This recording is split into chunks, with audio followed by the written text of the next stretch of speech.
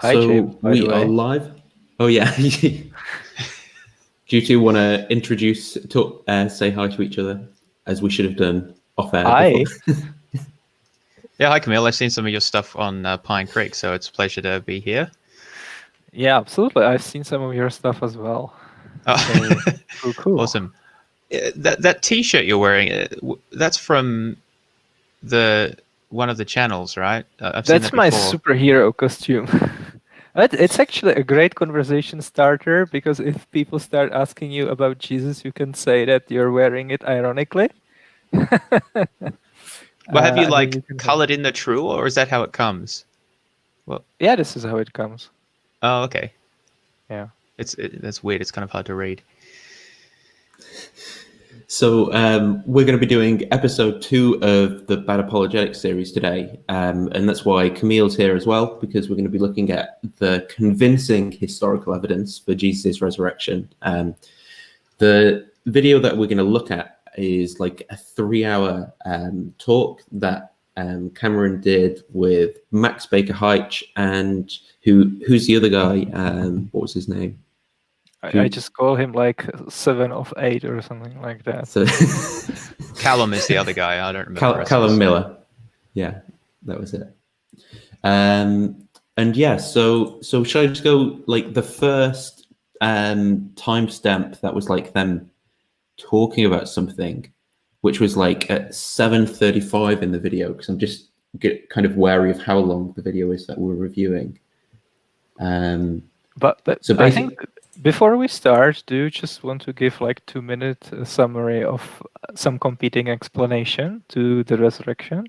Because I think it would be actually useful for people to see where we're coming from. You go first, Nathan. For me, it's not difficult.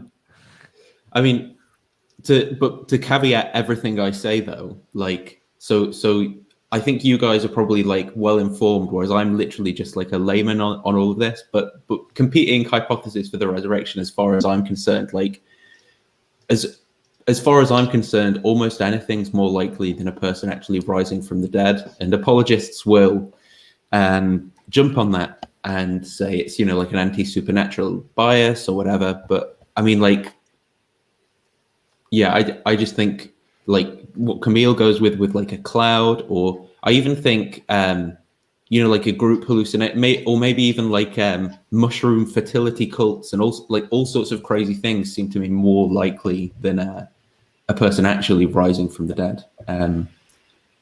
But I'm sure you two have more or better worked out explanations that you go with. I think James is out as well. Yeah. Again. I think he's back. Here we go. Did I drop out? Yeah, you did for a second. For a moment. Yeah, that maybe my internet, it's been a bit unreliable lately. If that does happen again, just keep going and I'll rejoin when I can. Okay. Yeah, so I think you actually came up with an explanation for a resurrection debate at some point, James, right?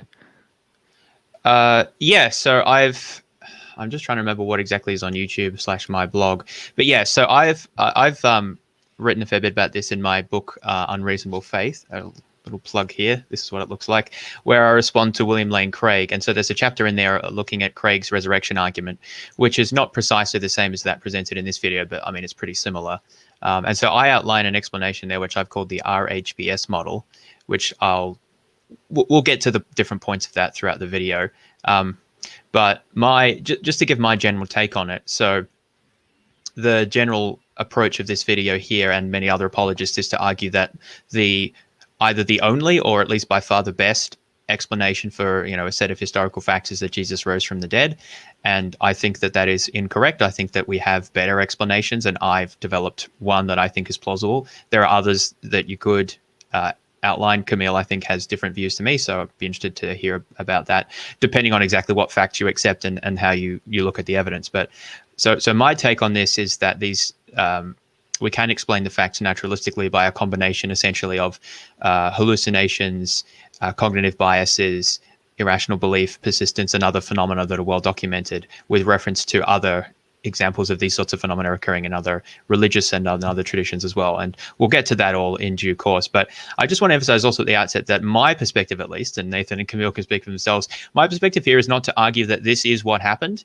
That is, what I'm saying is I think that this is a better explanation for the facts than God rose Jesus from the dead, unless you come to the table believing certain facts about Jesus. Like if you already believe that Jesus is divine or the Son of God or something like that, then that's going to be a different question. But from the perspective of someone like me who's a naturalist, or even someone who's agnostic, you don't come to the table with those beliefs, and therefore I don't think that the resurrection hypothesis is the best explanation. And these sorts of videos that claim to have really convincing evidence for the resurrection and like gets you really high Bayes factors, as we'll get into, that they talk about, I think that those claims are quite implausible. So I'm looking forward to sort of digging into some of that. Yeah. Okay, so let me try if I can get this out as quickly as possible. So disciples were convinced Jesus is the Messiah, probably because he said so, like many other peoples before him. He was killed, put in a trench grave in a common graveyard, just like any other criminal. And disciples asked themselves, why would the Messiah dying be a part of God's plan for salvation? So they went to the Old Testament. They already believed the Jesus was the apocalyptic Son of Man, and Son of Man was highly exalted in heaven. Who else is highly exalted in heaven? The suffering servant in Isaiah. What does he do? Suffers for sins of others, is despised and rejected, is stricken and spat upon, led as a lamb to the slaughter, humiliated and killed. Sure sounds like Jesus. So what else is true about Jesus? He was raised, lifted up, and highly exalted in heaven, because that's what it says about the suffering servant. So that must be what have happened to Jesus. They doubted it, but then a group of them experienced an instance of Paridolia, and that sealed the deal. They became sincerely convinced that Jesus died for our sins and was raised from the dead and exalted. This was a new idea which nobody else had before.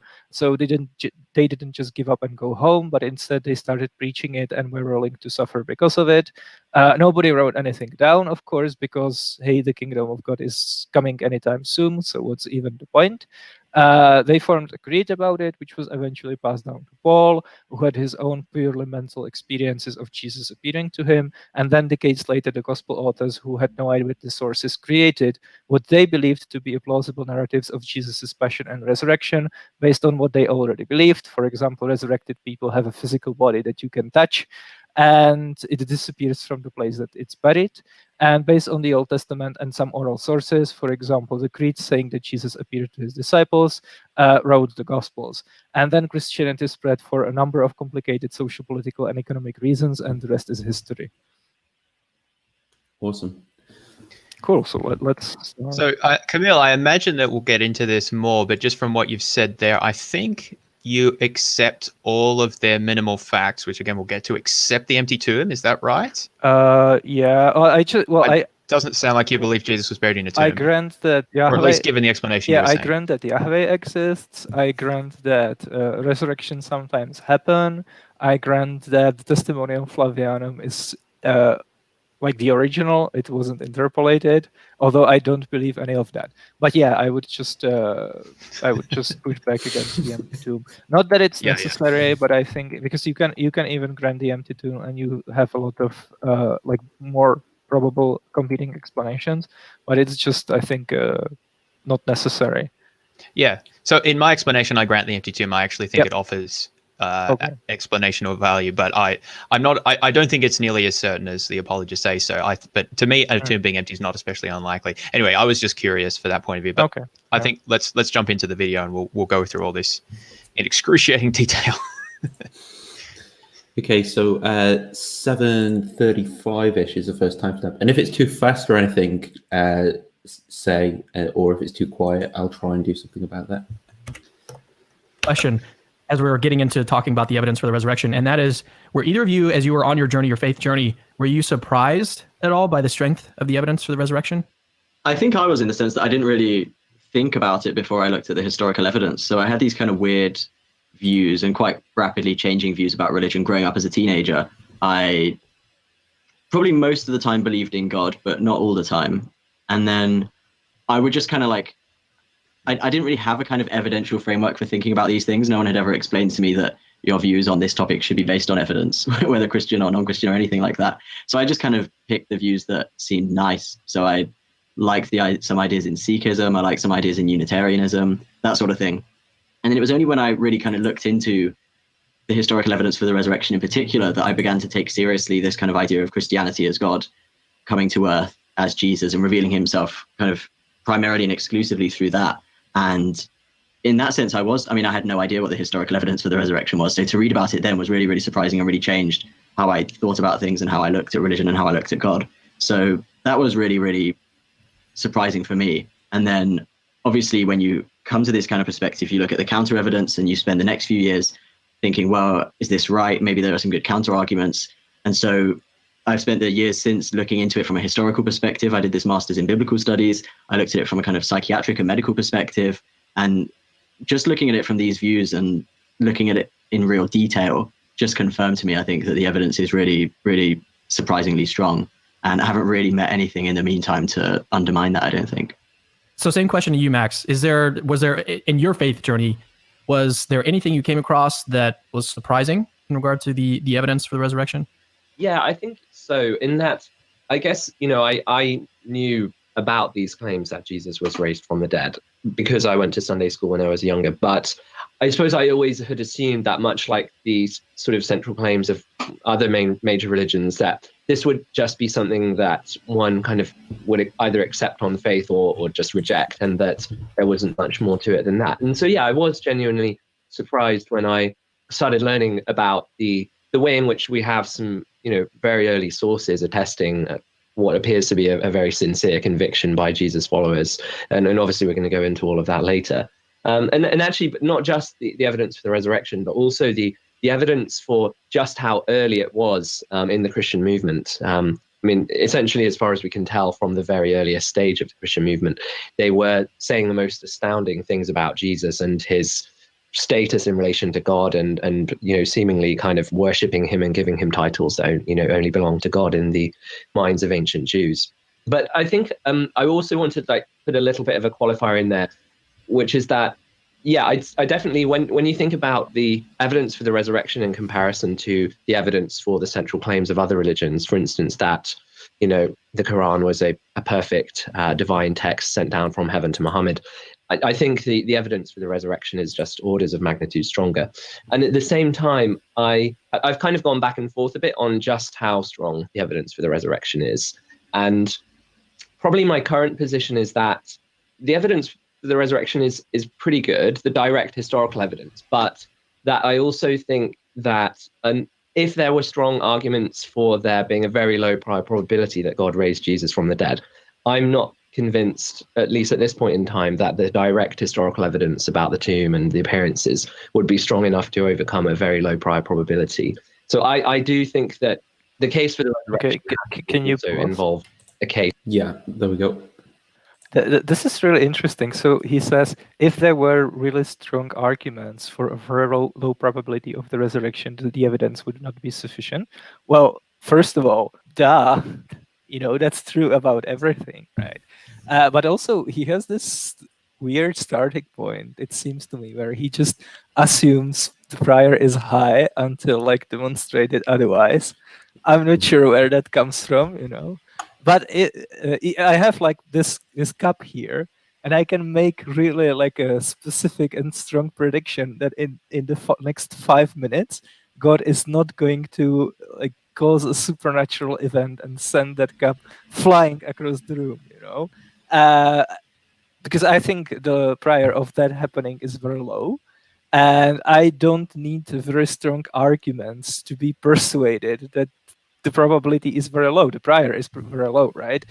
It's just based on experience, and I kind of tend to look at resurrections the same way, So maybe it's not completely impossible, but you don't have to convince me with some amazing evidence that the prior is low. Weird. Yeah, I think that these initial statements are actually very revealing. One observation, obviously, both of them already believed before looking at the evidence. I don't want to say that's universally true, but it does seem to be true in a lot of cases. So that's consistent with what I said before. If the evidence looks a lot more persuasive, if you already start with a set of beliefs that are congruent with that. One claim that was made, which I think is fascinating, is I confess, I find it very difficult to distinguish between Callum and Max's voices. So often I'm not sure who says what. I find Max generally more moderate and reasonable. So maybe I'll just attribute everything I like to him. But anyway, one of them said that they think that the evidence for the resurrection is orders of magnitude stronger than for the central claims of any other religion. And I sometimes hear Christian apologists make similar claims. And my, I guess, response to that is, show me some evidence that you've actually spent serious time investigating the claims of other religions, because most apologists that I've seen exhibit little or no evidence of having done that. In my book, I outline the religious claims of figures in many other religious movements and sort of the evidence for that. And almost all of these receive no time in apologetic accounts. None of them are mentioned in this talk, for example. I might talk a little bit more about some of those when it comes up again. But I just find this really, it's like, our miracle is so much better than yours. Well, how do you know? You haven't looked at the other ones. It strikes me as a very disingenuous claim. Yeah, and also really good evidence usually works against like other religious figures, right? Like the reason why I reject Mormonism, among other things, is because the evidence is so good, we have like a really good evidence for some motivations and intentional states of Joseph Smith that don't point to Mormonism being true, which we don't have for Christianity. So if we actually had better evidence for Christianity, I wouldn't bet on the probability of the resurrection getting higher. I think it would very possibly be even lower. What did you guys think about Callum's kind of statement though as well, where he was saying about just how good the evidence is, which to me sounded quite rhetorical in nature. Do you think that's what's good? Because, because he's on Cameron's channel and it's like giving confidence or something like that. Do you think he really thinks it's that good? Or later they talk about their base factors, and I think he gives one.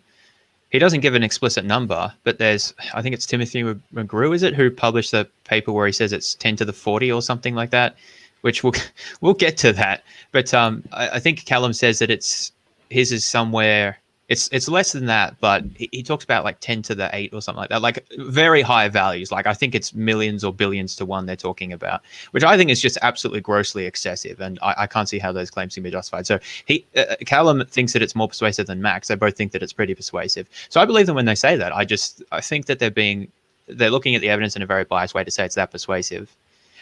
Unless they're kind of already building in a lot of theological assumptions to that. But it doesn't seem that that's what they're saying. Well, if it's 10 to the power of 8, imagine how much higher that must be for something that we have even better evidence. Like, would he say that the probability that Caesar was murdered is like 10 to the power of 10 or something like that, Like, just think about it. That's not normal, Like, yeah, even if the evidence doesn't seem really plausible good, to me. Yeah, even if the evidence is like really, really good, you should not have your epistemic credence that high about anything that happened 2,000 years ago, Like, I don't have that high probability about things, like, I don't have that high epistemic credence about things that are happening right now, So, yeah. Well, just so that we're not accused of being inaccurate, a base factor is not the same as a credence, right? So that you multiply the base factor by your prior and get your credence. But they've also said that they don't think the prior is particularly low. They talk about that quite a bit later on. So I think that their credence is not going to be dramatically lower than that, but they don't put precise numbers on it. Yeah, I think this is the point where they actually talk about low prior probability. So I'll keep playing it. Yeah, let's keep going. Case for theism more generally, and a case for thinking that God would want to raise this person from the dead. It's not just enough to talk about the minimal facts sort of case for the resurrection, these 5 facts or however many you want to include concerning what happened after Jesus' death. I think you have to situate it in a broader context. Or another way to put it would be that if we had the same kind of evidence concerning an empty grave and post-mortem appearances to some random person in antiquity, same strength of evidence, like I probably wouldn't be inclined to think that person had been raised. So yeah, I think that it does require a kind of a significant background of evidence. That's really interesting because in our podcast, Callum, you were saying that you think the strength of the evidence is very strong, right? That it could overcome even a really low prior probability. Yeah, so Max and I probably disagree slightly on this. I mean, I think it's, in a sense, if the prior probability is low enough, then no amount of evidence in a way would overcome it, or for any set amount of evidence, even if it's really, really strong, if you set the prior probability sufficiently low, then the resurrection isn't going to be probable overall. So in a sense, it's sort of trivially true. You know, like with the way Max says, the way Callum says this, it makes me feel like he's just arguing from the conclusion that he wants to get to, rather than like coming to it and like seeing what's true about it. Like it sounds like he's like, well, that'd be problematic because then you wouldn't get to like the thing that I know happens. It's like, well, how do you know that? Or does that sound like, am I just like being a horrible biased atheist in saying that? Yeah, well, I think even if you start with the premise that Yahweh specifically exists and not just any god, you know, there are about 12 different religious systems that all worship Yahweh, and even Christians seem to think that the prior probability of Yahweh raising Jesus from the dead is really high, which makes me suspicious, especially if you then look at the reasons they give for thinking that the prior probability is actually high for Jesus, because it seems to me all of those arguments, all of those reasons are either circular, ad hoc, or the conclusion doesn't follow.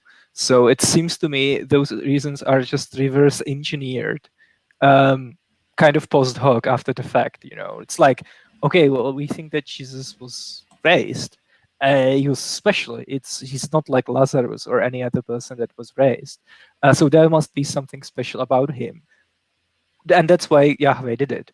So what else is special about Jesus? Oh, that must be the reason why he was raised, right? But I think these reasons are really weak. But we will probably get to that when they mention them. Yeah, I've got comments on that, but let's save it for when they come to these issues. But I agree, the prior probability for Yahweh resurrecting Jesus, I think, is demonstrably very low. I'll make that argument when it comes to it, though. True that you need the prior probability to be at least something, depending on how strong the evidence is. And in a sense, you know, how to quantify the strength of the evidence can be a little bit difficult, especially when you get into such enormous numbers as you kind of get with miracle claims and the evidence for them. So in theory, I kind of, you know, I agree that you need some kind of decent prior probability. But I think, firstly, the prior probability is pretty good, so that actually the direct evidence for the historical claims doesn't actually need to be that strong.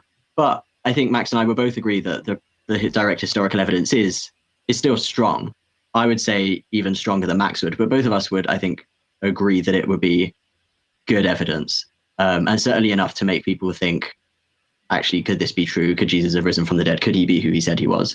And certainly I think it's difficult, even if not impossible, to come up with naturalistic explanations.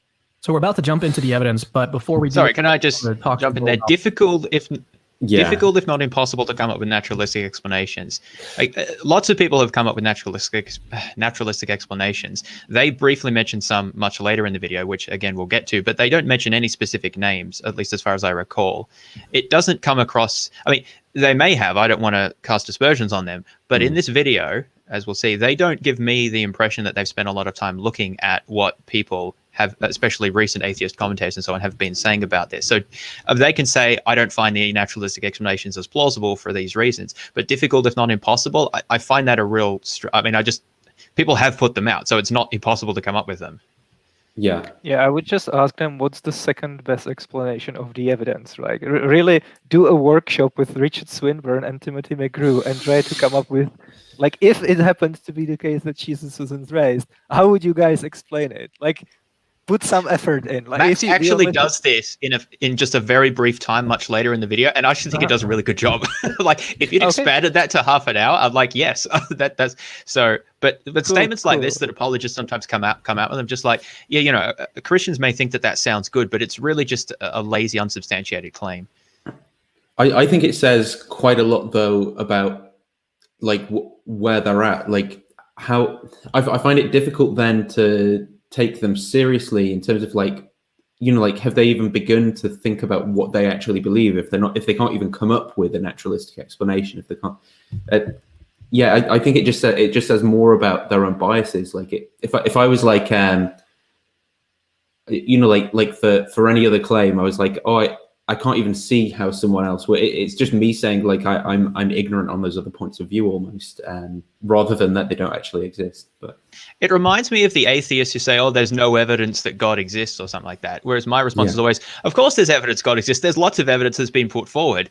I don't think it's very good, but you can't say that like no one's ever thought about it or put forward things that could plausibly be evidence." So it's about having a balanced view about competing views and so forth, and statements like this just really rub me the wrong way as not being respectful of actual intellectual discourse here. Yeah, it would be like saying there are no good arguments for atheism. Let's go on. Some of the resources you found while researching this topic, do any stand out? Are there any that maybe aren't as popular that you definitely recommend that people get their hands on and read? We could probably skip this part. Yeah, I would go to 2140. Okay. Because they just give book recommendations essentially. Well, I think at 1830 there's a quote as well. Okay. Go along as we're talking about the evidence. I think one of them is that we need to remember that the Bible, like we don't have to think of the documents as inspired when we're talking about the historical evidence. I think that's one thing to keep in mind. But are there any others that you guys suggest that we just? I'll be holding them to that. Yeah. Christians sometimes say this, but then whenever they need a little detail from the Gospels, they'll throw it in there. I don't want to say they all do this, but like Craig does this, for example. So, and then did you say 2130, Cam? That struck me similar to what Max was saying is how many sources we normally have for history.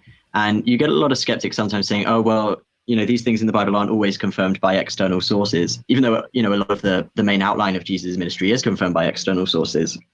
Much of it isn't.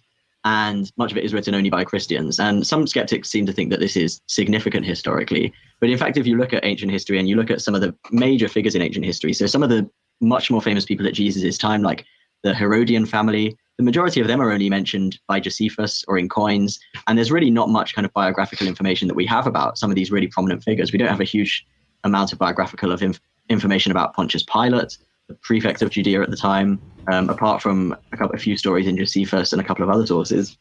So when you think what the general kind of situation is in ancient history with respect to really quite famous figures, and then you find out that when it comes to Jesus, we have not just a reasonably wide variety of non-Christian sources, but also at least 4 or so Christian sources, we actually have an enormous wealth of data about Jesus that is actually really, really surprising by the standards of ancient history. And when it comes to looking at the Christian sources in particular, often people, I suppose, dismiss them because they're written by followers of Jesus. And I guess in short, this just doesn't really make sense historically. So much of history is written by people who were sympathetic to the events they're describing or the people they're describing. And of course, at times that can lead to inaccuracies or it can lead to inflating certain claims or things like that in ancient history. But in general, historians are perfectly confident to trust the bulk of what they say, the main gist of what they say. And they're fairly confident that they can identify when these claims have been inflated, and they're fairly confident they can identify the effect of bias. And what's interesting is when you look at the Christian accounts, we can actually look at these kind of indicators of bias and where bias would have led the authors and actually show that the bias really doesn't affect their history taking very much if you look at it in detail. So I think that would be one of the main clarifications I'd make as well, is that the Christian sources are still valuable from a historical perspective, and virtually every historian on the planet would take the gospel seriously as history, even if they have quite varying views about just how reliable they are. Now, obviously, we're talking about one event. Can we comment on that? Event. Yeah, let's pause.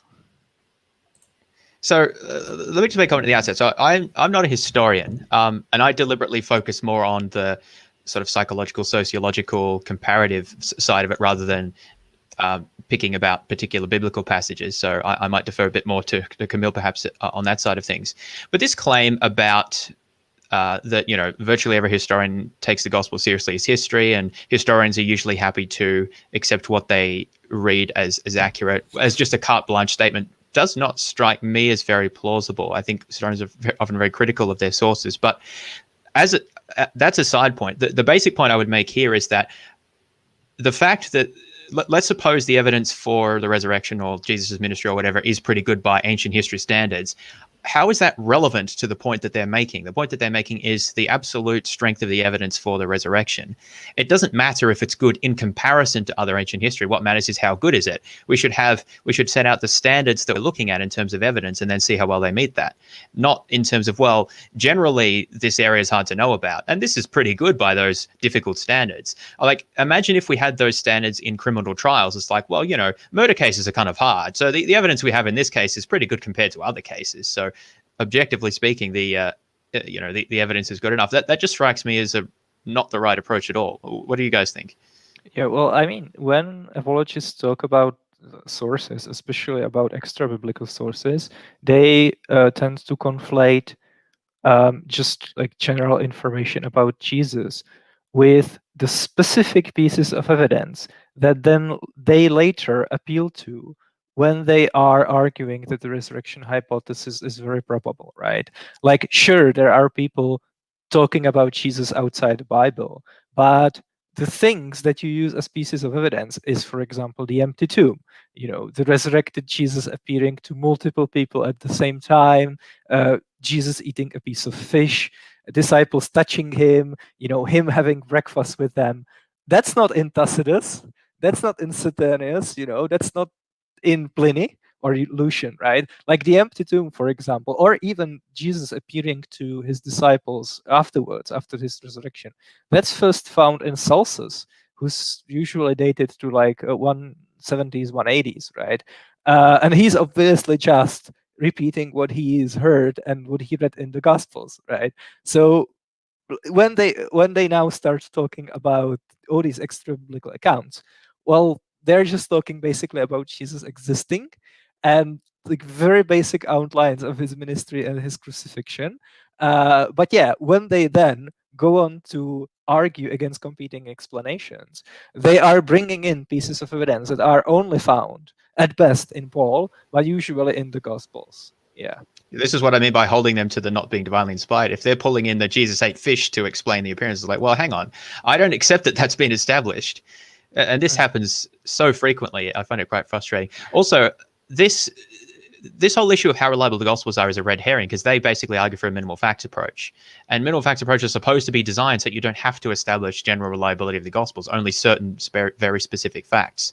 So I don't really even, I mean, I guess it's a fairly short initial comment, but I still want to raise the fact that it feels like a bit of, it feels like a red herring, because it's not really relevant to any of their arguments. Yeah, they also say that the amount of data that we have about Jesus is surprisingly like high by the standards of ancient history. Again, like, no shit, Christianity is the religious system that won out.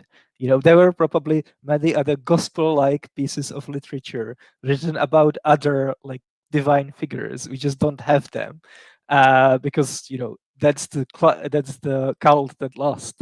But yeah, like, historians do doubt claims with low priors, even if they are very well attested. And we have some like arguably supernatural claims where by the standards of ancient history, the attestation is better. Like, you know, Caesar Augustus curing pestilence and calming storms, healing miracles of Vespasian. Speusippus, who was Plato's nephew, already started circulating the idea that Plato was conceived by Apollo, you know, and actually the depiction of the divine conception is pretty similar to the nativity story in the Gospel of Luke, particularly. You have Alexander the Great, where there were like very fantastical accounts of his campaign written by the eyewitnesses that went there, right, with him. So ancient historians do, like contemporary historians of antiquity, do doubt that, because the prior is low. So let's just be consistent. I don't think they should doubt it, Camille. I think they should just accept all of these because the evidence is so overwhelming. But I'm just trying to keep my biases down. And well, it's a naturalist anti-miracle bias. That's the problem. Are you guys happy? We need to let in all the miracles. That's what we need in history. Yeah, let's keep going. The resurrection of Jesus. When we're thinking about any kind of historical event, there's this question of like, okay, so how far back do we go? When do we actually start looking at like what kind of historical evidence is relevant to this event? how far back do we go? So like, do we start when we're talking about the resurrection? Do we start at the birth of Jesus? Do we start at the crucifixion? Where do you guys think that is most important to start when we're discussing this event, the resurrection of Jesus? Well, as I said earlier, I think that the full case for the resurrection is radically incomplete without a discussion of whether there's any reason to think that this particular person is likely to be the sort of person whom a good God would raise from the dead. And so, given that, then that inclines me to think that we can't just talk about what happened from Jesus' crucifixion onwards. We do have to back up a bit. I suppose that I would say, the most. A question for you too, sorry. Do you think that there is a sort of person that a good God would raise from the dead? Like, do you have access to that kind of knowledge? You're muted, Jim. Well, the way it usually works is that Christians look at the life of Jesus and they believe that that's the sort of person God would want to raise from the dead. And so they compare Jesus to Jesus, and unsurprisingly, he compares very favorably. And so, well, clearly, well, this is exactly the point, that there is no prior standard to compare this to. Like, how do you know what sort of person God would want to raise from the dead? I do actually believe there is a standard in Jesus' case, because Jesus claims to be the Jewish Messiah, and there are pre-established, predictions or criteria for what that would look like. I want to hold that just after till we play a little bit more, because he mentioned some of these things. But I think that, and this is what the Jews have been saying for a couple of thousand years, Jesus doesn't stack up very well.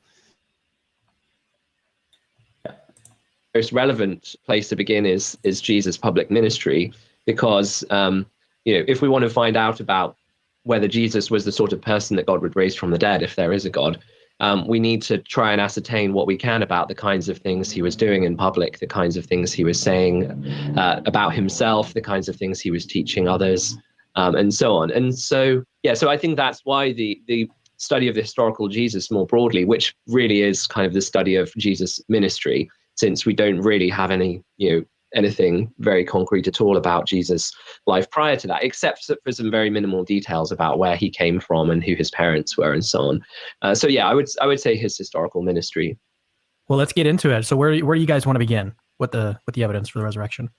So I like to begin talking about the resurrection by looking at what the non-Christian sources say, not because I necessarily think that they're more valuable historically, but just as a kind of gentle way in to show that even if you are really skeptical of the Christian sources and you think they can't possibly be talking about history, they must just be inventing it all. Actually, the non-Christian sources, I think, situate it and ground it in first century Israel, and they give us a basic historical backbone that the Gospels just fill in the details for and complete in a more precise way. And so I like to talk about what Josephus says, what Tacitus says, and people like that, just to show that actually the fundamental outline of what the Christian story said is historically fairly unassailable, I think. And then you can use the Gospels to fill in other details as well as that. Max, same kind of question. For something like the crucifixion, is that what you go to as well, is like looking at the non-Christian sources?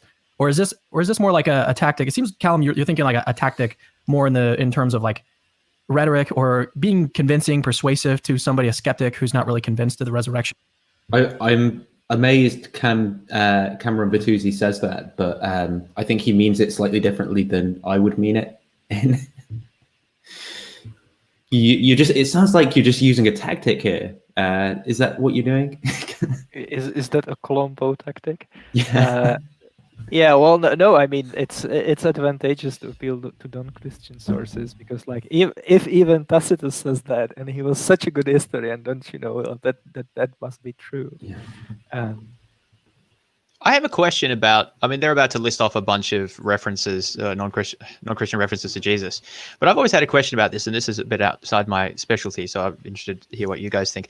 I just kind of always assumed that these later non-Christian guys like Josephus and Tacitus and whoever else it is, that they were just repeating what Christians were saying at that time about like, oh, there's this guy called Jesus and he died. Do we think that they had access to an independent source of evidence other than the extant Christian tradition at the time?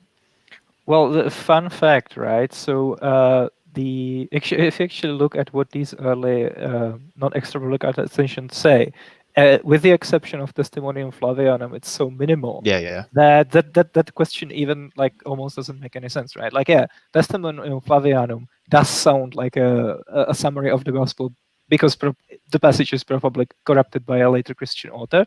But for example, Suetonius just talks about like Christians in his own time. Tacitus just says that Jesus was crucified under Pontius Pilate. So like, who knows where they get Is it that Crestus? from, right? Is Yeah, it- that's a whole that's a whole other discussion. Yeah. But yeah, like if those extra biblical references were very detailed, then yeah, that would be a really good question. But here, we don't really even have that much data to talk about. Yeah, that's what I mean. It shows that yeah. early Christian communities believed that these things, but I don't think unless we think that they were like, you know, digging through the archives and, oh yeah, there was this guy called Jesus who was resurrected. I mean, I guess it's possible that some of them did that, but I just always assumed they were repeating what was believed. In case of Pliny the Younger, yeah, he explicitly he just says that Christians recite a hymn to Christ, and it's pretty obvious where he learned that from. He was like interrogating them in like a court trial setting, so of course that's what they told him. You know, yeah. He learned it from 1 Corinthians 15. That was the hymn. That was. Again, I don't think this is like super relevant for their main argument. I just think it's interesting because whenever these sources are appealed to, they don't hold a lot of weight for me because I just assumed that they were repeating what the Christians were telling them or what that they'd heard. Anyway, it's just a reflection. Starting at the non-Christian sources seems like, okay, these guys are like not biased. You know, a lot of skeptics online will say, well, we can't trust the Christian authors because they're biased. Right. Well, so I mean, I think I would agree with what Callum said, that that doesn't really make much sense as a general approach to doing history. And if one did take that approach more generally, we wouldn't be able to know very much about history, given how much of it has been written from the perspective of people who are sympathetic to the events and people in question. But yeah, I think rhetorically it is, you know, can be powerful to start with the non-Christian sources. I would stress also that I think actually we would still have every reason to believe that Jesus was crucified, even if we only had the Christian sources, because after all, we don't just have the gospel sources, where, you know, if you're going to divide those up in the way that mainstream scholarship does, you'd probably say, you know, Mark is one source, Q is another source, although Q doesn't really talk about the crucifixion of Jesus. And then Matthew and Luke clearly have their own extra material. And there's some reason to think that certainly Luke has independent access to the passion story of Jesus. And then John is very plausibly an independent source once again. But not only do we have those gospel sources from within, you know, 3, 4, 5 decades of the events, but we also have Paul's letters, and you know, Paul unquestionably knew some of the major eyewitnesses, and you know, was writing at a time when those eyewitnesses were still alive, and Paul had clearly received information from them about the circumstances surrounding Jesus' death. So yeah, all that to say, even if we had no non-Christian sources, we would still have every reason to believe that Jesus' crucifixion was a real event. Normally, what happens in these conversations about let's suppose. So how does Jesus being crucified raise the prayer probability of his resurrection? You know, like is a guy. Well, I mean, he's got to be dead to be raised, right? Well, sure, it's a necessary condition, but like if you compare two people, one of them was hanged on a cross and the other one was just like shot. Is the first one more likely to be raised by Yahweh afterwards? You know, and I mean, just to clarify what we are talking about now, right? So the resurrection is an intentional hypothesis, which means what does the explanatory power is like an agent has specific intentions, in this case Yahweh, right? And Yahweh being necessarily efficacious, it's very important to establish that the resurrection is something that Yahweh would want to do in the first place, right? Because then it's basically a given, because it's not like he wants to raise Jesus, but he can't, right?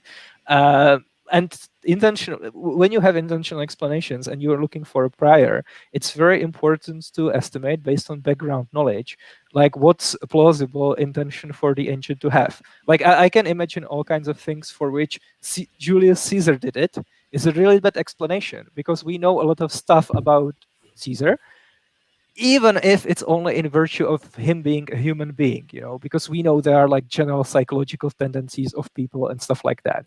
But what's the background knowledge when it comes to estimating like what the intentions of Yahweh are? Like even if you, for example, think that Yahweh is a perfect being, he's like omnibenevolent and stuff like that.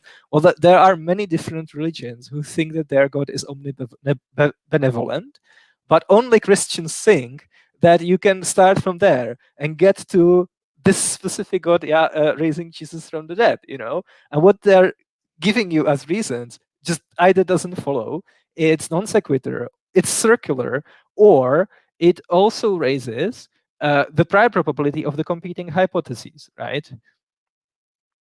This is an excellent point, and it's something that Christian apologists who discuss this, in my experience, universally fail to acknowledge sufficiently. Craig is a classic example. This is even worse, I think, than the current, because he literally says things like, the only reason you would not believe, that Jesus rose from the dead is if you had a bias against miracles. And I pointed out, well, Muslims and Jews believe that miracles are possible. At least many of them do, right? But they don't accept this one. And I think that the entire notion of trying to establish a prior probability of whether God would want to raise Jesus from the dead is, I think, essentially impossible. And this is one of the reasons I am not a big fan of Bayesian approaches, which they'll talk about a bit more later, is because they're trying to establish a prior, that is prior to looking at the specific evidence for the resurrection. But what they're not doing, ideally what you'd have to do is extract all knowledge that we have about, Jesus's ministry, and then just look at, imagine that we were before that, what would we expect Yahweh to do? And that would be the objective standard for comparing this. But no one is in that epistemic position, and no one's really able to, especially if we're trying to undo 2,000 years of Western culture and tradition that focuses around this. And it's just something that is so common sense to people, even if you're not Christian. Everyone grows up with the idea that Easter stories and so forth. And trying to imagine that we're not in that epistemic situation is just impossible. So all of these estimates or numbers that people come up with, I just don't trust at all, because I don't think that they're able to put themselves in that situation and imagine, and independent or separately from everything we know about Jesus, what would Yahweh want to do?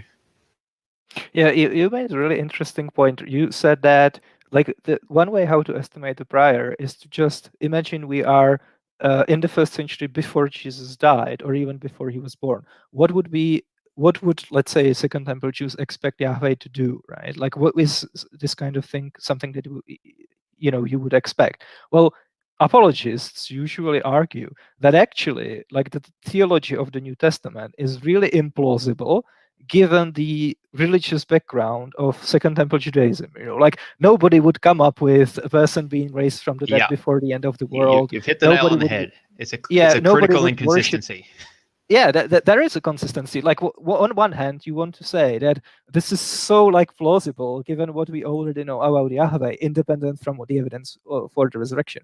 But also you want to say that this is so implausible given Second Temple Judaism, and if you can establish that Yahweh would want to raise someone like Jesus from the dead just purely based on some kind of religious background knowledge, well, that also raises the prior probability of the early Christians concluding that this is what happened, even though it didn't, because it fit with their existing religious worldview, right? This is what I'm saying, that a lot of the reasons for thinking that the prior is high also raise the prior of the disciples just being mistaken about it, because that fits the plausibility structure of their worldview, right? So you can't have both. You can't simultaneously say that it's very plausible for someone in the 1st century to believe, but then also say it's very implausible for someone in the 1st century to believe. Just pick one, Yeah, everything that makes it more difficult for Jesus' followers to come to believe that he was resurrected and appeared to them, which apologists usually like to emphasize. It was such a dramatic change and it would have taken a big transformative experience.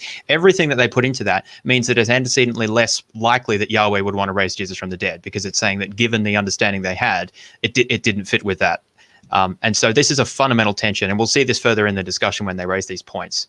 And so I'd really like to, move the discussion, I don't mean this discussion, but I mean the broader discussion about the resurrection to these sort of points, which I think is really at the heart of the matter, much more than, exactly which passage was where, which I don't think is important.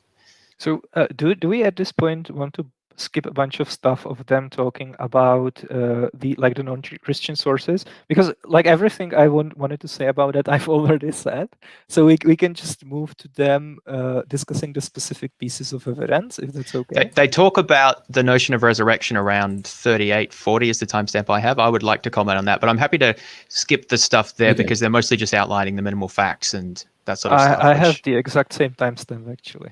Oh, well, there you go. Independent sources.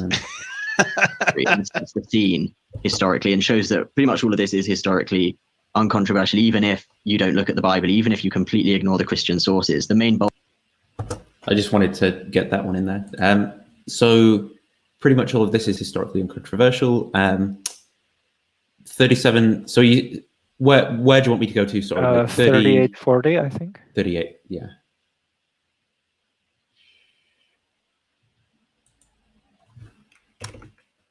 information to get a reasonably interesting historical case for the empty tomb and for the appearances. And the reason for that is that we can probably tell just from minimal kind of other historical information that the reason Christianity did start was because of this belief in the resurrection. It's something that no scholars would really deny, I think, that the early Christians believed in resurrection. It's attested in virtually every New Testament source. It's the language that they all used. It's what the church fathers spoke about. And it's pretty much historically uncontroversial that the early Christians believed in Jesus' resurrection. And so even if you just add in that tiny bit of information, that it was the resurrection that caused the movement to start again in Judea after Jesus' execution under Pilate, I think once you add in just that small piece of uncontroversial information, it does become actually quite difficult to explain that belief. And this is something that I think N.T. Wright builds his argument on quite a lot. So there are kind of two ways you can make a case for things like the appearances and for the empty tomb. One of them is just to look at the direct historical evidence for those, where we have the narratives describing them, and circumstantial evidence and direct historical evidence to do with them. But as N.T. Wright argues, you can actually make a reasonable historical case that these must have been the case, or else Christians never would have believed in a resurrection to begin with, just because of the meaning of the word resurrection, what it meant, and what the Jewish kind of belief was about it.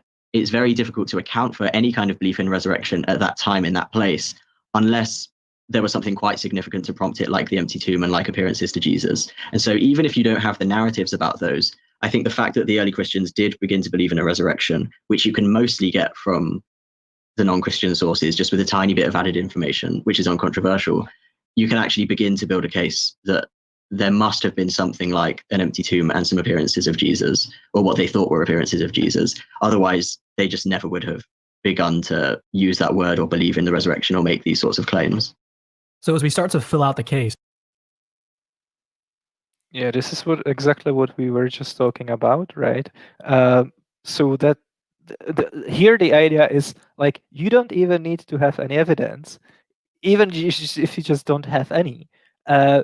There must have been something like appearances, there must have been something like the empty tomb, because first century Jews, Jews of the Second Temple Judaism, would never have concluded that Jesus was raised and like ascended to heaven and was highly exalted, because it would be just so implausible given like what they already believed, right?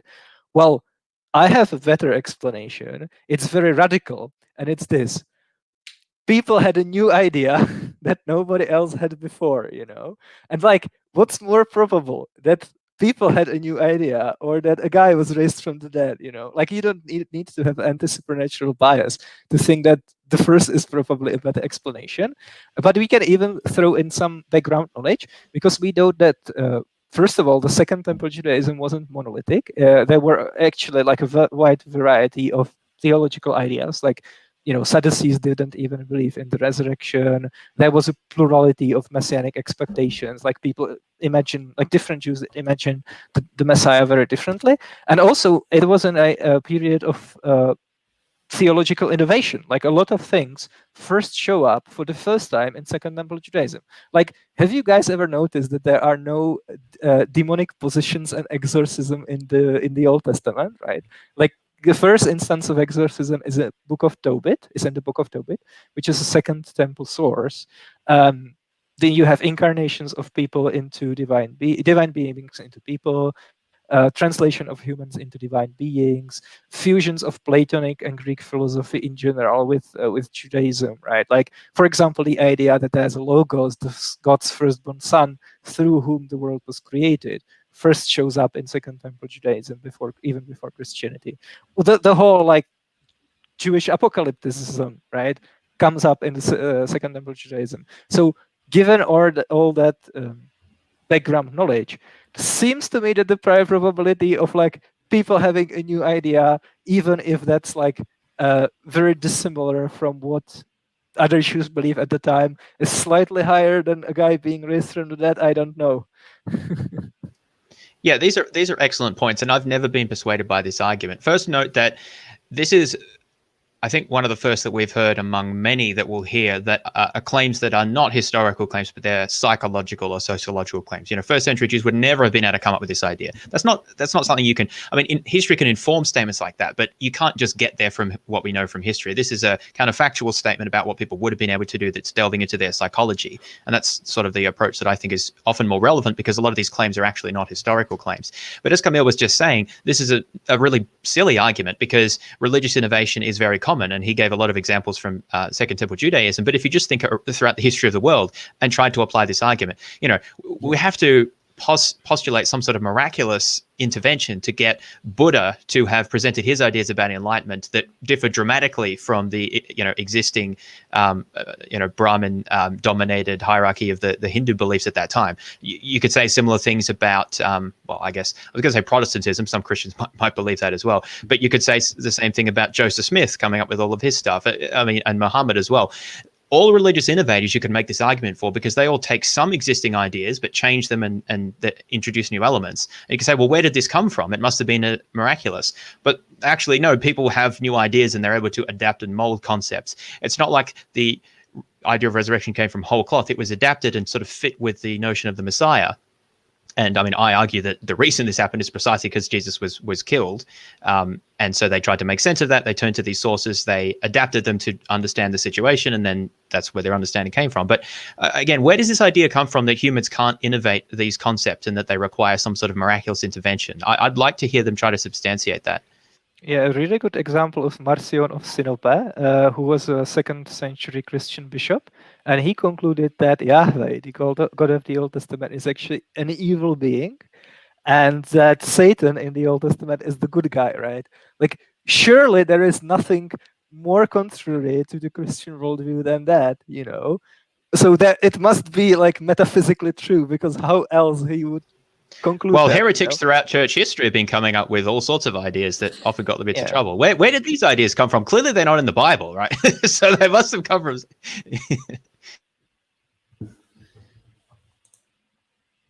I'm thinking of like two different things that would bear on what you were just talking about, and specifically with respect to what resurrection meant.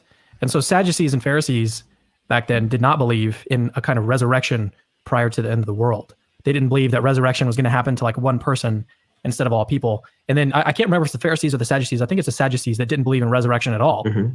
So we have that information, which tells us that there's something going on there. But then also in Deuteronomy 21 and 22, which is something that you've pointed out before, Callum. I can't remember when, but I first heard this from you, which is kind of interesting. But in Deuteronomy 21, 22, it says pretty explicitly that anyone hanged on a cross or a tree is cursed.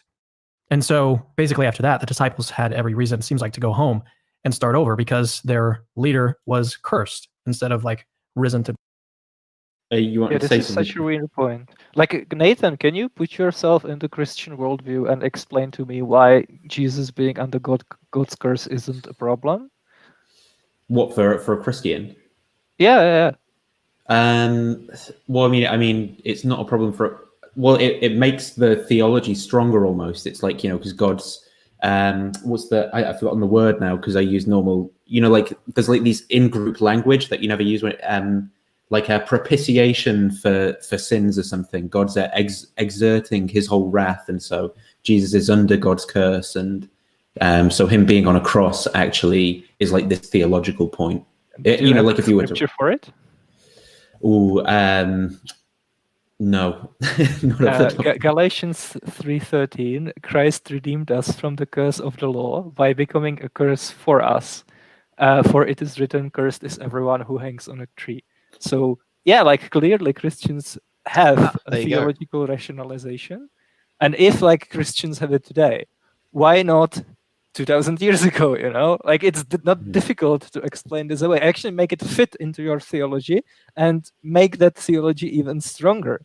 Because I think that's a beautiful point. Like Jesus must have been cursed by God, because then the blood magic wouldn't work, Yeah, there's another comment that I wanted to make about that. Here we have another, I think, more sociological claim. What was it? Jesus' disciples would have every reason to go home because Jesus had been cursed by God. This isn't how new religious movements typically work. There's some very interesting scholarship on new religious movements and what happens when, particularly ones that make apocalyptic claims, the world is going to end by this date. Christians, I think, were apocalyptic, but I don't think have a specific date in mind. Obviously, they didn't expect Jesus to be killed, so they had to work out, well, what's going on here. But we have lots of examples, and I mentioned some of these in my book, of new religious movements where they claim the world's going to end on this date, it doesn't, and okay, some of the followers leave, but most of them don't. They rationalize it. They come up with a new explanation, and they become more convinced than ever. And this is a well-documented psychological, sociological phenomenon, which is, I think, fascinating. But and we can discuss how relevant that is and so forth. But what I find very frustrating is that it's as if these apologists have just never heard of this for the most part. And they just make these blithe claims. Oh, well, they would have just changed their mind and gone home. No, that's not. The evidence shows that is not how people react in these sort of situations, at least most people. So again, let's try to engage with that and try to build an understanding of what people actually would be likely to have done based on the best evidence we have, rather than just sort of making things up. Yeah, it's. I think the point that I would probably make is to just point to all of the other messianic claimants that we have attested in ancient world, and their religious cults didn't continue after they were killed. Which, there were many different people who believed that there was a pre-Columbian civilization in America founded by the Jews, by the lost tribe of Israel. And yet Mormonism is the only religion that came out of that. So clearly, the angel Moroni must have appeared to Joseph Smith. But also, actually the historical evidence for a lot of these other messianic claimants is really poor, and we don't have 4 gospels written by them, obviously. That's what I was going to say. Sometimes apologists say, "Oh, these other ones died out," but we don't actually. I mean, at some point, I suppose they died out, but we don't know if their followers went home. We don't have any records of it. Yeah. Well, I mean, in some cases they died out because all of the followers were physically exterminated. So yes, we actually have accounts of that. But also, in other cases, you have to infer that from the fact that they are no longer around, which.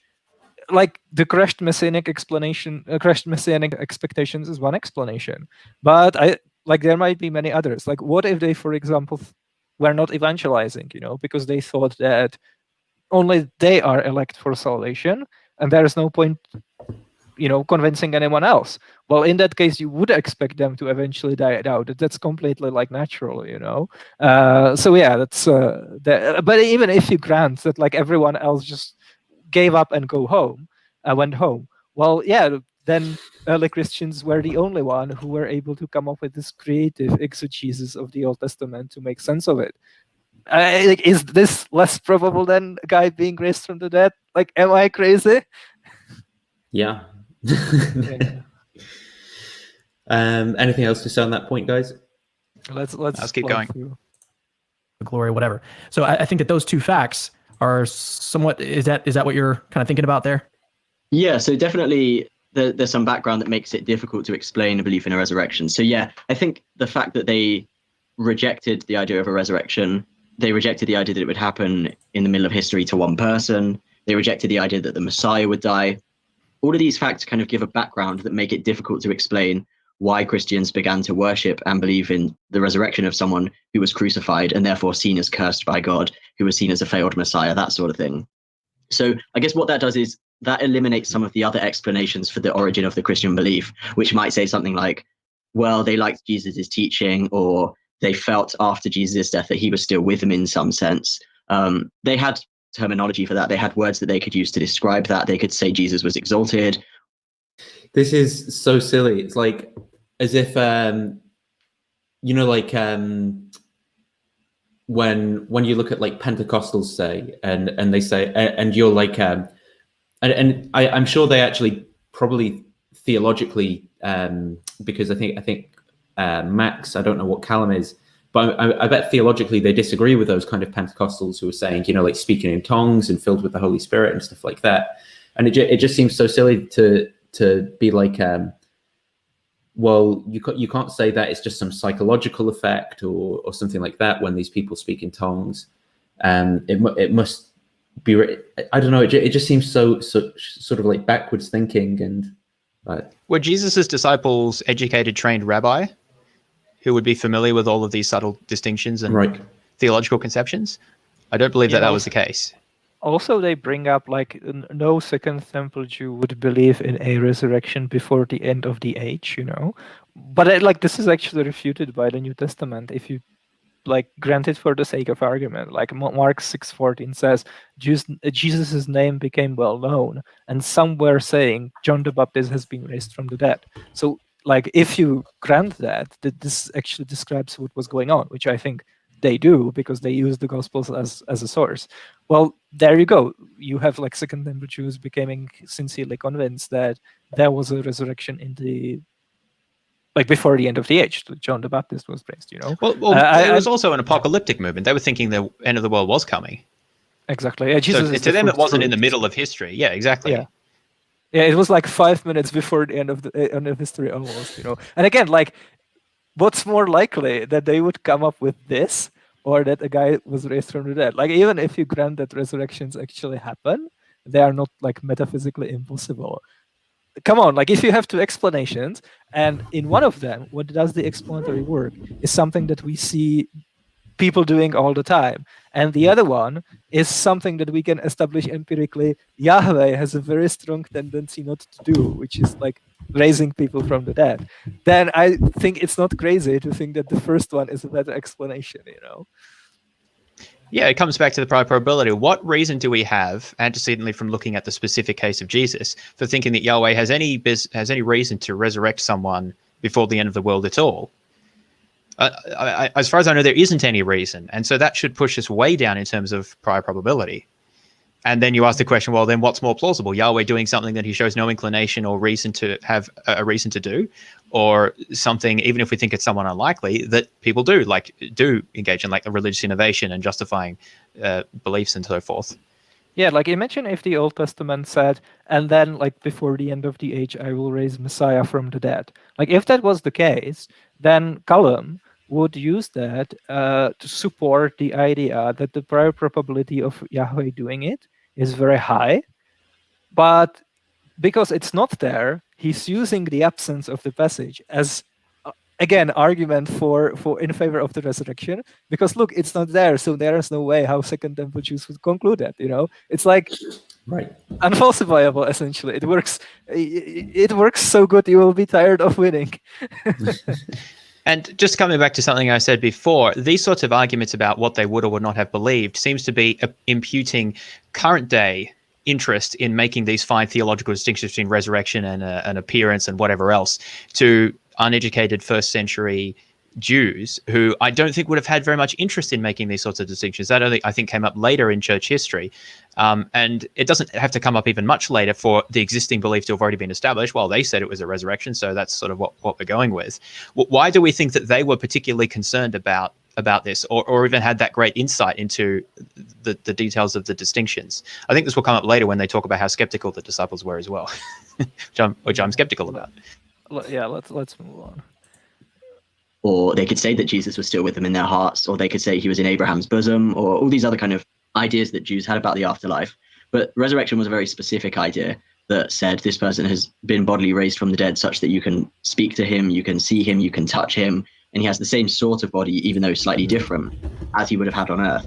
And you can't explain that belief just by reference to what Jews already believed, because everything in the Jewish beliefs before that suggested that couldn't happen, that was preposterous. And we see hints of this in the Gospels. So although this is already seen in people like Josephus, where Josephus talks about the views that the Jews had on resurrection, and you can see it in other places in Greco-Roman literature where you can see that they didn't believe in resurrection at all. You also get hints of that picked up on in the Gospels. So in the Gospel of Mark records that the Sadducees came to Jesus and they say that there's no resurrection, and they challenge Jesus on the idea of resurrection completely. And it's clear from this and from Josephus that Sadducees don't believe in any kind of resurrection, whether at the end of the world or not. And they try to ridicule Jesus by pointing to his belief in the resurrection. And in the same way, if you look in the book of Acts, in chapter 17, where Paul goes to Athens and he speaks to the Greeks, it says, Paul spoke to them in Athens, and when they heard about the resurrection of the dead, some of them sneered, but others said, we want to hear you again on this subject. And okay, do go on. What does it say then?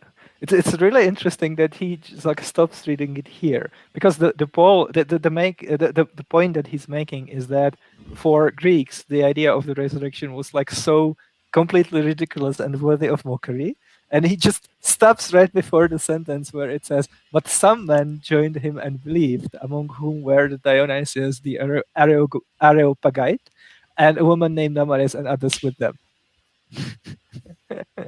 So not so crazy after all, right?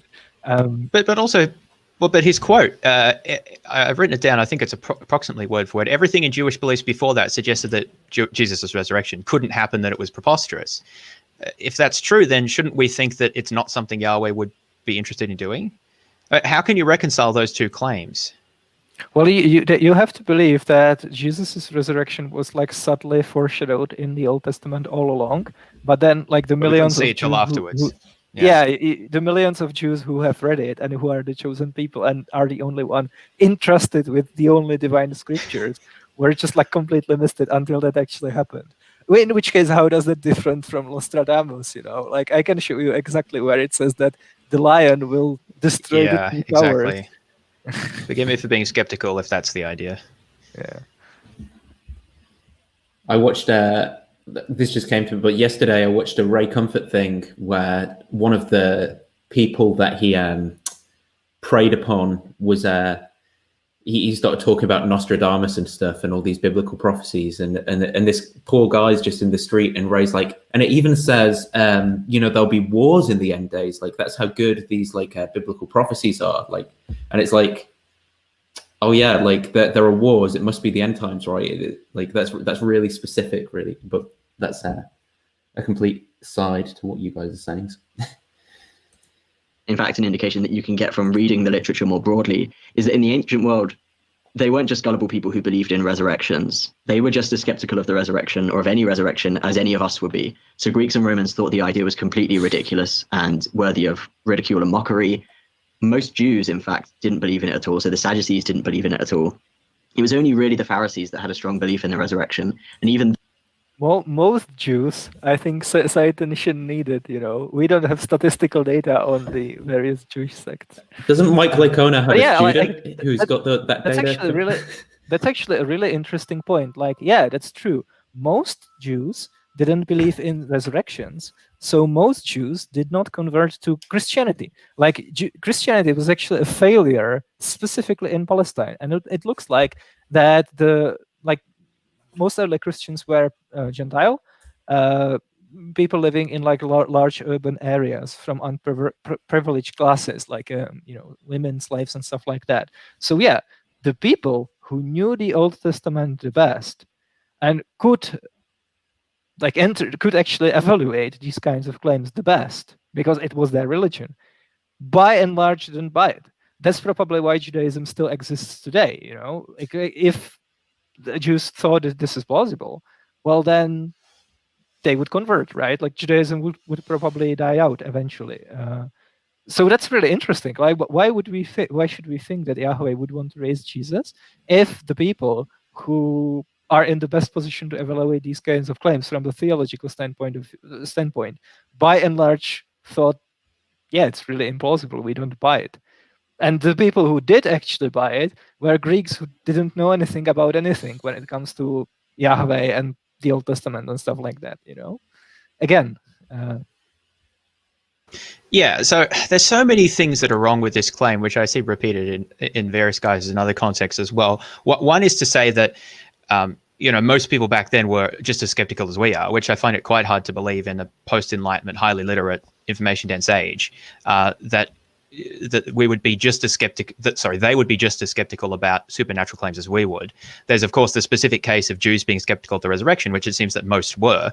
But as a general claim, I find that hard to believe. That being said, today, most people are also not very skeptical. About 40% of Americans believe that the Earth was created 6,000 years ago. And there's all sorts of other ridiculous beliefs like flat earthism and Holocaust denial that people still believe. So the thing is that even if a lot of people are skeptical, which I'm skeptical about, what you're talking about is the people who are sort of the least skeptical about these particular claims are the ones who are going to believe them. So even if most of the Jews were quite skeptical, some of them weren't, right? You're talking about the lowest sort of, if you like, the least skeptical proportion who then followed Jesus and believed him. So what most Jews did or did not believe is irrelevant. And furthermore, to add to what I've just said, the Jews, and what Kamal was saying, that the Jews have had very good reasons for rejecting Jesus, in that he didn't, as a Messiah, he didn't fulfill many of the messianic prophecies, such as rebuilding the temple, gathering the Jews, bringing peace, and all of that stuff that he was supposed to do.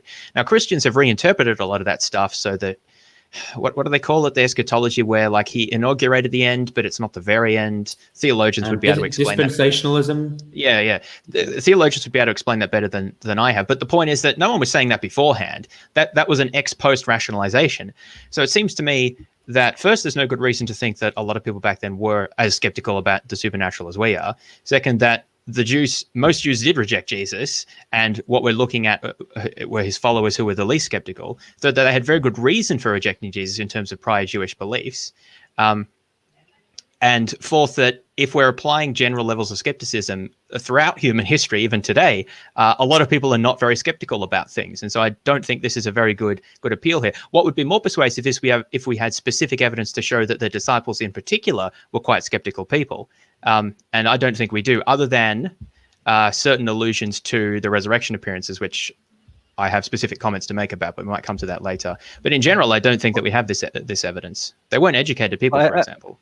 I think it's very probable that in the 21st century, 2000 years ago, some people were actually abducted by aliens, because people back then were very skeptical, and they knew about sleep deprivation and about unusual shapes of clouds, but they still believed it.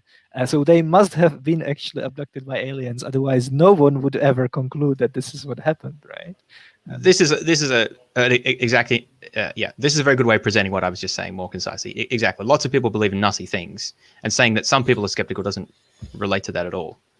But here's the thing: if those aliens are actually demons that are brought about by the occult, like Dr. Hugh Ross says, then it all comes back to Christianity and makes sense, right? Yeah, because as we all know, the prior probability of Yahweh, like allowing demons to abduct people, is very high for reasons. Well, how do you know that the demons didn't resurrect Jesus to sort of throw us off? And then maybe one of the other things is the true miracle. Yeah, exactly. Loki is the really good explanation for the resurrection.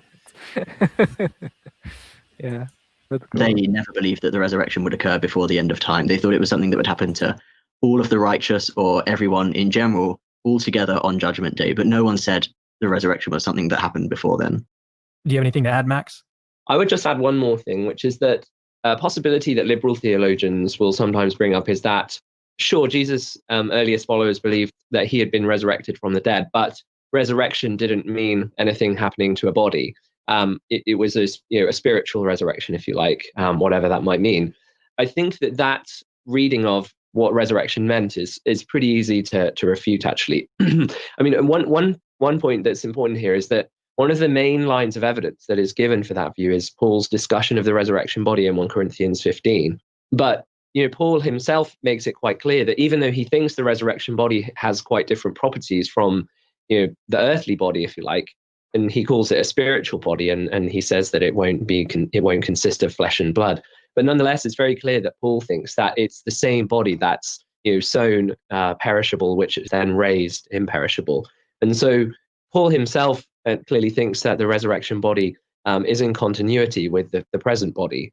And so the idea that Jesus' earliest followers thought that resurrection was something that could have happened whilst Jesus' body was still rotting in the tomb is, I think, just not compatible with our earliest Christian evidence on the matter, and nor is it compatible with our more general background evidence about what Second Temple Jews believed. And the various passages in the Old Testament which look forward to a general resurrection of the dead, such as Daniel 12 or Ezekiel 37, I think it is. It's a very physical description of the resurrection of God reaching down into the dust of the earth and raising up the bones of the dead. So yeah, there really is no reason, I think, to. So Max just made an excellent argument against there being an empty tomb, right? Because how do you explain a story about a body missing from a tomb if there was no tomb, right? Well, what the Second Temple Jews already believed, right? Like resurrections were physical, So if you are a Second Temple Jew and you believe in a resurrection, well, then of course you're going to think that the body is no longer where it was buried, right? So when you are creating a story about it, that's exactly what you're going to depict, even if it's completely ahistorical, right? So yeah. So Craig argues that Paul's testimony in the creed that Paul cites in 1 Corinthians, which one is it? 1 Corinthians 15, implies the empty tomb, even though he doesn't mention it, because that's what they understood resurrection to mean. It was the physical, revivification and exaltation of a body.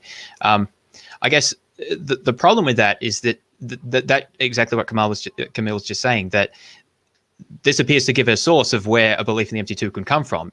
If early Christians thought, well, there must have been an empty tomb because that's what resurrection means, and then so they write a story about, this is how it must have gone, kind of thing. And I think that, we have clear evidence that, we know that ancient historians did this more generally. They fill in details to make the point, but also there's clear evidence for a lot of this in the Gospels. So again, I'm happy to accept the historicity of the empty tomb, but arguments like this face a potential consistency problem with, if it was sort of so obvious that there must have been an empty tomb, then how can we be sure that these later accounts and stories that developed weren't people filling in details?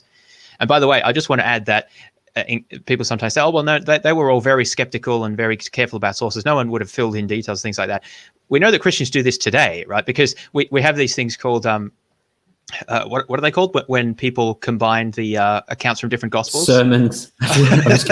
There's harmonization. That's the word. Yeah, we have harmonizations, which is basically writing your own Gospel based on how it must have gone by putting in different pieces. So we know that people do this today. And before there was even a Bible, I'm pretty sure that people were doing that at the same time. So if there's ever a claim that, well, people must have thought this happened, even if there's not direct evidence for it, that's a reason to be suspicious that perhaps the accounts were filled in later because people thought that it must have been that way. I believe Jesus being born in Bethlehem is an example of this. Doubt that, whatever we may think about the matter, that Jesus' earliest followers were talking about something that happened to a dead body. And I think this is something that you can see just by, as Max says, there are a number of sources which make this really clear, but it's something that you can actually see through our knowledge of archaeology. And one of the ways this is by looking at how Jews buried their dead. And the way they would normally do this in the Second Temple period is they would bury someone initially, and then once the flesh had decayed, they would gather up the bones again and put them in what was called an ossuary, which is just a bone box, and then bury the bone box again. And we have many, many hundreds of these from over Jerusalem and Israel in the first century and the surrounding kind of time period. And the reason they did this is because they thought the resurrection was something that happened to these bones. Now, obviously later Christians and theologians, when this was a real concern for them, they realized that even if the bones weren't collected together, God would still manage to resurrect the person. But it was a symbolic show that they really did believe that it was something physical, that they would collect the bones up so that God would raise and put new flesh on those bones and raise that person to life. And even if you go to Jerusalem now, if you go to the east side of the city where the Kidron Valley is, the whole Kidron Valley, just between the Mount of Olives and the old city of Jerusalem, is covered in an enormous graveyard full of Jewish tombs. And the reason for this is because they thought, according to certain Jewish scriptures, that is where the resurrection would first occur, because it's right in between the Mount of Olives and the Temple Mount. And people wanted to bury their dead in the Kidron Valley because that is where they thought God would raise people first. And of course, if you just believe in a spiritual resurrection, or if you just believe that once someone dies, they go to heaven, this sort of action doesn't make any sense, because the dead wouldn't be in the Kidron Valley, or they wouldn't come back to Jerusalem. They would just go up to heaven. And whether their bones were buried in a bone box or just left to rot in the ground or whatever also doesn't really matter. But what these burial practices testify to is the fact that actually, although later Christians realized that, you don't need to be buried in an absolutely certain way in order for resurrection to be possible, nevertheless, it testifies to the Second Temple Jewish belief that this was something physical, that they would bury their bones so that God could raise them. They would bury them in a specific place because they wanted to be the first ones to be raised from the dead. And they did this on earth, using the physical remains of the person, showing that they really did see it as a concrete physical event. What's interesting is that wasn't he just arguing before that, like, everyone was a Sadducee who didn't believe in resurrection, and so the fact that resurrections exist means that it must have happened? Most people. He said most Jews. Yeah. I don't know. Yeah, I haven't seen any first century census when they asked about that. Well, this is the there's actually this one document you see that all the apologists have access to, and it's Gary Habermas and Mike Licona's data sheet, which basically tells you what everyone believes on every specific topic to do with the resurrection. And you've got to sort. Have you had any further look in trying to figure out from the university about that guy's master's thesis? Yeah, I asked Lacona like 3 times, and he said, I won't even give you the list of the books that he was using, which is completely innocuous. Like, at least share the bibliography. If you don't want to share the actual work, that's fine, I guess. Like, it's not fine. It's like scandalous, right? But because you're talking about research and you're essentially hiding it. But yeah, all I want to do is just go through the sources that he cites, right? But nope, we'll have to. Well, like what? I don't even know where the guy is going to be in 5 years. You know, like, is he going to finish his PhD? If not, will they publish it then? I think we will never see it, to be honest. But you actually contacted the university, right, to try and get a hold I of contacted the university. They told me there is a repository of graduation theses. Then I found out there is only like 20 theses there at that point. And they said, well, it turns out only one department actually fulfills the criteria and sends the theses into that repository. And then it turns out, like, if you don't actually choose to put the thesis, like the physical copy, in the library, then the library can't do anything about it. So yeah, we will never see it. Like, I don't want to say it doesn't exist, but like, if I like became convinced of it, they wouldn't do anything to provide any evidence against it. So yeah. But they're putting these claims out there, and they're inviting people to go and check, to see if what they're saying is true. So I think the fact that they're willing to do that clearly shows that it must be correct, because they know that people could go and check and verify what they're saying. I think it's a little bit similar to the 500 brethren, some of whom are still alive. You see, that's where I'm going with this, right?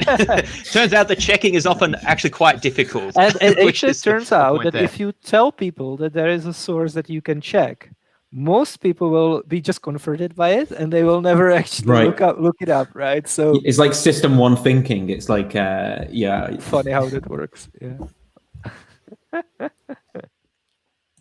That I actually took a picture of those ossuaries, that hill that you're describing there. I took a big picture of it. That's actually the cover photo of a talk that I gave on the resurrection of Jesus. So I saw the same thing that you guys are seeing. Are there any other points that you want to make on that, about the objection that Jesus' resurrection and the way that they described it was purely spiritual? It wasn't actually a physical thing. I also wanted to comment that I found it funny when he was like, and theologians, obviously, they figured out later on that God doesn't need them to be in a bone box to be resurrected. Like, I just found it, I don't know, like... Is that a theological innovation? Yeah, I found that odd. Like, how did they come up with that? But what if you're eaten by a cannibal? Like, how do you get raised? Like, is the cannibal going to be missing a piece of his body that, like, your flesh got intercomped? I'm not kidding. Like, there were entire, like, theological treatises in early Christianity written about questions like this. Like, what if you cut a worm in half and the two, like, parts are still moving? Like, did you cut the soul? Because that's what animates the body. I read like this budding atom theory or something like that, where it was like, well, God actually duplicates the atoms in like a parallel dimension. And then when the resurrection occurs, the person of you exists elsewhere, but then the atoms that decay are like other atoms. So sounds very plausible to me. Are there any other points that you want to make? Sorry, James, did you want to say something? I was just going to react to that, but honestly, I don't have anything to say, so let's just keep going. I think that's actually a really important objection. Yeah, one more point to add is just a linguistic one, really. So Callum pointed out earlier, there's this phrase which occurs in more or less every book of the New Testament, namely that Jesus was raised from the dead. And so, the fact that it's so widely attested in these various books of the New Testament tells us that this was the original belief of the followers of Jesus, that this is what had happened to him. So when we look in the Greek at this phrase, it's anastasis ekto nekron. And so anastasis is the word we translate as resurrection. More literally, it means standing up. And then ekto nekron means from the corpses. So you can see that when you sort of see just what those words meant, it doesn't actually make any sense really to talk about a non-bodily resurrection. So let's fill out the case with some of the biblical evidence, the Christian sources. What Can you pause it? Yeah, sure. Like, I grant that early Christians believed in a physical resurrection, but actually the linguistic point, it's actually a philological point, not a linguistic point, kind of goes against it, actually, because, he anastasis ekton nekron means standing up from the corpses. And sure sounds a lot like the soul is actually standing up from the dead body, you know? Like if you wanted to say standing up of dead corpses, you would say anastasis ton nekron, you know? I don't know if anyone ever done any probably yes, like philological study about it. Just this like one minor point almost make me thought that it's like less plausible that the physical resurrection, based on the way how that's expressed in Greek, is what's actually meant. But yeah, it's just a minor point. Well, Jesus is the good shepherd, so we should interpret that in a literal, straightforward way, right? That he's literally a shepherd and we're the sheep. We're just sort of herd along.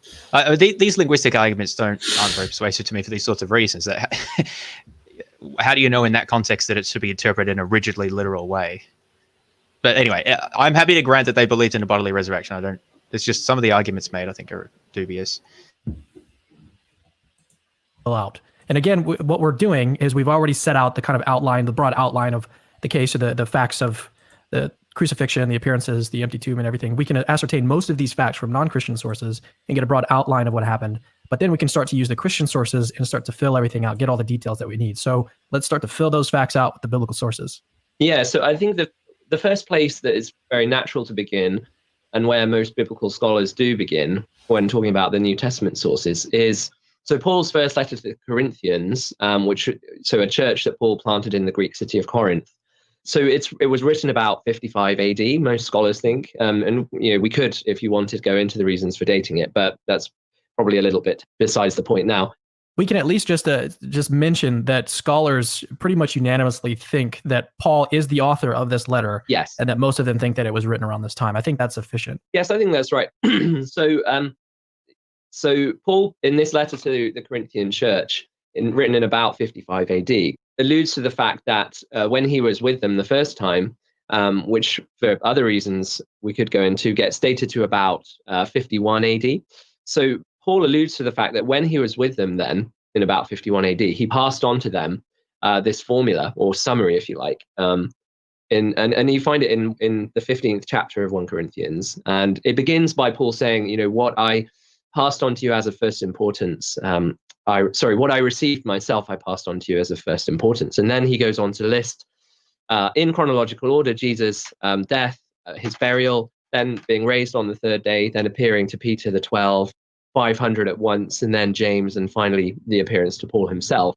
So this summary is very important because, well, there's a couple of reasons why it's very important. One is that Paul clearly received it from others, and there's every indication that those others he received it from were the individuals who are named in that summary. So we know from Paul's letter to the Galatians, which virtually all scholars think Paul wrote, Paul tells us there that he visited Jerusalem 3 years after his conversion, which is normally... Hang on, what does it say in Acts about where Paul went? That's a very good point.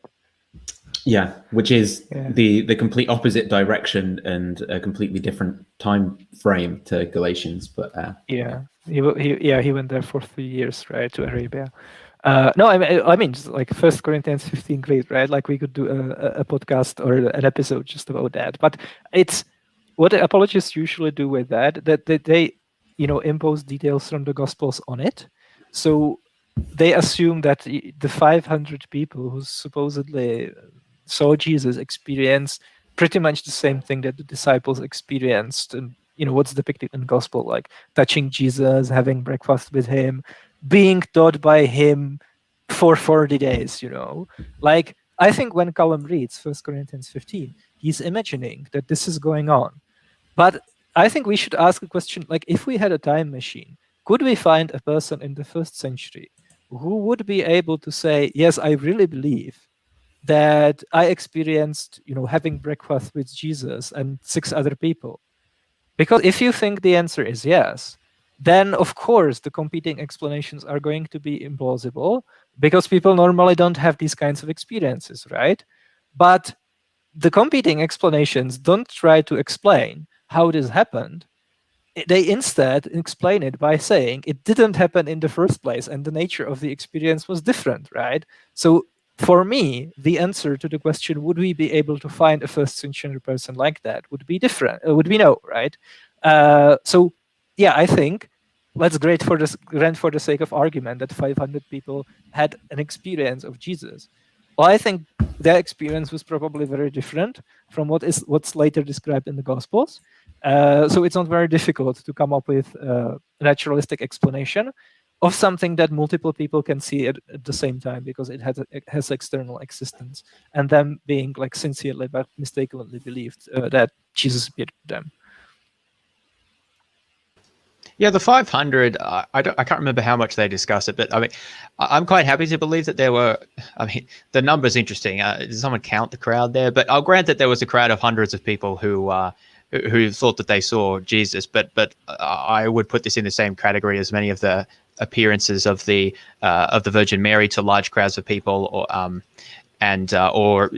Buddhist statues that are alleged to drink water and things like this that heaps of people go to see. Again, I document some of these in my book, but we have accounts of these from a variety of different traditions of like these sort of mass miracles that many people report. I assume that it's probably, well, I should say my best explanation is that this appearance, if it occurred, is something along those lines. You have to ask questions like, well, how many of these 500 people knew Jesus well enough to recognize him from a distance, because 500 people can't be right up against him. So I would assume that they saw a figure and that people say, oh, look, it's Jesus. And then people get excited. This appears to be how these sort of things develop. So this particular account I find one of the least persuasive. I actually think it's far more persuasive to look at the disciples who believed that they saw him, since they actually knew Jesus and would have presumably been in a position to recognize him. But 500 undefined people, right. Yeah, it's much less constrained there. Yeah. So do you want me to give my spiel about Jesus Cloud now? Yeah. What's the cloud thing? Nathan mentioned that, but right. So let's just grant for the sake of argument that there was a group of people who saw it, right? So I would explain it as an instance of Paridolia, which is a human tendency to incorrectly perceive a stimulus as a meaningful pattern. It's like a very ubiquitous feature of human psychology with many well-documented religious applications in Christianity, Islam. This is like the Jesus on the toast thing. Yeah, like images of Jesus, Mary, and other religious figures show up in like cloud formation, tree barks, rocks, walls, windows, ultrasound and X-ray images, telescope images of nebulas, foodstuffs like tortillas, pizzas, toasts, yeah. And, they very often become very highly valued religious artifacts. They turn into places of worship and stuff like that, right? And interestingly enough, specifically celestial phenomena were like divine signs essentially in antiquity, like, for example, parhelia, which is an atmospheric optical phenomena that consists of bright spots on like either one or both sides of the sun are like depicted and talked about. And there are other like candidates for pareidolia in ancient literature with religious significance, like ships, flaming spears, round shields, weapons flying in the sky, an altar being sent in the sky, chariots and troops of soldiers and stuff like that. Constantine, for example, supposedly saw, and his entire army, so you have like thousands of people, right, also a cross of light in heaven. And I'm not saying that like these descriptions are what actually happened. They are probably like exaggerated and often made up. But it shows there is a connection between like heavenly, astronomical, and meteorological phenomena and religious, with like some religious meaning. And interestingly enough, that even in Judaism, there is a connection between celestial phenomena and the Messiah, which goes back to Numbers. I think it's 24. It's the star coming out of Jacob, and it was expanded in the Second Temple literature to basically the heavenly imagery was expanded, for example, in the Testament of Levi, or in, I think it's 4Q175, like one of the Qumran fragments. And I mean, Jesus is called the morning star in 2 Peter and in Revelation. A celestial phenomena is cited as an importance, like as underlying importance of Jesus's death by Peter in Acts 2. So yeah, like I would just say, okay, let's imagine that like a large group of Jesus's followers were walking outside one day, and then suddenly they saw Jesus, like Jesus shed cloud. So Cephas saw it first, then the 12, then more than 500 people saw it at the same time, then James, and then all of the apostles saw it. Wait, so you think that these are all the one event, or that's your idea here? More probable than a guy being raised from the dead, you know. That's interesting. Is this completely stupid and laughable? Of course it is, right? But it's very important to realize that we shouldn't conflate how reasonable it is for people to believe it with how probable it is that like first century Christians who already have this exegesis in their head that Jesus is now like sitting on the right hand side of Yahweh in like the celestial realm in heaven would conclude that they are actually seeing Jesus, even if they are not, right? Like, yeah, it's really stupid.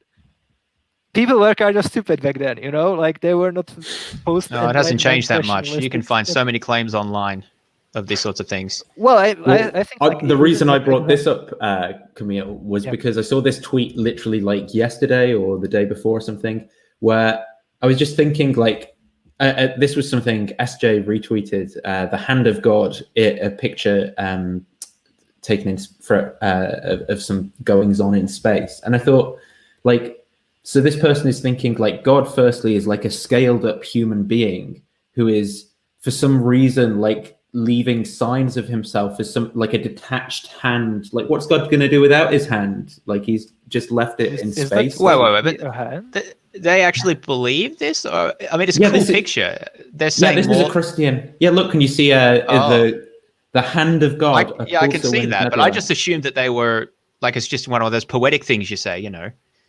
Well, I think the line between that is really blurry, you know, and it was blurry. It's actually interesting. I'm not seeing a hand. I'm seeing a person sitting on the throne. So like the two at the right hand. Sorry. At the right, you're seeing a person sitting on a throne at the right hand. Maybe that's. I love the Mount Rushmore. the two bright spots are like the two hands on like an armchair, you know. And then he has three heads, so that's obviously the Trinity, you know. No, I mean, like, of course, this is laughable, right? But just because it's like unreasonable for a person to be sincerely convinced by this, doesn't mean that people are not convinced by it all the time and were convinced by it in the first century, right?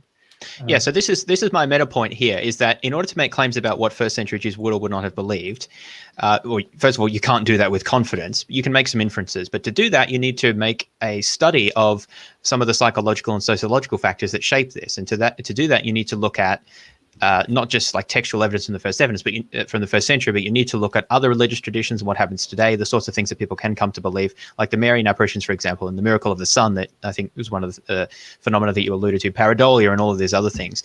And, you know, I've done some of that, and other people have published on it as well. And when you do, you just, at least from my perspective, I become very willing to believe that there was some experience. I don't think that what Paul is talking about is the same experience, but I mean, the hypothesis about some sort of celestial phenomena for the 500, I find quite plausible. I think there are other possibilities as well.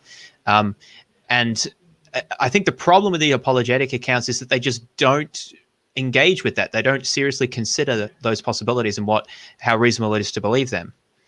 Well, Callum said it at the start, right? He said, "I literally just like can't imagine a naturalist or something along those lines." And I think that's it. They say more about that later. Yeah, I mean, if you don't like Paridolia, then that's perfectly fine. I think another alternative would be something like a charismatic Pentecostal style revival experience. You know, like that's what I would go for. But Paridolia is another possibility. Yeah, I mean, to that, like apologists would object that the verb that's used in 1 Corinthians 15 connotes seeing, like, you know, sight, which is true. Like horror or horao, if you prefer koine, that's used for seeing. But Greek words usually have a very wide, much wider than like English, for example, much wider semiotic range. And in this case, it's true about horao. It's used for sight, like seeing something with your eyes.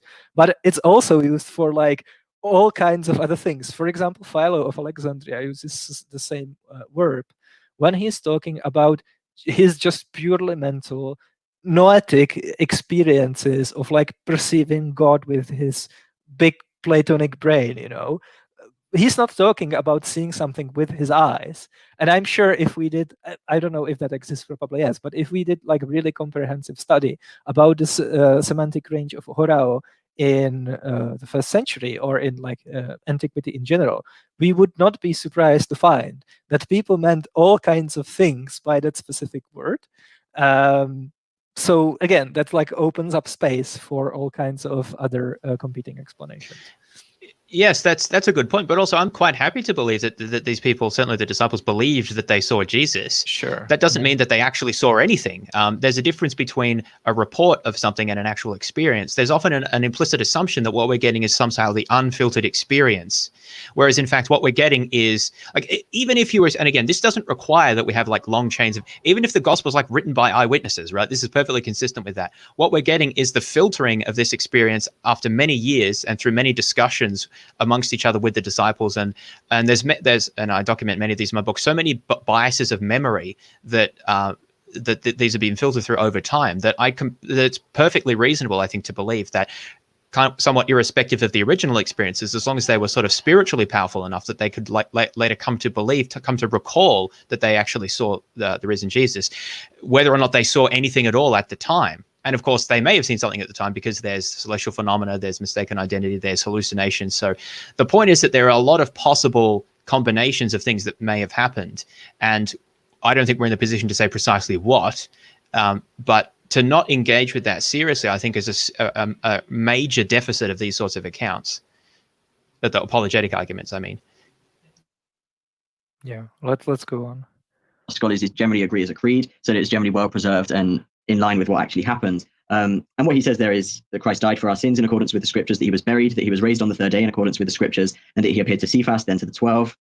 Then he appeared to more than 500 brothers at one time, most of whom are still alive, though some have fallen asleep. Then he appeared to James, i.e. the brother of Jesus, then to all the apostles. Last of all, as to one untimely born, he appeared also to me. I just want to point out real quick that, again, i.e. the brother of Jesus, citation needed. Right? Like we don't actually know which James is meant. So, but like we can talk about James a little bit later. And he got this from James and Peter when he met with them. Just think about that for a second. Think about how incredible it is that we have this early creed that Christians were going around telling each other, and we have it like in our Bibles. And if you didn't know that, then now you know. I just find that like super, super cool. Yeah, exactly. This is like the idea of like making it something special, like like isn't it so special that we've got this as compared to like if you've just got like a lower classic of like Plato or something versus like the Bible, it's like this special kind of. I mean, maybe I'm reading too much into that, but I feel like this is how Christianity is being like built into something that's like the truth is like it's special and different, and I don't know. I find it very unimpressive. If God wanted the world to know that he had raised Jesus, is this really the best that he could do? I mean, obviously it's not the best that he could do if he was God, right? And I've just, I mean, Christians have all sorts of different responses to that. You can't ask God for these things, or, well, the evidence is actually quite good compared to other ancient sources. But all it would have required is that Jesus, after he's resurrected, appears to not just to some of his followers and people who knew him, but appears to the Roman emperor, appears to the Chinese emperor, appears in Japan, appears all over the world, appears in the Americas like the Mormons believed he did. And then we get these accounts from all across the world saying similar things. That would be very compelling evidence. But we don't see that. And that's evidence that would be almost impossible to explain away naturalistically. I suppose you could still hypothesize aliens, but most of the things that I'm appealing to wouldn't obviously work in that case. Now, it's still possible that what we do have, like, again, it's still possible that God did raise Jesus from the dead. But what I'm saying is, from my point of view, we don't have the level of evidence that would just be incontrovertibly inconsistent with any sort of sociological or psychological phenomena. And why don't we see that? Yeah, well, I mean, if the evidence was that good that it would take away your free will, you know, so it needs to be kind of That's shitty such a so that lame only argument. yeah, it Such needs a to lame be kind of argument. shitty so that only people who like cried once at summer camp when they were 15 are persuaded by it, you know. There's so many So- cases in the Bible who people who see miracles and still reject God. Like this argument just doesn't even make sense on Christian theology. True. So here's what I think could be going on, right? So Yahweh has what the real God who exists has actually done has set it up so as there's all these like religions with gods and things who are immoral to see who will follow them out of like fear, and then who will use their conscience and reasoning to actually pursue what's good and true and not follow them. And then those are the people that are going to be saved and go to heaven. And the other people are, you know, just sheep and they'll go to hell forever. Exactly. Yeah, I'm an atheist personally just because of the Pascal's wager, you know. I think if there is a God, then he rewards atheists and punishes theists. Let's go on. Yeah, this question of sorry, let's just move on. Okay, and so if we go through it kind of one by one, so he starts with Christ being crucified or killed according to the scriptures. And this is something that there's not a historian in the world who would doubt for a second. So even the very liberal... Whoa, there's not a historian in the world who would doubt for a second. We didn't get very far, but... Yeah, I would just let it slide at this point. New Testament historian John Dominic Crossan says Jesus' death by crucifixion under Pontius Pilate is as sure as anything historical can ever be, which is a pretty emphatic statement on just how good the evidence for this is. And the reason scholars think this is really convincing is for a number of reasons. First, it's in a bunch of the non-Christian sources. So Josephus says it, Tacitus says it, Lucian of Samosata says it, Marabas. I think this is just this against Muslims, right? So, sorry, we need to say something about the overreach. He said something. What did he say? That this is about as good as anything can be attested in the ancient world? Yeah, this is John Dominic Crossan, so he's no like evangelical, right? Saying this. So if he says then that must be true. It doesn't matter who says it. I mean, I suspect there's maybe some context behind there, but it's just an absurd claim. Like there are so many other events that are better attested than that. So, yeah, let's be a bit more moderate here. The evidence for this is, and the reason scholars think this is really convincing is for a number of reasons. First, it's in a bunch of the non-Christian sources. So Josephus says it, Tacitus says it, Lucian of Samosata says it, Marabas Serapion says it, and the Talmud, which is a bit later but based on probably quite a strong Jewish tradition, also says that he was crucified or hung specifically on the eve of Passover. Did you already mention Tacitus? Yes, yeah. And so there are a number of non-Christian sources alone that mention this, as well as all the Christian sources. So it's in every gospel, it's in every source underlying the gospels, it's in pretty much every New Testament letter as well. It's one of the central things that Christians spoke about. Moreover, it's the kind of thing Christians wouldn't make up because it was embarrassing for your Messiah to die. The idea of a Messiah was that they would come down and they would have a military victory over Rome and destroy Rome. And the idea of a Messiah dying, let alone dying in a way that suggested he was cursed by God, is something that you wouldn't make up. It would be like making up a superhero and trying to convince everyone they were a superhero and saying all these awful things about them, like they used to kill people. Can you pause it? Yeah, if something's embarrassing, then it must be true. Right? Have you heard about the Punisher? Like anti-heroes exist, right? Like it's a really common trope. And I mean, it's not like we have embarrassing stuff about completely fictional characters, you know, like the castration of Attis, like Heracles killed a bunch of people just like unrepentantly. And also it depends on your obviously cultural framework, right? So what might seem embarrassing for us would make perfect sense for someone coming from a different, religious milieu, as William Lane Craig likes to say. Yeah, well, we see the familiar idea here. If the ideas of Jesus, of what happened to Jesus, that he was executed and then raised from the dead, that was so against what Jews believed about the Messiah, which, I mean, I think is true, then why should we think that seems to be reason to think that he wasn't the Messiah? And this is what most Jews throughout history have said. Yeah, he doesn't tick the boxes for a Messiah, and he shouldn't be killed. He shouldn't be resurrected. That's got nothing to do with the Messiah. These all seem quite powerful arguments to think that he's not the Messiah. Yeah, I mean, if you live in, Polynesia in the 10th century and you become convinced that there is a God and he's all-loving, then the next thing you are automatically going to do is to start wondering which specific person he's going to raise from the dead for like a vindication of our sins, It just follows immediately. Yeah. It's not like there are like 15 steps that you have to take for granted when you're writing a book about it and your name is Richard Swinburne. But it would be really embarrassing for God to do that, so it must be true. But this is an excellent point, though. How many other religions think that God needs to vindicate a specific person by bringing them back from the dead? Muslims don't believe this. They believe the Quran does that. Buddhists, well, they kind of don't believe in God, but they believe that the teachings of the Buddha sort of stand for themselves, so they don't necessarily, I mean, there are some miracles attributed to him, but they don't really think that those are necessary as a vindication. Hindus don't believe this.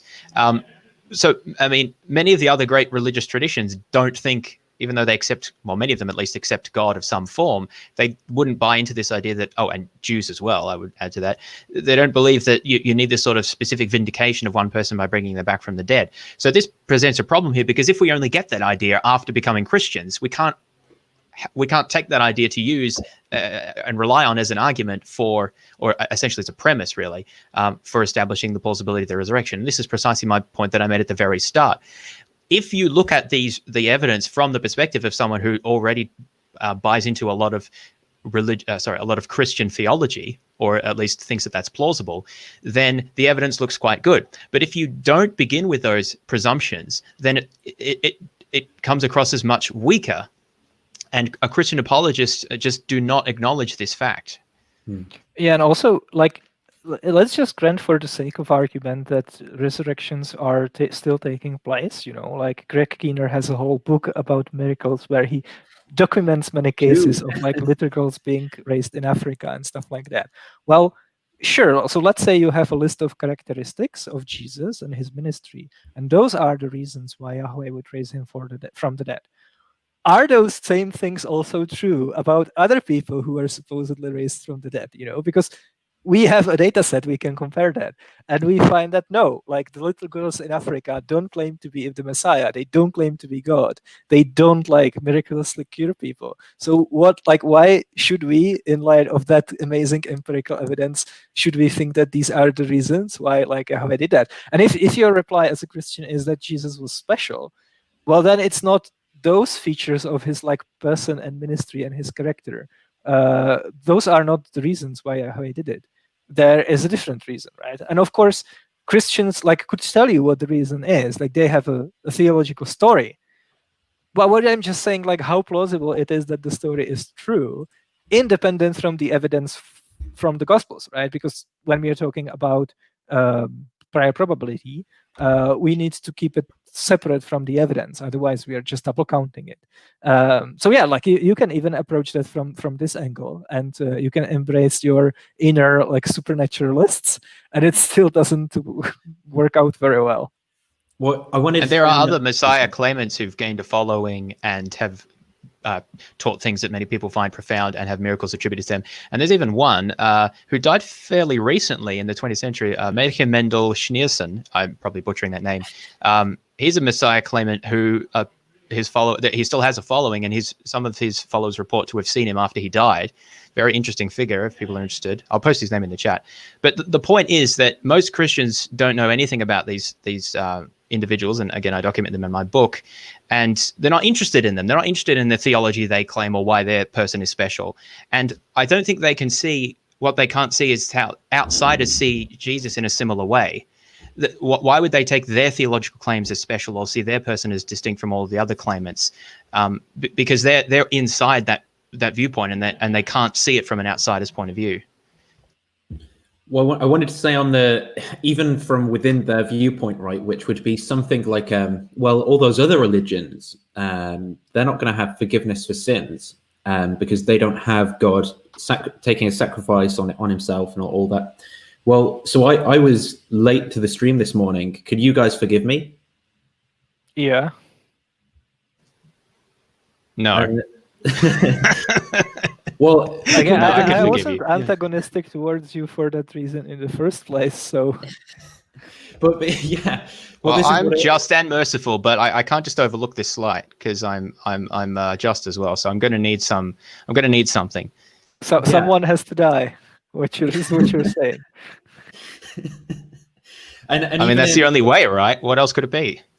you can't just say like I forgive you or whatever on something. It has to be like there has to be some kind of blood magic, or cut off a finger, or I don't know. Yeah, the spice must flow. That's the nature of things. Okay. But again, like, you can believe that claim, but the point is that you believe that claim because you're a Christian, or at least are very sympathetic towards those ideas. So, and this is what Christians do when they're pushed about these things. They use Christian theology to explain these things, but you only have a reason to believe that if you've already have a reason to accept Jesus, right? So you can't use that to defeat these arguments about prior plausibility. This was a good one. James should forgive Nathan. Nathan, like God, is outside of time. or do these horrible things, or that God cursed them, that kind of thing. It's not the thing you make up. So it's almost certainly rooted in historical truth. There are a number of other reasons scholars think it's plausible. There's a lot of detail in the stories which seems to fit with historical reality. It's in the early sources, and it makes sense historically. If you look at Jesus' ministry, there are a number of things he did in his ministry which would have prompted this death. It's easy to see why the Jewish authorities would have felt threatened by Jesus with the parables he spoke about, with his action in cleansing the temple, with perhaps the anointing by the woman, or even if you just look at his followers before him. So John the Baptist was executed, and Jesus obviously came from a movement started by John the Baptist. And so it's not difficult to see, even from the context either, that Jesus would have been a pretty likely candidate for crucifixion.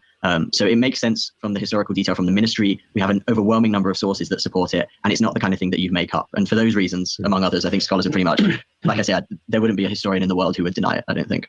All right, and so that was verse 3. We're working through this creed one by one, pretty much. And so, okay, let me also explain this. So we're working off of this creed, and so this is like one source. And then when we look at other sources, there's a historical word for it. It's called multiple attestation. Basically, that's when two independent sources describe the same event. And so when we're looking at, like, the creed says that Jesus was buried. That's not what that means. Have you noticed he said that it's called multiple attestation, and it means two independent sources say the same thing. No, like a multiple attestation just means multiple people say the same thing, right? Like when Donald Trump says something at a press conference and then like 5 of the TV stations play that clip, that's multiple attestation. But that's not multiple independent attestation, right? Well, he probably just misspoke because they talk about independence later. Yeah, okay. Fair enough. But you better not conflate it, because it's really important. No, your point's taken. Accordance with the scriptures. When we're looking at other sources, that just provides even more additional evidence that this thing happened. And when historians find that in ancient history, which actually doesn't happen that often, then we can have more and more confidence that this thing actually took place. Just wanted to put that out there. So we worked through the crucifixion, and now in verse 4 it says that he was buried, and I think that's where we're going to turn to next. Yeah, that's right. In terms of multiple attestation, the more independent. Can we just very quickly pause it? So, are they suggesting that the Gospels are independent from the 1 Corinthians 15 creed? Like, just think about it in the apologist mindset, right? Like, you think that the creed was actually issued by the Jerusalem pillars. It's based on eyewitness testimony, and it dates to like months after the crucifixion. And so we can assume that it, circulated widely. So did the gospel authors knew about it? If yes, then it's not independent, right? Like, I think that at least the author of Luke and Acts used like a collection of Paul's letters, including 1 Corinthians, as a source, as a written source, in fact. But yeah, I would find it really surprising if you grant like the way how these apologists are looking at early Christian history, that Matthew, the tax collector, who was the author of the Gospel of Matthew, of course, as we all know, didn't know about the 1 Corinthians 15 creed, right? Well, no, but the idea is precisely that they did know about that, because the idea is Paul got that from the disciples, or, well, yeah, I think that's the idea, that he got it from them, so that then if their testimony directly or indirectly is behind the Gospels, then obviously they're not independent. But I want to make a distinction here, and I feel like that this is almost always conflated. There's a difference between textual independence and source independence. So the Gospels could be textually independent, meaning that when they sat down to write them, they didn't have the other book or manuscripts next to them. And that seems to not be the case, for example, for Matthew and Luke, who were textually dependent on Mark. But and that's an interesting question, but more importantly, from an evidential point of view, is source independence. And none of these can be source independent. In fact, the apologists are usually the foremost in saying that they're not, because they say that they all stem from basically the same set of testimony of the 12, of the experiences immediately following Jesus's death and crucifixion and alleged resurrection. And the point is, none of these people were independent of each other. They knew each other, they were talking to each other, they discussed the ideas, and they came up with their set of beliefs and what they thought happened. It's not like that there were separate witnesses to a crime and they were taken into individual rooms and their testimonies were recorded. That would be a source independence. But when they're allowed to talk with each other for at least 40 days, right? We know they were supposedly together, but probably longer than that. I don't regard that as source independence. So I grant that more than one person experienced these things or had these beliefs, but I think that there's a bit of a conflation here going on with the term independence. There's a point I wanted to make on the multiple attestation thing just before we go into the burial. Something that's interesting is that, so we have this fairly kind of bare bones summary in 1 Corinthians 15. So, death, burial, resurrection on the third day, then appearance to individuals. And Dale Allison has a nice table in his book, basically just pointing out at the level of these kind of core events, there's a very strong kind of commonality between not only 1 Corinthians 15, but also all of the gospel sources actually have this basic structure. Jesus died, then he was buried in a tomb. Then, interestingly, the gospel sources concur that Jesus' burial was on the third day. So, they have Jesus crucified on the Friday, then, the empty tomb being found on the Sunday. By the Jewish way of counting days, that could count as the third day, because parts of days can count as days in that way of thinking. And then, obviously, the appearances to various individuals, and the appearance to the 12, as I'm sure we'll come back to, being attested quite widely in those different sources. So that kind of backbone in 1 Corinthians 15 is shared in common across those gospel sources as well. And actually, it's also worth mentioning. Is that really true? Like, I think you have to do a lot of harmonizing to get there, right? Like, no source has the appearance to the 500. The first gospel that has the appearance to James is the gospel of the Hebrews, right? So apocryphal. And Jesus never appears to the 12. In any of the Gospels, right? Like in Matthew in Galilee, and in Luke in Jerusalem, he appears to the 11. In John, he appears to 10 because Thomas is not present. Then he appears to 11 a week later, and then to 7 in Galilee. And like the way how apologists sometimes get around it is by saying that the 12 was a nickname to the group of the Jesus's apostles, regardless of their actual number. So even after Judas committed suicide, they would still be called the 12, right? Like this is, for example, what Mike Lacona says. But this is completely ad hoc. There is no evidence for it. And the evidence is actually against. Like, for example, in the Gospel of Luke, it specifically talks about the 11, hoi hendeka. So it makes the distinction, right? Like exactly the distinction which Lacona says the sources are not making. So yeah, you have to do a lot of really strained harmonization to get to any correspondence between the creeds and the gospel. This is why appeals to specific words are just not persuasive to me, because sometimes we're supposed to think that the use of a specific Greek word means that the body literally, rose up, or that they literally saw with the eyes. But then in another case, 12 doesn't have to mean literally 12. It seems that it's sort of, you can make the argument any way, which is why I think it's dramatically underdetermined. But again, you can just assert it ex hypothesis, but I'm just saying it would be ad hoc, right? Yeah. I agree that, but the broader point is it doesn't really bother me. So none of the Gospels have the exact same set of resurrection appearances, and apologists would typically say, well, this is because they construct the narrative differently. They're trying to make different theological points, so they'll include different things into their analysis. That's obviously ad hoc. It's not obviously wrong. It could well be true, but the point is, from my point of view, if they had all exactly the same set of appearances, it wouldn't really make much difference from my point of view, because I would just assume that that's all coming from the very early tradition that the disciples all sort of shared and believed in. And that's something that I take as something we have to explain anyway. So I think that a lot of this discussion is a bit beside the point. I grant that they had experiences and believed that Jesus rose, and that's sort of the critical important point. There was a question someone asked in the chat, by the way, regarding early creeds. Who or when is the earliest heretic that you guys were aware of? That would be Paul. Yeah, it's got to be Paul, right? That's what I would have said. Brilliant. Unless you think actually he's the founder of Christianity, then maybe like Peter and the Apostles were the heretics. I don't know if you catch that, but Callum and Max actually do think that the very early Christians still were Torah observant, because he, for example, says that they still celebrated Sabbath on Saturday, which like it's mind blowing coming from an apologist, right? Because then who got rid of the Torah observance? If that was Paul, that was like a pretty major alteration of the core theology, right? Of course, he was divinely inspired, so that's fine. But technically speaking, arise and eat. Was it? Just to answer the question slightly, or not to diminish Camille's points, but to answer the question slightly more seriously, from my understanding, the notion of a heretic only makes sense with the establishment of an orthodoxy, and typically that's not. Terms like that aren't really used until later in the 4th century, when you start to have the church councils and establish an orthodoxy. Prior to that, historians talk about like a proto-orthodoxy with certain ideas, and so I don't think it's that meaningful to talk about a heretic or heretics. I do think, though, that it raises an important point that sometimes apologists maybe not say, but at least imply that there was sort of, there's what the apostles believed, and then that was just sort of, that was it. They sort of worked it all out. Whereas I think that it's very clear that there was a long process of development of these theological ideas, and what books were counted in as canon, and how what Paul said was understood relative to what the apostle said, and how that relates to the Old Testament and all these other things.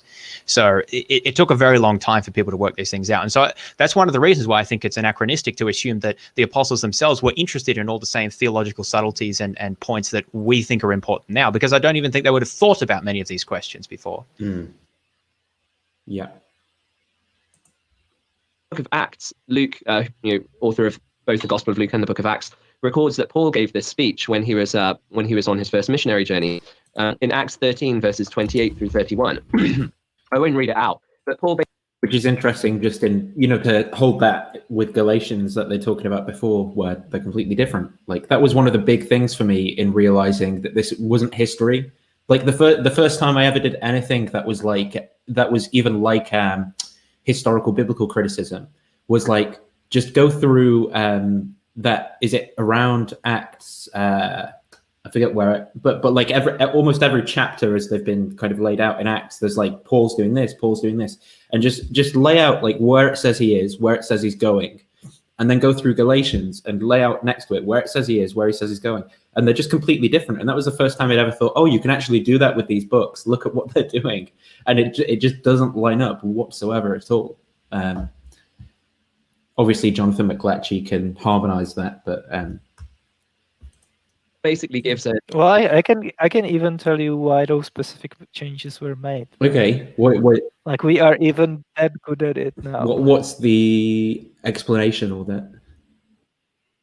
Well, for example, the Galatian, like for the 3-year period of him preaching in Arabia, is left out of Acts, because like one of the themes of Acts, like literary themes, is to show that Paul and the Jerusalem apostles were theologically aligned from the very beginning.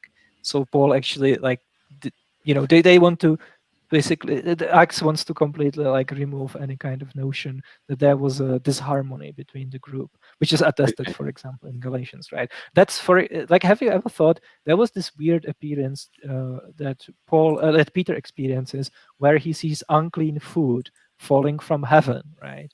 Like, that's strange, it's like very unusual, atypical.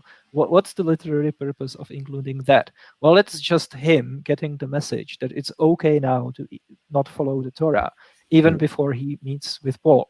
So it can't be the case that just Paul like tricked him into thinking that.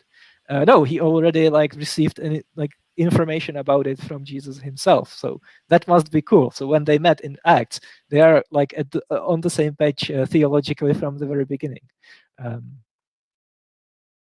And I just want to add to that. Camille may not agree with me here, but things like that, I am willing to say something like that. It's quite, from my point of view, it's quite possible that Peter did have a vision like this. But what I would think is quite possible is after he met with Paul and they discussed some of these issues, and they realized that the difficulty in proselytizing to Gentiles and so on, he then reflected and realized, oh, that weird dream that I had, and he reinterprets it in a different way. And so it's not a case of him making things up or lying necessarily. Again, I'm not saying this is definitely the case. I'm just saying that this is perfectly consistent with cognitive distortions and memory and things, and how people, I mean, how many times do we reinterpret a dream after something happens? Like, oh, this must be what it's about. And then, of course, initially what he said the dream was is probably not exactly what we have preserved. It's probably been embellished a little bit more. And no one at that process is thinking that they're lying or making things up. They're just saying, well, this is how it must have been. And just to give apologists do this all the time, that, they elaborate on stories and they harmonize gospels, which from my point of view is writing your own gospel, and just shows that this is exactly what people would have done in the first century, basically saying things that they didn't actually know, but thought of it must have been this way. So again, I just want to emphasize this because a lot of apologists will say, well, these were sincere people and they weren't lying and making things up. And from my point of view, you don't have to postulate bad faith. That you can account for this based on the way that human psychology works and people trying to justify things and get things to fit in their own mind with ad hoc rationalizations and memory biases and so forth. Yeah, you're not going to get any pushback from me. I completely, I was thinking just yesterday about how when I started watching Jordan Peterson on YouTube, and then Steven Crowder, and then Jesse Lee Peterson, the guy who does the amazing thing, and then in my mind this became oh, clearly as I'm struggling with depression and all this, it's well, God is starting to reveal to me the truths of this age, and it's I didn't think I was lying, but or something like that, or I didn't think oh, I'm forming false beliefs here. I wasn't acting in bad faith. I was just doing that sincerely. You just have this magical thinking, like Pentecostals, who these guys might theologically disagree with. They're not acting in bad faith when they say Jesus appeared to me at 11 o'clock this Sunday.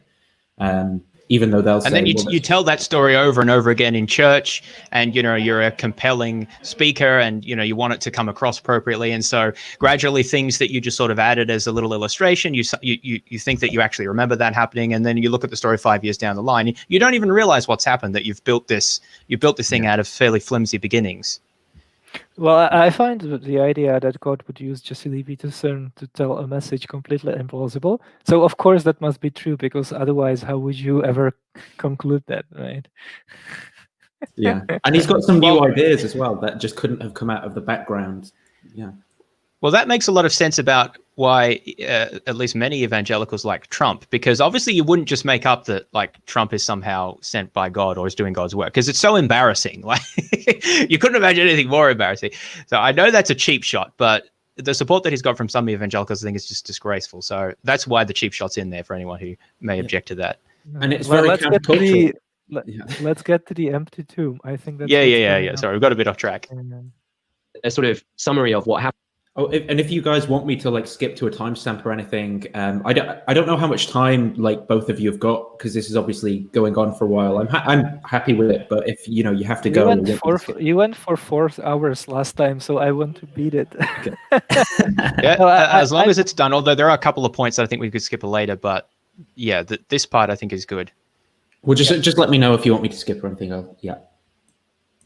Happened to Jesus when he was put on trial and then crucified, then taken down from the tree and buried, but then he appeared to his followers, and that actually again seems to have the same basic backbone as that 1 Corinthians 15. So turning back to the burial. Okay, so just to briefly reiterate, we're going through this creed. We talked about Christ's death for our sins in accordance with the scriptures, and now we're on verse 4, that he was buried. So Callum, help us fill that part out too. Yeah, so verse 4, it says that he was buried, and this is something that actually a lot of the evidence for is looking at the context and looking at the Jewish background. So although we have, the evidence from 1 Corinthians 15 that says he was buried, we have the evidence from the sources, which I think Max will say a little bit about. We also just know from Jewish practice, Jewish documents, and the archaeology of the time that this is something that would be overwhelmingly likely, even if we had no sources for it at all. And one of the main reasons for this is that although it seems slightly odd to our 21st century mindset, burial of the dead was one of the most sacred duties in Judaism. And it was a sacred duty partly for the sake of the person who was being buried, that it was respectful and that they would be able to be buried properly. And it was seen as awful for them if they weren't buried properly. But also it was important because the land of Israel was to be kept pure and holy. And so in that case, you might think, well, maybe they didn't care about burying Jesus properly because he was a criminal. But even if that was the case, and I don't think that is the case for reasons we'll see, they still had an absolutely compelling sacred duty to bury criminals purely for the sake of the land of Israel. So when God gave them the land, he said you have to keep it pure, keep it holy, and he gave them rules. And it was clear that if they left dead bodies out, then the land would be defiled because they had very strict rules about ritual purity. And so whether he was a criminal or not, Jesus would have needed to have been given a burial simply for the sake of the land, to keep the land holy in accordance with Jewish law. What are your sources for that?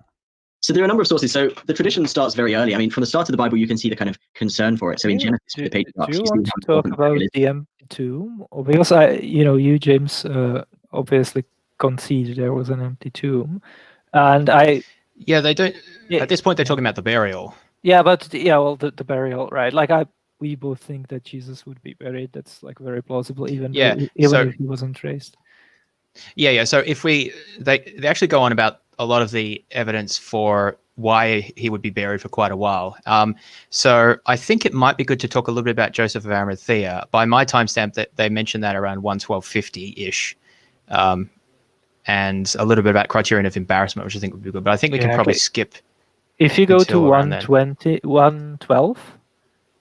Yeah.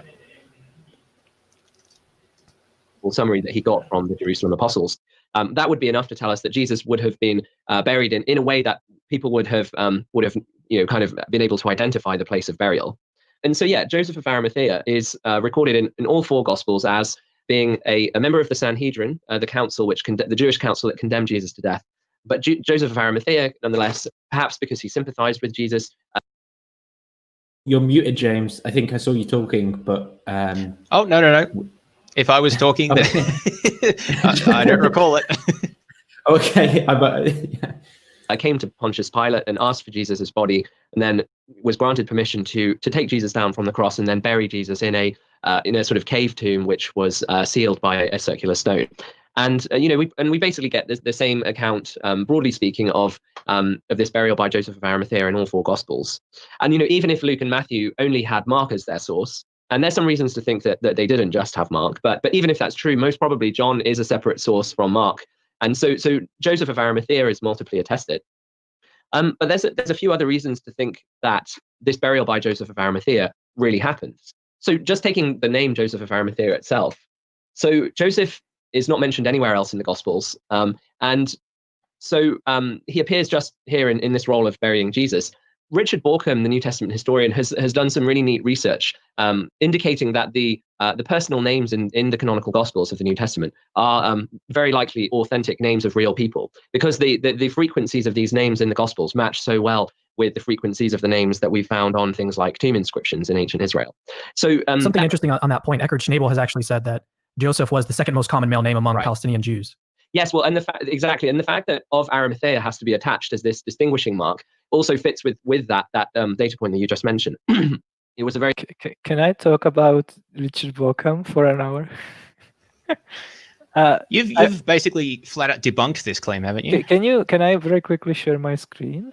Yeah. Are you just able like to? I want to share one thing, just one thing. There you go. So what's the argument, right? So the argument is the Gospels must be rooted in eyewitness testimony, because the distribution of names found in the Gospels matches the frequencies of distribution of names outside, like in Jewish literature, and not just literature, but just like names of that are preserved in ossuaries and stuff like that.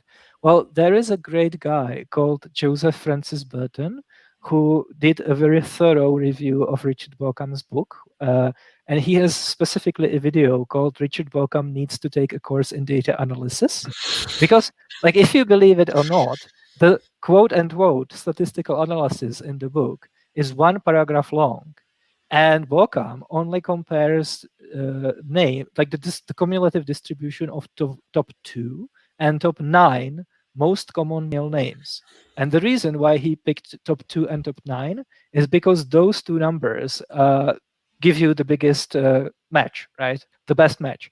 But if you actually plot it as a cumulative percentage here, you can see that the New Testament is off. We would, for example, expect there to be at least 4 people named Lazarus, because that was a very common name. And this doesn't prove anything one way or the other. It's not an argument against the historical reliability, because the sample size is like very, very small, right? So you don't get statistically significant results either way. Like, for example, he also compared it to a set of names, Jewish names recorded outside Palestine, which comes exclusively from Egypt, by the way, because that's the location where we have any like real evidence. But he only uses 45 Jewish names from Egypt. And based on that sample size, he says, quote unquote, the correspondence could not have possibly resulted from addition of names outside Palestine. So yeah, that like this is the level of scholarship we are talking about. And what's really frustrating is that most Christians who encounter these kinds of claims will obviously never do any research on it themselves, and they will never even hear me talk about it, right? They will just hear the claims, and they will be comforted in believing that, you know, like there are scholars who did all this amazing research and it pans out. This is why I'm so anxious, for example, about Michael Lacona not willing to push his student to like releasing some kind of data or at least bibliography, because these kinds of claims are making rounds, right? They show up in YouTube videos, in books, in like blog post articles. Yeah. So Vera, just talk about what, Yeah, so this is just a cumulative percentage of the frequency of names, right?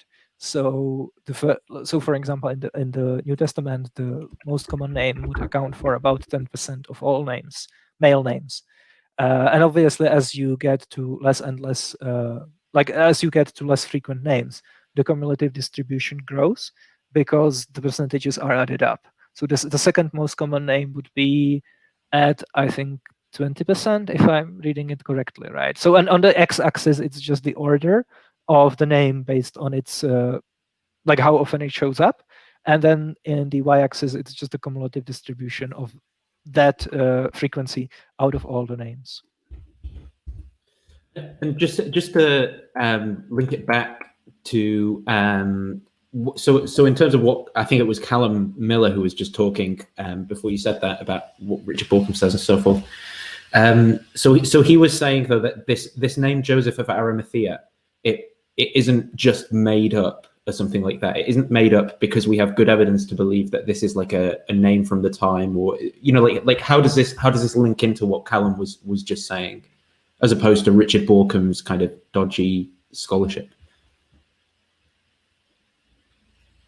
Well, I'm just perfectly happy to grant that Joseph of Arimathea actually existed.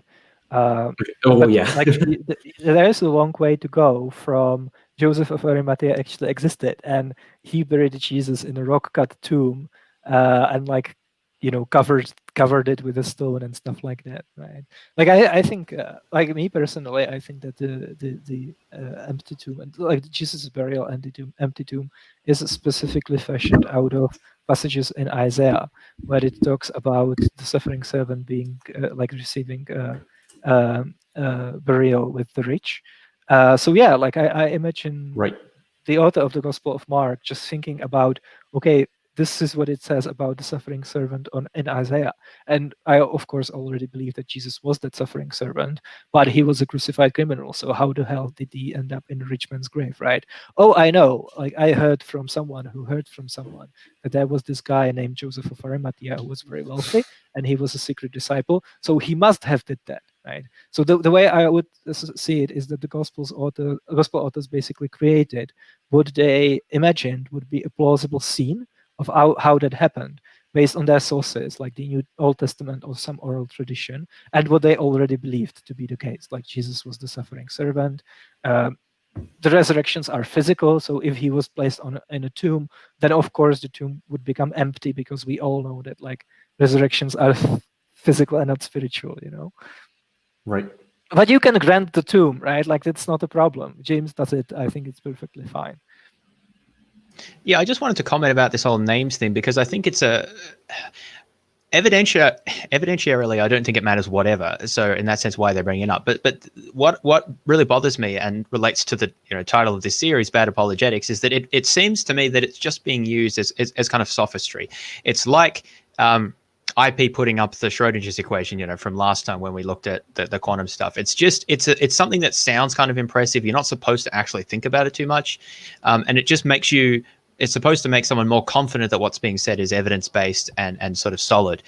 There's so many problems with this line of argument. And just from my point of view, if you were just making up a bunch of names, and I'm not saying that that's what happened, but if you were, wouldn't you make up names in rough proportion to how common they are in the society that you live in? I suppose maybe the argument is that the gospel writers were Greek speakers, and so they weren't in the same society. I don't even know how relevant that would be. But the point is, it's such a weak argument that someone was a real person because they have a name that, taken from a set of names, was roughly in proportion to what you'd expect, even though that hasn't been statistically analyzed properly. So it's so weak as to not even be worth talking about. But so the point that I just want to make is that it feels really disingenuous to me that points like these are even brought up, because they're so weak evidentiarily, and it seems that mostly they're just to make it feel stronger than it really is. And it's not even the argument that like Bauckham is making, right? Bauckham is not saying, oh, Joseph of Arimathea existed because he has a common name. He makes it as a more general argument. Yeah, I'm not necessarily talking about him. Yeah. I'm talking about how it's being used in this and other conversations that I've heard.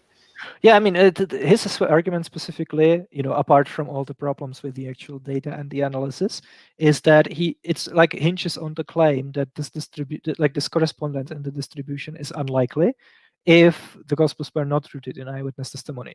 And like, from his research, that's just assertion that's completely unfounded, right? Like, if he actually, for example, gathered data about like a large quantity of literature, and he would be able to show empirically that this kind of correspondence only appears in literature that's rooted in eyewitness testimony, then yeah, that would be evidence, right? But if you just assert it, like, why take those estimates of what expected on either hypothesis for granted? Why not motivated by some background knowledge?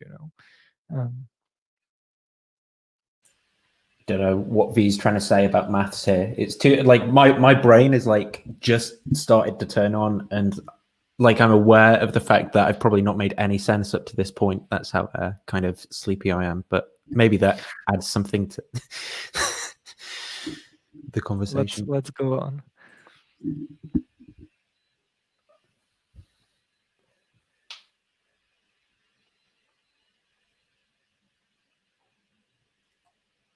I can't hear it.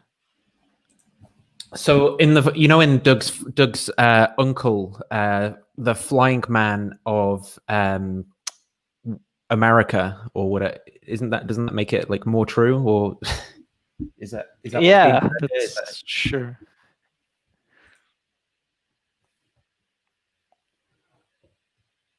I can't hear it. You what? Sorry, you can't hear. I can't hear it. Something gone wrong. Yeah, I can't hear it either.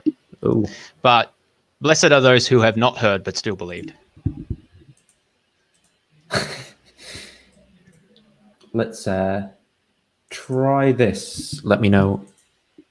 Be real people, because if the gospel authors had been scattering around fictional names to add a bit of color to the stories, they wouldn't have produced this very striking correspondence with the actual relative popularity of the names as we know it now from archaeology. So already we've got reason to think Joseph of Arimathea is probably a real person. But we can also add something known as the criterion of embarrassment, which is that basically, when someone tells a story that is awkward or embarrassing or uncomfortable from their point of view, that's some reason to think that they're not just making it up. So the fact that Joseph of Arimathea is a member of the Sanhedrin, which is the bad guys, right, from the point of view of the early church. So the fact that the one who buries Jesus honorably is Joseph of Arimathea, this member of the council that condemned Jesus to death, is some reason to think that this story is not made up. Because, it would be much less awkward for the gospel writers to have some of Jesus' male disciples carry the burial out, such as Peter or John, and so on. Let me just say real quick. So you've mentioned Joseph of Arimathea. So can I just comment about that? Again, I'm happy to grant the burial by Joseph of Arimathea. I referred him in my account, but the argument just doesn't make any sense to me. Appealing to some of his apostles doesn't make sense because a rock-hewn tomb like that is very expensive and they wouldn't have had the means to do that. So they couldn't have just said that one of his disciples buried him. But also, why is it embarrassing that a member of the Sanhedrin had some sort of sympathy towards Jesus? Wouldn't that be seen as some sort of vindicating hostile witness? Like, I don't actually see where the embarrassment's supposed to come in. Right. I mean, maybe you can make an argument, but again, it seems to be really underdetermined and it's just kind of like whatever you want to say. Yeah, I mean, and also there is like with all of these embarrassing, embarrassing arguments, embarrassment.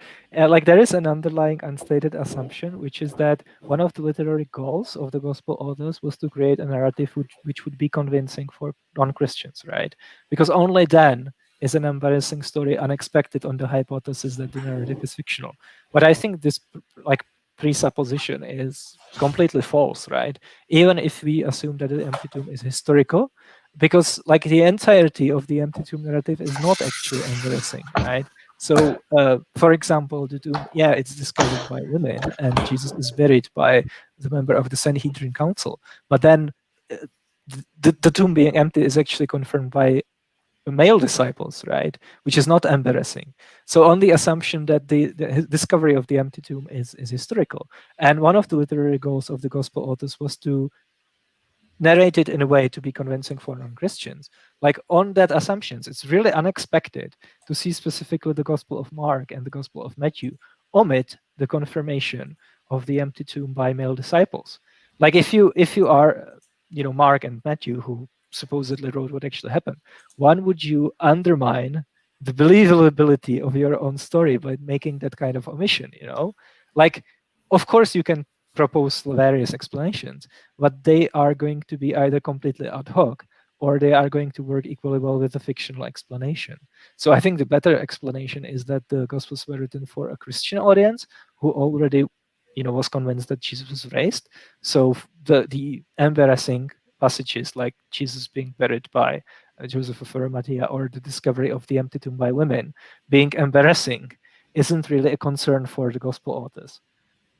Well, Camille, as well with the embarrassing stuff, like, so I remember when I was a Christian, one of the things that I think it might have been you on Doug's channel mentioned was in Josephus, the fall of Masada, aren't there like made up accounts of made up women's accounts of like what happened that are talked about to try and make it more realistic? Or well, that's really interesting because like the Jewish war essentially ends with Josephus's account of the fall of Masada, which is where the last like zealots made their brave stands and then they were all like killed by the Romans who sieged the fort, and well, they killed themselves. Yeah, well, yeah, that's right. They killed themselves at the very end. So Josephus specifically says that the only people who survived were 2 women and 7 children.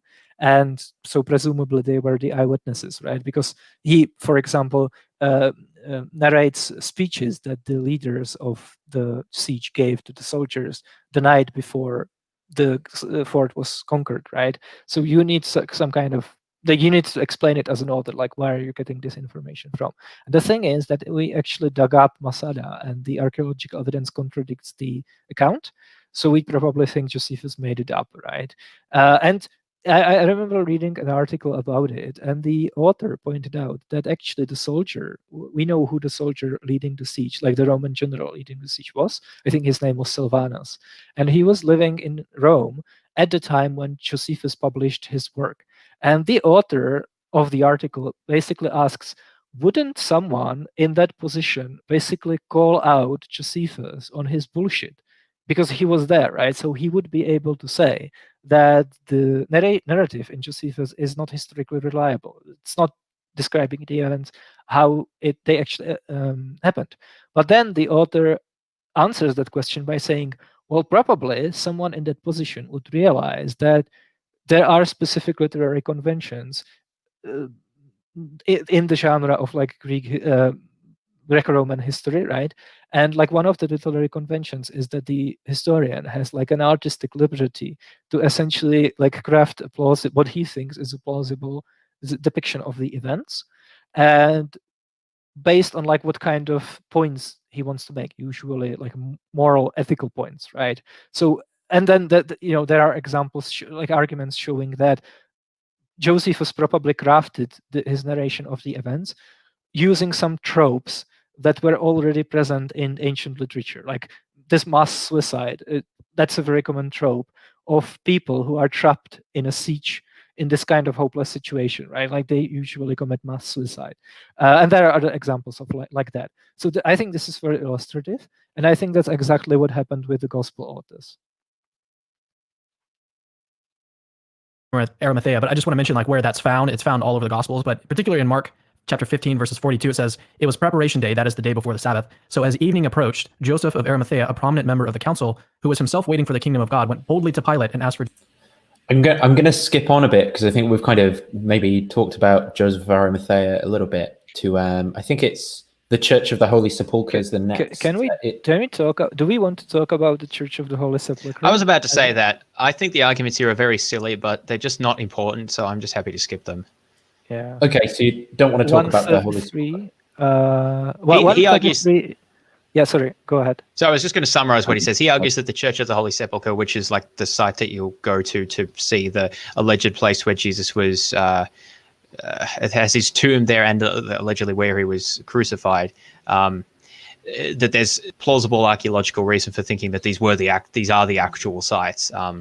And there's a quote in there which I think is not a very plausible one, but it doesn't even really matter if these are the actual sites from my point of view. I think the argument's weak, but yeah, it's not worth debating. I promised Nathan a stream about the Church of the Sepulchre at some point, right? But I just want to say, like, I think they have it backwards, right? Like when you're considering whether a person was buried in like a specific tomb, wouldn't you need to establish first that he was buried in a tomb to begin with, Because like they argue that the place, like the Church of the Holy Sepulchre, is the burial location. But of course, all scholars that argue for that start with the assumption that Jesus was buried in a tomb to begin with, right? So that's kind of a circular argument. Like they go from the Church of the Holy Sepulchre to Jesus's burial, but the people who made the research, who did the research that these guys are relying on, go from Jesus was buried in a tomb to the Church of the Holy Sepulchre, right? It forms like this nice circle, and you can go round and round. But yeah, we could skip that.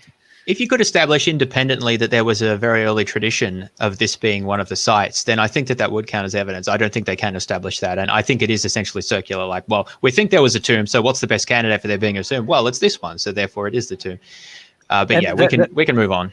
There is a competing tradition about Jesus's burial. It's, for example, in the Secret Apocalypse of James, it says that Jesus was buried in the sand, which sounds exactly like what would plausibly happen to a crucified criminal, And so after that, they keep going with the empty tomb.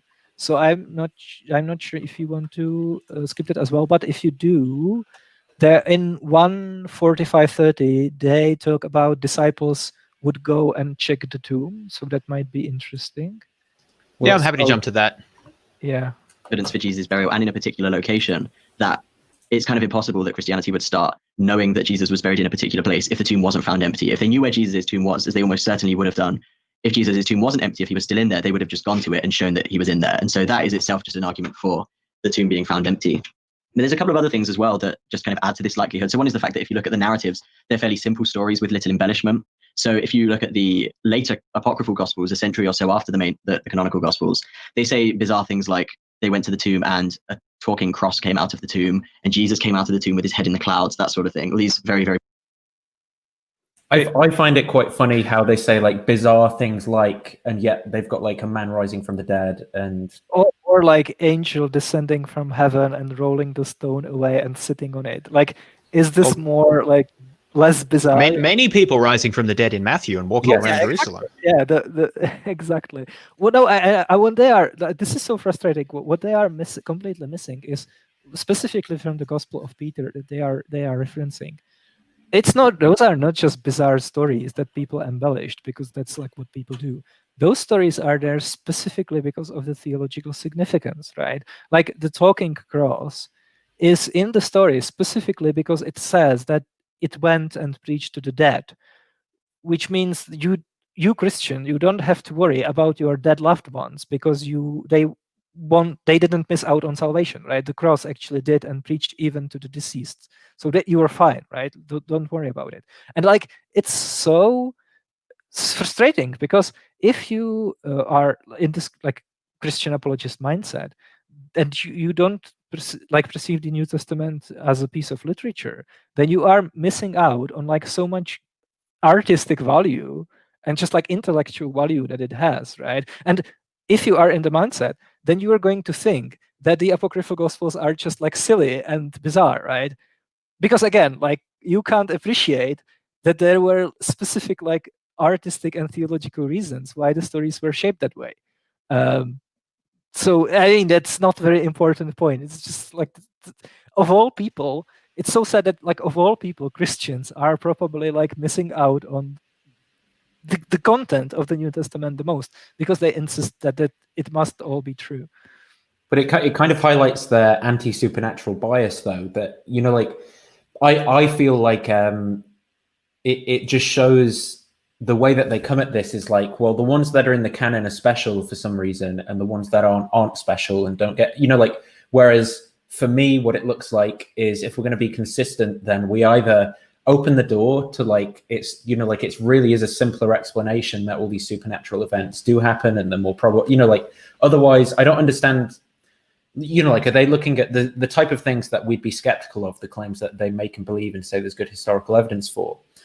Are they then like saying, well, when you use like Hume's argument against miracles or something, then that's no good. But then, you know, it says all this bizarre stuff about like angels and Jesus coming out of the tomb with a big cross behind him or whatever. And then that's just not that, you know, we don't have any empirical basis for things like that happening. Or I just find it weird. Like they're aware of the types of things we'd say against what they believe, but they only apply it to the ones they don't like, or. Well, it's what I was saying before. Yeah. It's not part of the tradition that they've grown up with or that they've been exposed to. And so it's weird to them. And what they can't do is see that there's no actual objective criteria that splits off, you know, Jesus being raised from the dead, angels appearing, people walking, and all of the other stuff that's in the Bible for a talking cross. In fact, I would argue, suppose we found the long lost ending of Mark and it's got a talking cross in it. Would Christians still say that it was absurd? You know, assuming we could authenticate the documents? No, they would be fine with that. If God can raise a man from the dead, why can't he make a cross talk, right? That there's like a talking donkey somewhere in the Old Testament, or I seem to recall. So like there's nothing. There's no actual objective criteria that's been appealed to here. What they seem to be unable to do is take an outsider's view and see that other people see the claims that they think are commonsensical or make sense as being just as weird or bizarre or strange as that they see the talking cross to be. And I think that that's a fundamental failure. Again, it doesn't prove that what they believe is false, but I think it's very relevant to assessing the prior probabilities of this from an outsider's point of view before you already buy into all of the internal logic. Yeah, I would really like them to make an argument for why the prior probability is very high for an angel descending from heaven and rolling a stone away, or a talking donkey. You know, why would I add it? And a giant. Well, it's not a giant cross; it's just the cross. It's the cross that Jesus was crucified on. You know, walking outside the tomb and talking to people. Like, where is Richard Swinburne to make that argument?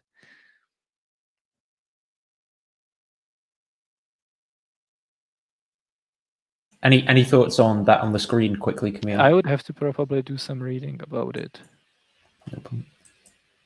Very bizarre story. Really show a lot of embellishment. But actually, if you look at the gospel accounts, there's very little embellishment. It just says they found the tomb, they ran and showed the other disciples that the tomb was empty. It doesn't add lots of Old Testament prophecy. It doesn't add lots of theology. It doesn't add other signs of late kind of storytelling. It's just a simple story with little embellishment, which scholars think makes it sound like an early story. Have you read what about the angels and the rolled away stone and the guards and all of that stuff? Yeah, I mean, it's not a simple story which lacks literary embellishment, especially if you harmonize it. Right, like I can grant that the individual stories are quite simple, but yeah, if you insist that like all of that is literally true, and you like smash that together, then you have a very convoluted story. Like the tomb is like a central railway station where people just like go. Yeah, there's all these people that come and go. Exactly. Yeah, exactly.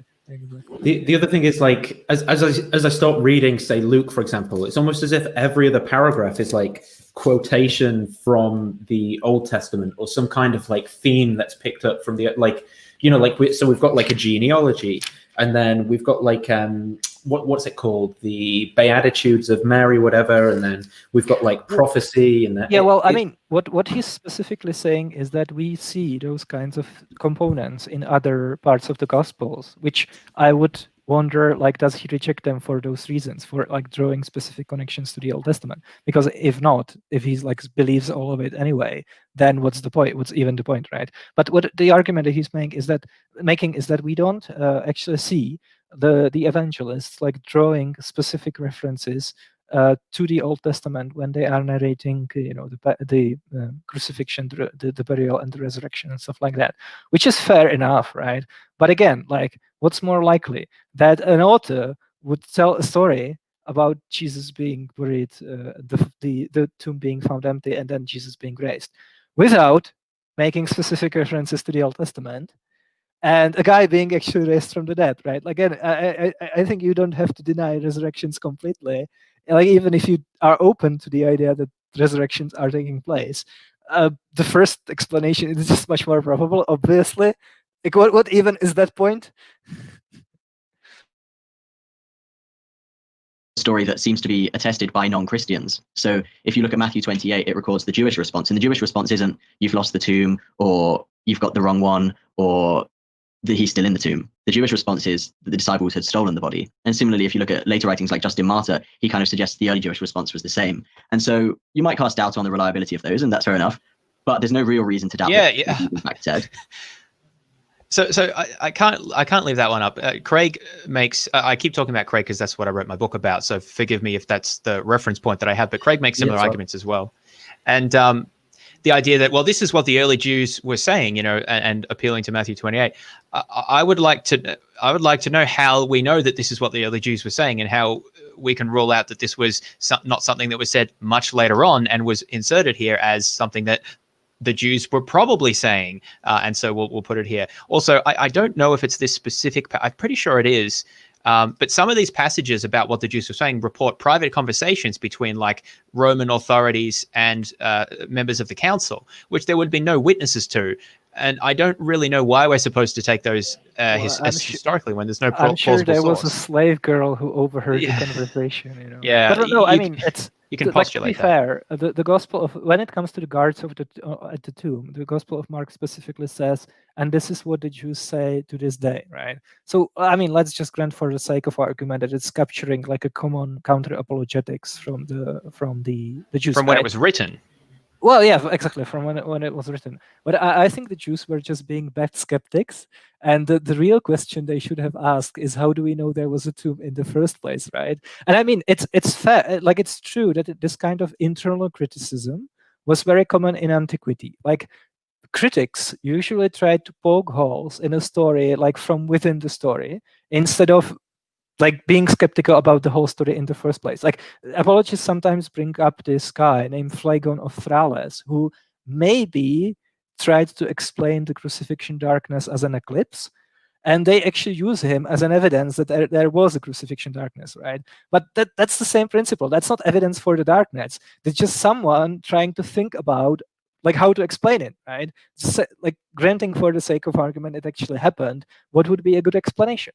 And I actually suspect that the reason why people in antiquity engaged like very heavily in this internal critique, so they assume the story is true and they try to poke holes in it from within, is because their own stories were also poorly evidenced, right? So the Jews couldn't say, okay, how do you know, like, show us that there was a tomb in the first place. They wouldn't say that, because then the Christian could say, well, you guys also believe a bunch of stuff that's completely unfounded, right? Like about Moses and Elijah and stuff like that. So that might be one of the motivating reasons why we think this internal critique being used so often. Yeah, that's a fair point. I just wanted to sort of clarify that I don't take it as established that this tradition about the guards or the Jews were saying that the disciples stole his body. I don't think there's any evidence that dates back to this early. It's basically just an assertion that it does. And again, this comes back to what I was saying before when I said I'll hold them to that when they said that they're not assuming they're divinely inspired, or I guess they didn't say inerrant, but I think that those are closely related, obviously. So just because there's a detail there, I don't necessarily, and often I don't take that particular detail to be historical. So at some point, I'm sure people did say that they stole the body, but to just assert that that's what the Jewish response was, that they didn't argue that there was no tomb. Well, again, you don't know any of that. That's just pure speculation that this dates to that period. we sure are going to look silly when we're all burning in hell with all these. Well, I was just, maybe. But I don't know if I'm sorry because I keep prolonging it with my tangents and still thinking, but I don't know if it ever like still in my brain somewhere there's this thing that comes up every once in a while when it's like, well, clearly this is just the spiritual warfare, like there's like a Christian seed or something that has somehow been like culty indoctrinated in my brain. And it's like, well, when all these things keep coming up, it's like well, I must have just darkened my mind against God, and that's why like all these objections are coming up that I just completely missed when I was a Christian. And it do you still get that, James? Yeah, I mean, like even if someone like grabbed Peter and he like dragged him to the specific bench grave in which Jesus was buried, and they like show him Jesus' corpse, this is what he would probably say, right? Because like that's what people say even today. The religious people in general are really good at explaining away contrary evidence. That's why so many people reject evolution. So that's probably one of the reasons why Christianity was popular, because it just happened to have this kind of mental framework that allowed people to explain away hostile evidence. Yeah, they talk more about this basic idea later and make all sorts of ascriptions to them. But just to answer to the disciples, that is. But just to answer your question, Nathan, I think maybe not as often as as perhaps happens for you, but I still do think about this sometimes. It is one thing that is different for me because I was raised as a Mormon. None of this apologetic stuff is discussed in Mormon circles, so I don't feel perhaps the same dissonance coming to it because I never was on the other side of this particular side of things. If we were talking more about Mormonism, then I think maybe I'd have a bit more of that dissonance. It'd be good to do a stream someday perhaps about that and some of the comparisons which are interesting.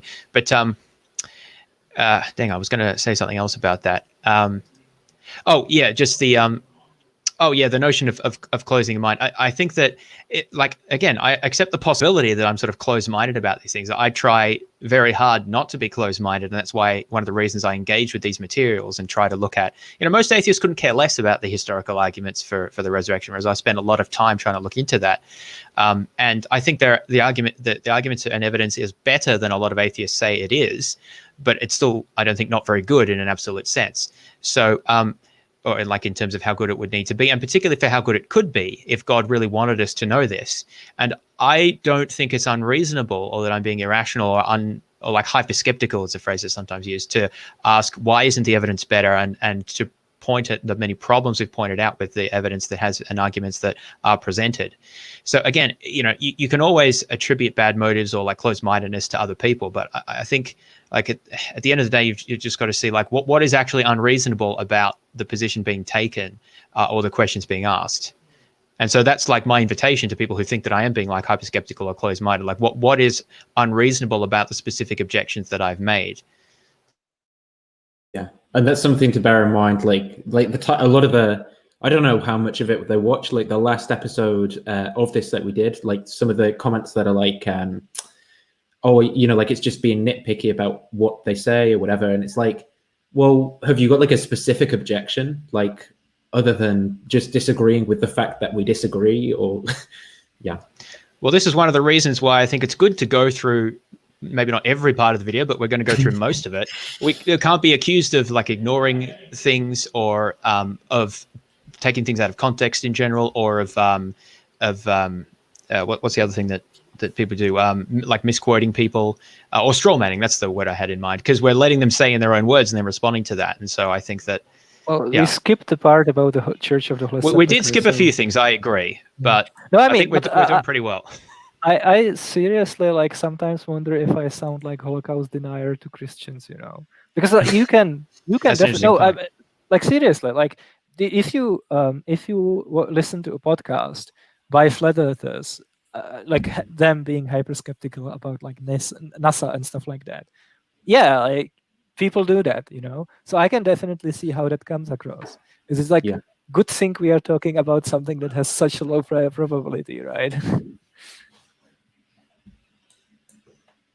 Can I just read this out, because I think it helps to put a little context here. So this is Matthew 28 and 11 through 15. I'm just going to read the whole thing, and then you can see why this is important, because they weren't trying to talk about the empty tomb when they were actually discussing this. So I'll just read here. While they were going, behold, some of the guard went into the city, and the chief priests We all want to that. skip maybe a little bit because they talk about shifting the day of worship to Sunday, which like What timestamp are we at? Sorry, yeah, currently that's a good question.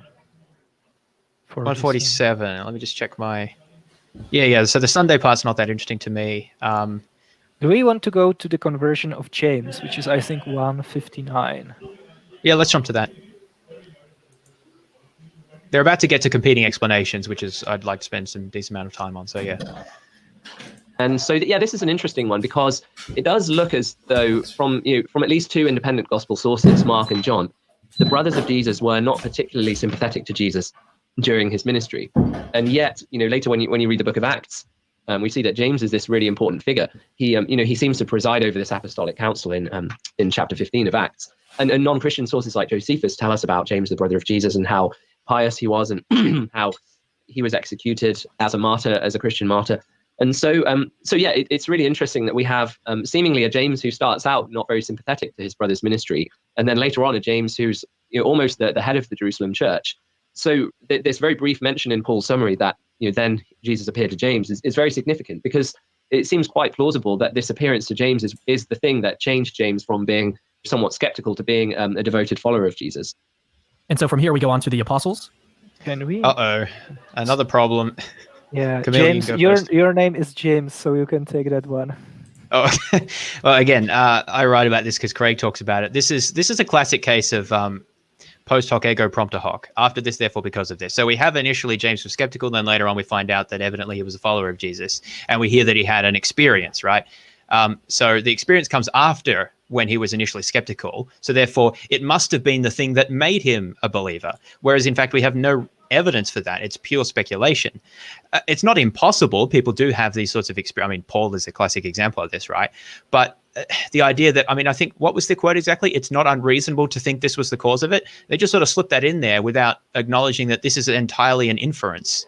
And then what this is sometimes used for is that James was a hostile witness, right? Even though he disbelieved that he saw the risen Jesus, and that this is supposed to provide extra evidence. Whereas in fact, all we know is that he had some sort of experience, which I'm happy to grant. But what I don't think can be established is that it's the cause of him becoming a believer. I think it's much more plausible that he had already started to, maybe he wasn't fully a believer, but he'd already started to move towards it or something like that. And that experience was after that, or well into that process. Yeah, and you're absolutely right that there is no evidence that it was actually the appearance which converted him, and that there might be even some evidence against it, because as I mentioned, the earlier account of the appearance of Jesus to James is in the Gospel of Hebrews, and in the Gospel of Hebrews, James is actually present during the Last Supper. So from that, you can see that he would be a Christian already, right? Because it was a meal that Jesus shared with his disciples. But I would even make a more important point, which is James being initially skeptical, and then him being one of the church leaders. Like, those two claims are actually not found in any of the source. Those are stitched together from two sources. So in Mark, it says that Jesus's family, including his brother, thought that he's insane. And then later in Luke and Matthew, well, especially in Luke, in Acts, it says that he was one of the council members, and that Jesus's family was like praying after his resurrection.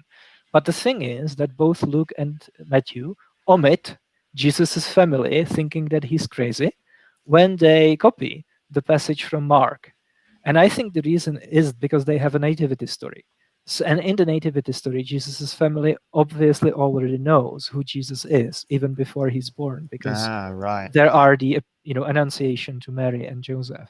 So if you are writing a nativity story, of course you would edit out a passage about his family thinking he's crazy later, because then it doesn't make any sense, right? And I just want to show some examples where else this is going on, because that's really revealing about how the Gospels were written. So I don't know if you've ever noticed, but in the Gospel of John, Joseph of Arimathea and Nicodemus anoint Jesus's body.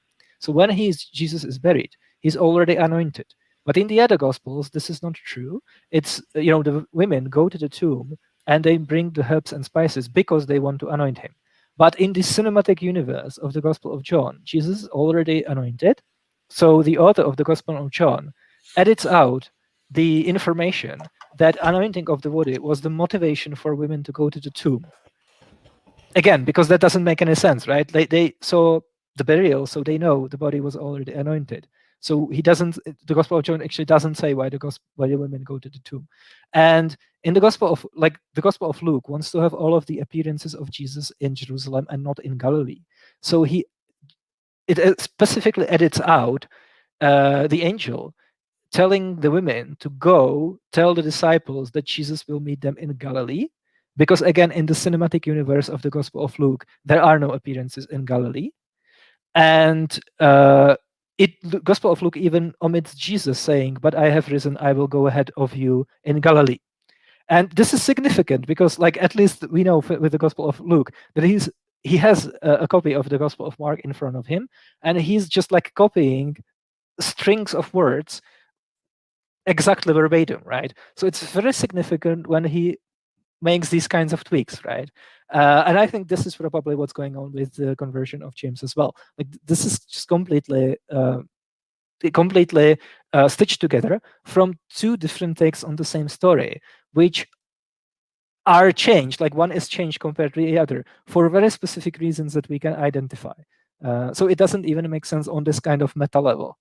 So that's actually a really good observation there with that extra detail that you've provided, because this provides an example of how harmonization, working out how it must have been, can lead you to invent new facts, which is now that we've invented this idea that's not present in any of the Gospels, that James was initially a skeptic, and then he had an experience of the risen Jesus, and then he became converted. Lots of apologists talk about this as if it's a fact. If they would have like writing their Gospels, it would be in there, but it's actually not in any of the sources that they're taking it from. They've stitched it together. And I think this is relevant because, again, is this not plausibly, and I would say very probably, what the early gospel writers did? Now, again, to a minimal facts account, that's probably not super relevant. But then when we keep pulling in these extra details, as we've just seen here with the case of James, for example, it's like the apologists don't seem to be able to stick to their own rules about only appealing to minimal facts. They keep appealing to all these other things. And then it becomes relevant there as to, do we believe all of these little details in the Gospels? Or are they more likely just to have been sort of interpolated and filled in and so forth?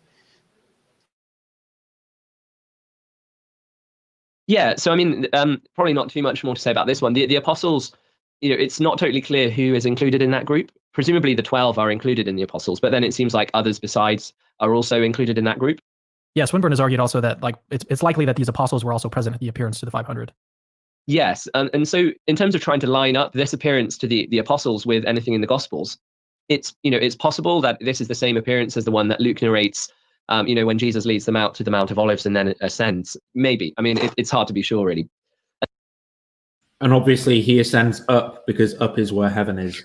Yeah, I would just ask, like Colin, for example, does he think that the Gospels are based in eyewitness testimony? Like, does he, for example, think that the Gospel of Matthew was written by, Matthew, the tax collector, who was there during all of these appearances? Because, again, like, if your answer to that question is yes, like, if you think that a time traveler would be able to find a person who would, like, honestly believe that I touched Jesus's physical body, like I poked his holes, then a lot of these competing explanations are going to be really implausible.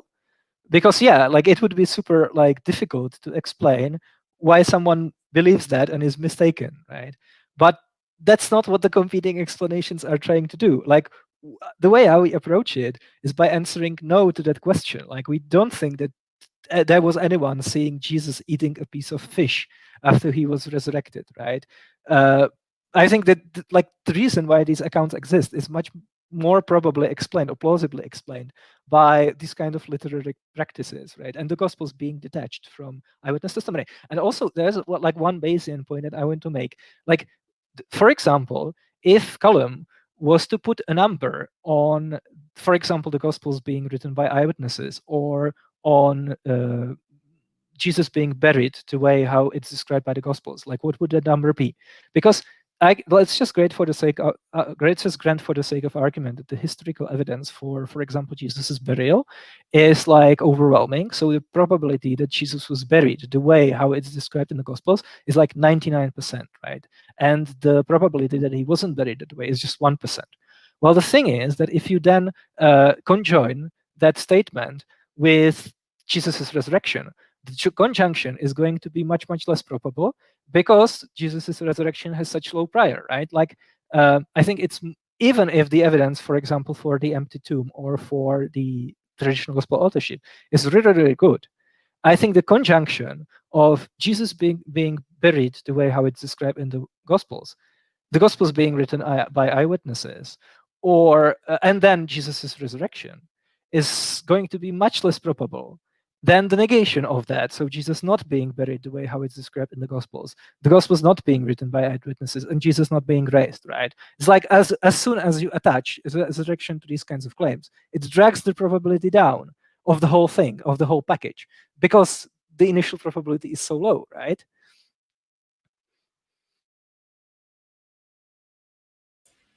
Play on. And then, of course, finally, the appearance to Paul, which is again significant because Paul, as we know from his own writings and then independently from the Book of Acts, Paul started out as a hater of Jesus and the Christian movement. And it's completely clear from what Paul himself says that it was this appearance to Jesus that caused him to do an about turn. So Callum, did you want to jump in at this point and add anything? Yeah, so I mean, we basically have, some of these appearances are very strongly attested.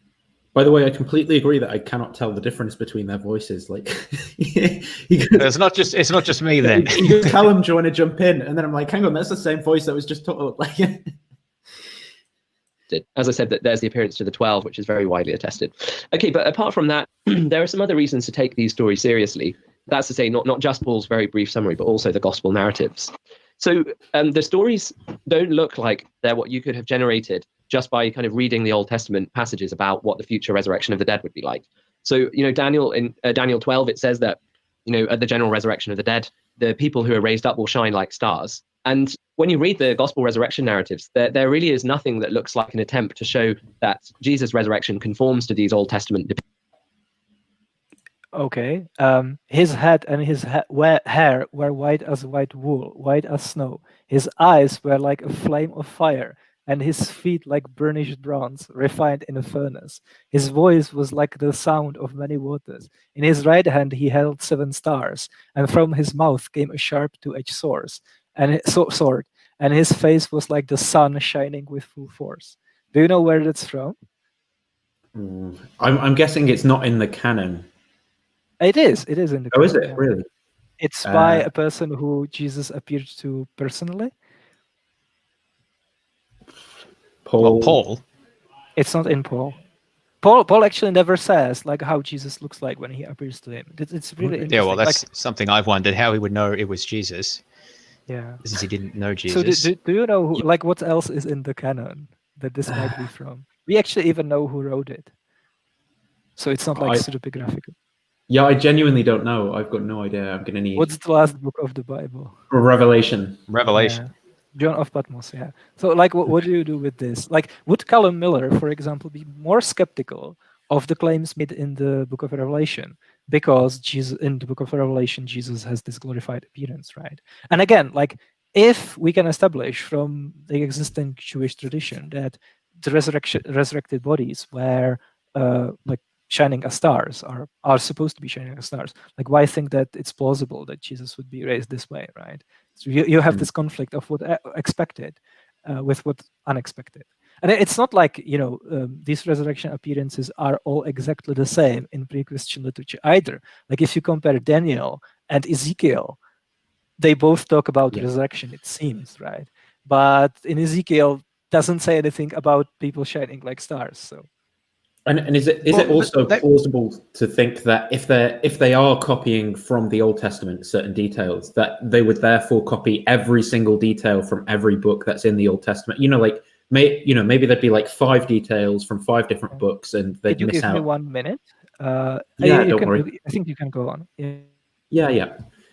Like, is it plausible to think that if they are copying some details, then they'd have to copy like every single detail from every book? And I think you see examples of this, like mimesis or whatever, like in various places, and he'd agree to that in certain places, and then he's like, yeah, but they couldn't have just been copying because you don't see everything. Like, seems to be his argument here. Sorry, James, you had something to say. No, it's fine. Again, this is one of the examples that I keep bringing up. This is not a historical claim. This is a a sort of psychological, sociological claim about what people would have been able to invent or copy or devise from the Old Testament. I contend that he doesn't know what's possible in that respect, because we have no particular evidence. I would say that in a general sense, we have a lot of evidence that religious innovation is quite common, and people can take existing things, recombine them in different ways, and then change them up while preserving some things, which I think is what we see in early Christianity from Jewish tradition, specifically with this case of the resurrection. Some ideas are taken from existing Jewish tradition, but there are also changes.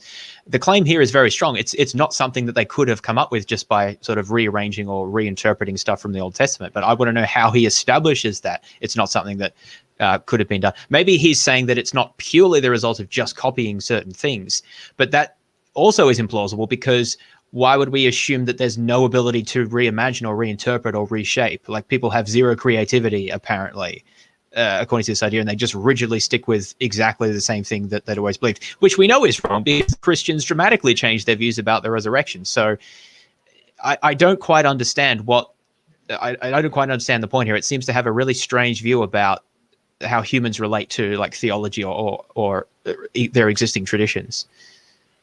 Yeah, I used to hate as a Christian when atheists would use like this fallacy is being used of it, but it does sound to me like a lot of these are almost arguments from ignorance, where it's like, well, I just can't imagine it any other way. There's no possible way you can explain Yes, exactly. it. And almost for every single one of them, it's like, well, here's an explanation. You just obviously haven't thought about it. Like, and I think that comes across. It's like they haven't really begun to think about it because they're just not aware of those other non-Christian interpretations of these things. Well, it doesn't occur to you to think about these things when you already have an existing framework. You actually have to work really hard to think outside that and look at different ways of interpreting things. And this is not unique to Christians. Atheists are just like this as well. I take it seriously that there are some traditions that make miracle claims and that those need to be investigated. I've found the evidence wanting, but I think it's not acceptable to just completely reject that without even spending any time on that. But a lot of atheists do, just because it seems very foreign to them, to their worldview. And so I think that this is kind of an indictment on all of us, really, that it's so easy for us to just stick with things that sort of fit with us and not even think about different explanations or hypotheses. But I think we're clearly seeing it here in that, well, they just never would have done this. Well, hang on, how do you know that? Why don't you think about it for a little bit and see if there's a way that it might have made sense?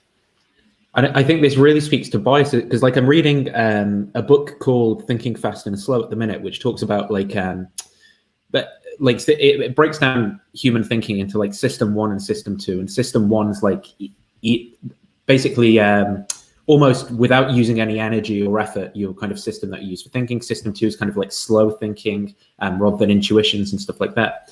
And basically, it seems to bear out from the evidence that the human mind is kind of like this machine for low effort thinking the vast majority of the time. It's energy intensive. It's not nice to really think about claims. And I think that we see that going on with ourselves, certainly to a degree. Like if I'm listening to atheist stuff all the time, or I'm listening to like Camille I think I've probably watched like all of the videos Camille's put up on his channel over the past like week or so. And then I'm just going to begin to accept those things. But it also applies to the Christian, and they've got to realize and acknowledge that like it's like this internal private language game they're a part of, and they need to like take a step back and really analyze what they're saying and think about like, is this? And they don't seem to be able to do this. Everything just gets like bypassed through a filter. Like you can just say like crazy things and it's just accepted almost. That's what I'm seeing happening in the way they talk. This is why it's so. Sorry, go ahead, Camille. Well, yeah, have you guys ever had the experience of like thinking that something sounds really convincing, but then like intentionally telling yourself to suspend judgment until you have like investigated more? Yeah, that's really interesting. That's a really interesting thing to do sometimes. Well, there were loads of examples given in this book of things like that, and I'm failing to think about them off the top of the head, but he was talking about studies as well where like like judges' decisions and like how they change around like meal times because of glucose and blood sugar, like more lenient sentences, and also like just general questions to do with like reasoning and stuff, how you'll kind of accept intuitive answers which are just completely wrong about like maths and stuff like that. And even like 50% of Harvard students getting certain quite simple arithmetic questions wrong, but it's just that that mathematical intuition or whatever. And so I think then when we're talking about like probabilities and stuff like that, and it's like, oh, it just seems implausible to me, and it's like, well, what does what should we really place on like it seems implausible to me, like without a rigorous argument being given, looking at like every step in that? Well, we'll see that argument coming back when they look at alternative hypotheses for the resurrection. So maybe let's move into that. They're about to get there. Is there a timestamp or just play through, do you think? I think. Oh, sorry, my mic. Oh, we're just about there. I think I haven't actually timestamped that, but I can imagine they will probably be talking about swoon theory and stuff like that. So do we want to like skip the ones that are directed at Muslims and just go to, I don't know, like a hallucination hypothesis or something? I actually want to comment about the the swoon theory one that's directed to Muslims, because I think that there's some interesting comments to be made there. Maybe if we keep going for the moment and then we see the part, because I think it's depictions of what the resurrection would be like. And in fact, you have a number of features of these stories that are almost kind of puzzling and are not obviously the kind of things that you would make up, such as that, people are doubtful sometimes at first when they see Jesus, and sometimes they don't recognize him at first. And the fact that some of the recipients of the appearances are women. In fact, I think there's a strong case that the first appearance of all was to Mary Magdalene, which is mentioned in both Matthew's Gospel and John's Gospel, probably independently. The idea that you would make up the first appearance being to this woman, Mary Magdalene, rather than Peter the Rock, doesn't seem very plausible that you would do that, unless that you would say that, unless it's what really happened. And yeah, more generally, I think the sincere belief that Jesus had been raised, when you just think about what would it take to get a bunch of people to really believe this, and to believe it in the case of at least some of them. It's like, what's more likely, that they made up that it happened to a woman, or that a man actually rose from the dead? Like, that's what they're saying here. Imagine if Jesus was a female, that would be even more amazing, right? Female, I'm serious, like female Messiah would be even more against the Messiah expectations, right? But no, I mean, like, it seems to me from comments like these that really the only competing explanation that they are entertaining, when it comes at least to the Gospels, is that if this didn't happen, then that must mean that the Gospel authors were just inventing fiction in order to falsely trap people, convince people, just deceive people essentially into believing that Christianity is true.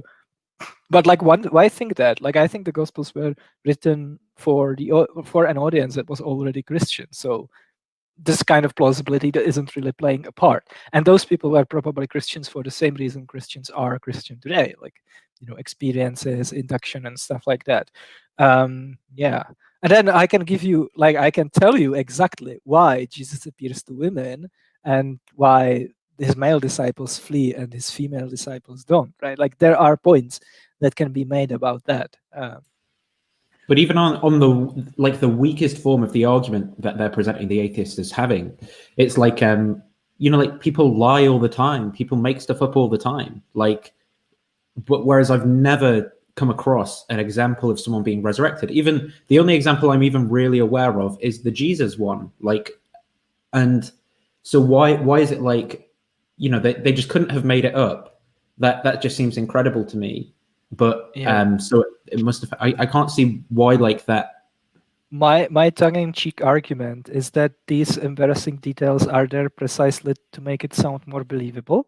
Because if you think about it, a fictional author who's trying to deceive his audience would put these embarrassing things in exactly so that people think, well, someone would not have made this up because it's super embarrassing, And the evidence for it is that it keeps working 2,000 years from then. To the point of martyrdom. And we certainly know, that all of them faced at least violent persecution, if not death. Because Paul says that he violently persecuted the church. So to get a bunch of people to believe this that sincerely, when you think about it, it seems like it would require something like the sorts of experiences that are narrated in the gospel resurrection narratives. Right. And so, I mean, this is we've covered a lot so far. And I think that we're pretty much ready at this point to go on to different types of explanations or explanations on offer. And just with that last point, it's so because America is kind of against people joining ISIS, it must make the theology of ISIS more true because they face kind of drone strikes and persecution and stuff like that if if they join ISIS or. Well, the good example of this is Mani, who was a religious leader in 3rd century Persia, who was actually persecuted and he was executed, martyred for his beliefs. And he had an opportunity to recant, but he didn't. Like, he spent his last moments with the disciples, comforting them that his death doesn't mean anything, right?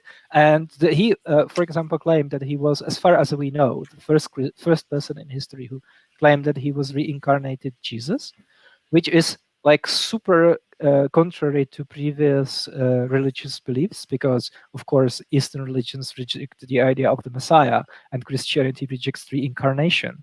So I pose to you the trilemma: was Mani mischievous, maniac, or the Messiah, right? Like, he can't be mischievous because he wouldn't be martyred, like he wouldn't go through with it.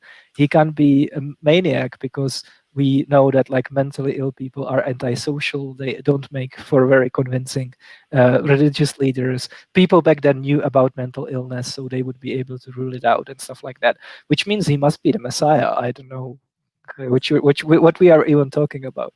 Well, Mani's, obviously the founder of Augustinian Calvinism as well. So. Wow. Sure. Many of these same points could be made about Joseph Smith as well. It's obviously relevant to my experience. And these are exactly the arguments that Mormons do make about it. Yeah. So just to briefly get an overview of the evidence that we're going to be discussing, we talked about the burial, we talked about the crucifixion. I guess crucifixion happens before the burial. And then we have the empty tomb, the appearances. We also talked about the unusualness of a resurrection happening in like the middle of history, only to one person. So there's a whole list of evidence that we've talked about. And the next step, like I said, is to figure out, well, what's the best explanation of all this data? Like, how can we explain the empty tomb? How do we explain these appearances, the experiences that the disciples had, the 500? So, and that's what we'll do in the next episode. So stay tuned. All right, we are back talking about. And the dedication, we have to do it all in one episode. Look at. I know, right? One thing that we should definitely watch for is that they this is also present in apologetic literature, is that when they are talking about competing evidence, competing explanations, they just take these explanations one by one and they reject them because they failed to account for all of the pieces of evidence. But they just completely ignore the fact that like a lot of these explanations are specifically only designed to account for a subset of the evidence, and nobody seriously claims that they do. Like, they'll, for example, say, well, the swoon theory doesn't explain the appearances, so it's not a good explanation. The hallucination hypothesis doesn't explain the empty tomb, so that's not a good explanation. But like, what almost never is seriously considered is combinations of these hypotheses, right? This is exactly like what we are arguing for. So because it's a cumulative case, right? It's a cumulative case. It's not just. Yeah, it's we are making a cumulative case against the resurrection. Exactly. Well, that's one of the reasons I developed my account and sort of gave it a name. My account is that I argue for in my book is called the RHBS model, which is just an acronym for the different elements: reburial, hallucinations, biases, and socialization. So it's deliberately designed to account for precisely the same evidence as the resurrection hypothesis, so that there's none of these issues. But also, and this is a point that I think is underappreciated, and I mentioned in my book, that God raised Jesus from the dead does not account for all of the facts either. It only accounts for the empty tomb, the way we understand resurrection to be bodily. It doesn't account for the appearances. You have to add on that God, or I guess Jesus, had reason to appear to specific people but not other people. And that doesn't naturally follow. You have to have some sort of theological understanding for that. Again, and it's just so natural to Christians, but I would ask, well, why would God just appear, or Jesus just appear to his disciples and not to people from other cultures as further vindication of his conquest of death and overcoming of sin? That would seem to make some sense to me. But they'll say, no, there's no reason for him to do that. But there is a reason for him to appear to his followers. So you need some theology there to establish what he would be or would be likely to do. So again, I'm not saying that you can't construct an account that explains that. All I'm saying is God raised Jesus from the dead is only the first half of it. Then you need to explain the appearances. And it just blows my mind that somehow no apologists ever noticed this. It's just a basic logical point, even if they think that they can account for it. I just think it's further evidence of not thinking it through carefully. Technically, the resurrection is not even an explanation for the empty tomb, because for all we know, like, raised people prefer to stay in their tombs rather than leave them, But and also there is one additional piece of evidence that the resurrection doesn't account for, and that's Jesus's absence in most of Acts and the rest of human history. Like, why is it the case that Jesus isn't still like walking around? That can't. Well, That this is isn't why explained. Mormonism is better. No, I mean, the Mormonism still has the same problem, right? Like, in order to explain why Jesus is still not with his disciples when they meet Paul, for example, that's not explained by resurrection. It's explained by his ascension, right? Like, that's the reason why Jesus is no longer around, because he like went up to the clouds, to the third That's a good heaven, point. right? So you have the low prior probability of the resurrection, and you have to conjoin it with the low prior probability of someone ascending to heaven. Of course, like apologists would say, well, the conditional is actually high. Like, if Jesus was raised, then his ascension is like very probable, right? For reasons that are problematic, of course. And also, like, you made a great point about what are our expectations about what kind of people Jesus would appear to. Like, imagine if everything about Christianity was the exact same, but Jesus never appeared to Paul. He would only appear to his followers, not to a hostile, right? Like, do we really think that in that hypothetical situation, Apollo say, hold on, there is something going on? Like, why is it the case that Jesus didn't also appear to someone hostile? Like, that's impossible, right? That's not what we would expect. Of course not. They would say, this is exactly expected.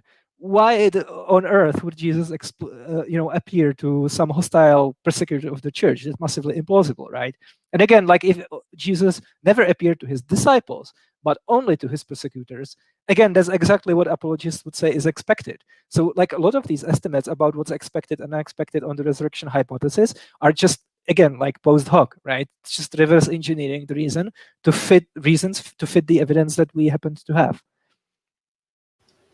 Yeah, and that's why, I think that's absolutely true. And it's a real problem with these explanations, these sort of intentional explanations that appeal to a divinity that has no constraints on what it can do and is only constrained by what it would be interested in doing. It becomes crucial, as Camille said before, to establish what it would or would not want to do. And this is just almost completely ignored in most of these accounts. And this is one of my biggest objections to God raised Jesus from the dead as an explanation, is that it's so impoverished about the actual ability to explain why God would do this and then why the subsequent appearances and so forth would work out as it does.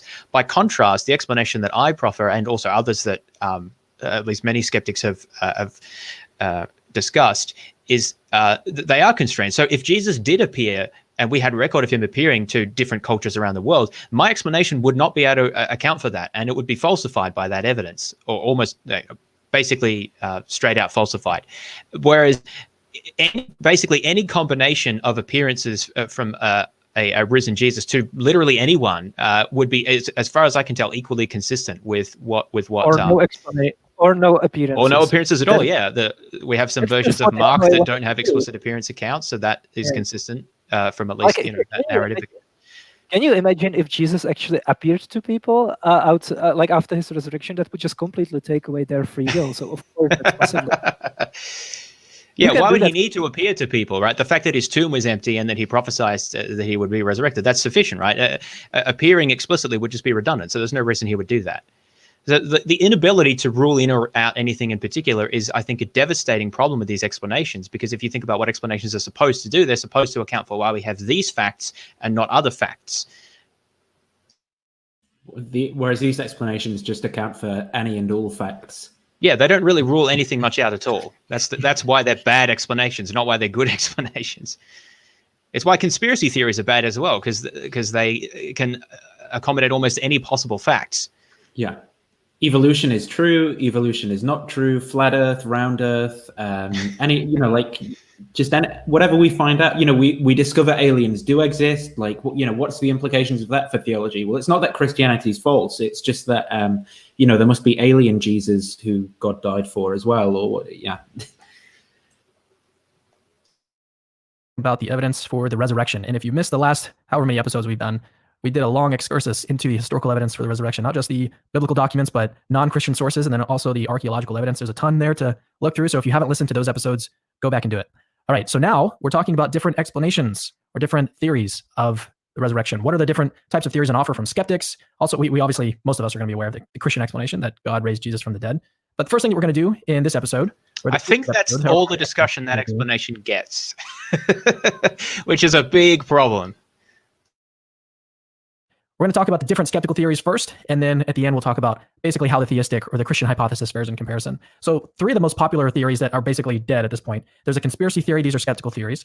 The conspiracy theory, the wrong tomb theory, and the apparent death theory, or what's also called the swoon theory. So Callum, walk us through some of the reasons that scholars reject That's not a skeptical explanation. The swoon theory was first proposed by Christians, specifically by German Protestants, right? Because they believe that God cannot violate the laws of physics. That would be equivalent to him lying, right? He set up a rule when he created the universe, so he can't just break it, right? That would be inconsistent with his moral characters. So what these German theologians did was just invent naturalistic explanations for all the miracles, including the resurrection. Like they, for example, thought that the multiplication of food was just like people misperceiving Jesus sitting in front of a cave entrance, and the disciples secretly feeding him, giving him the food from a cave, right? And these people were still Christians, they bought into all of that stuff, but just because of their theological preconceptions, they came up with the swoon theory of the apparent. That's interesting. I didn't know that was the origin of the swoon theory, but I feel like also that the people, the gentleman that we're discussing in the video would probably fit them under the label of skeptic, even if that may or may not be appropriate in the broader sense. By skeptic, we of course mean going to hell. I mean non-evangelical. Yeah, people who will burn. Yeah. So I think these 3 are pretty much just non-starters, and in a sense, I don't want to say too much about them, just because, in a sense, that almost gives it an air of legitimacy that these are actual possible alternatives. So start with the conspiracy theory, that the idea that the disciples stole. We wouldn't want to give anyone who disagrees with us an air of legitimacy. Yeah, I thought that was a bizarre statement. It's almost like he's talking about Holocaust denial, which maybe I would think that sort of comment would be appropriate for, but he's just talking about some explanations of Jesus. If they're just bad explanations, just say why they're bad. I don't know, just a weird statement. To this hoax. I think this is pretty much overwhelmingly rejected by scholars for the main reason that the disciples, if they stole Jesus' body, they would know that the resurrection was false. They would know that the resurrection didn't happen. And yet all the evidence we have, the overwhelming evidence, suggests that it's sincere. That if they stole Jesus' body, then they would know that they were lying, and yet the documents they produced would appear to be like this is so confused what he's saying. If they stole the body, then they're not going to say, oh, by the way, we're involved in this big conspiracy that we made up, and here's our propaganda piece that we've written, where we tell you that it's all a conspiracy that we've made up for whatever our intentions are. They would stole the body. What's that? Sorry, Camille. Yep. What if someone else stole the body and not? That's what I was about to say. I'll go further. What if, because we were just being told before that, actually, I think this might have been with respect to the 12, but the notion of a disciple is a fairly broad term, right? It doesn't necessarily mean the 12. What if some other of his followers stole the body, maybe because they wanted to take holy relics and artifacts, which is a huge thing. Make an ossuary. Yeah, well, exactly. It could have been all sorts of motivations. It doesn't have to be the same people who then later were willing to die for it. I don't think that this is the best explanation, but it does seem to have plausibility to me. Why do we assume that it has to be the same people who then later were willing to suffer because then they found the tomb? It just seems an obvious point to bring up. So I don't quite understand. This may not have been the original idea of what the swoon theory was, but it's a natural corollary. Well, how do you know it was exactly the same people? It might have been someone else, and then they didn't know about it. It's just not even addressed. This is what Bart Ehrman suggested once in a debate with William Lane Craig. It's what if 2 family members of Jesus of Arimathea found out that a crucified criminal is stored in their family tomb, and they were so outraged that they snuck out on Sunday night, so after sunset. So it wasn't a Sabbath, so they wouldn't defile themselves by handling a corpse, but it was still hours before the women arrived. They just took the body, but they were caught by 2 Roman guards who didn't know what's going on. So, in the heat of the moment, they just killed them.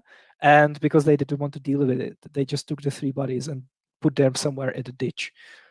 Oh, I like that. That's not entirely dissimilar from what I argue, but I argue that the most plausible is Joseph of Arimathea just carried out the reburial for maybe similar reasons. He didn't want Jesus in his tomb. I think, but then what you've posited is also. Sorry? Then you would have to explain why the disciples didn't find out, right? Because like with that explanation, it provides an explanation for why that information didn't transfer to the disciples, because the only people who knew about it died immediately, right? Yeah, that's true. That does tie up the loose end there. I mean, I just don't see any reason why Joseph of Arimathea would have been in touch with the disciples. We don't know anything about him. And even if the story did reach them, that's already happened after they've seen the empty tomb and probably the appearances. So they've already convinced by that point. But anyway, I mean, I don't want to get into all the details of that. I just like you even just raised. I've not heard that specific explanation before. It's a very interesting one, and it's just like, how can you not put a bit more effort into like you want to steel man the best explanations you can. Instead, they just say, oh well, it's implausible that they all stole the body, because then they would have known it was a lie. Like clearly, that's not the best version of that hypothesis that you could refute. They believed in the resurrection, that they really believed Jesus was resurrected, and the evidence of that is that they were willing to go and lose everything. They lose their credibility, they would lose their money, they would lose their families, they would lose their well-being, they would lose their religious honor or their religion kind of as a whole.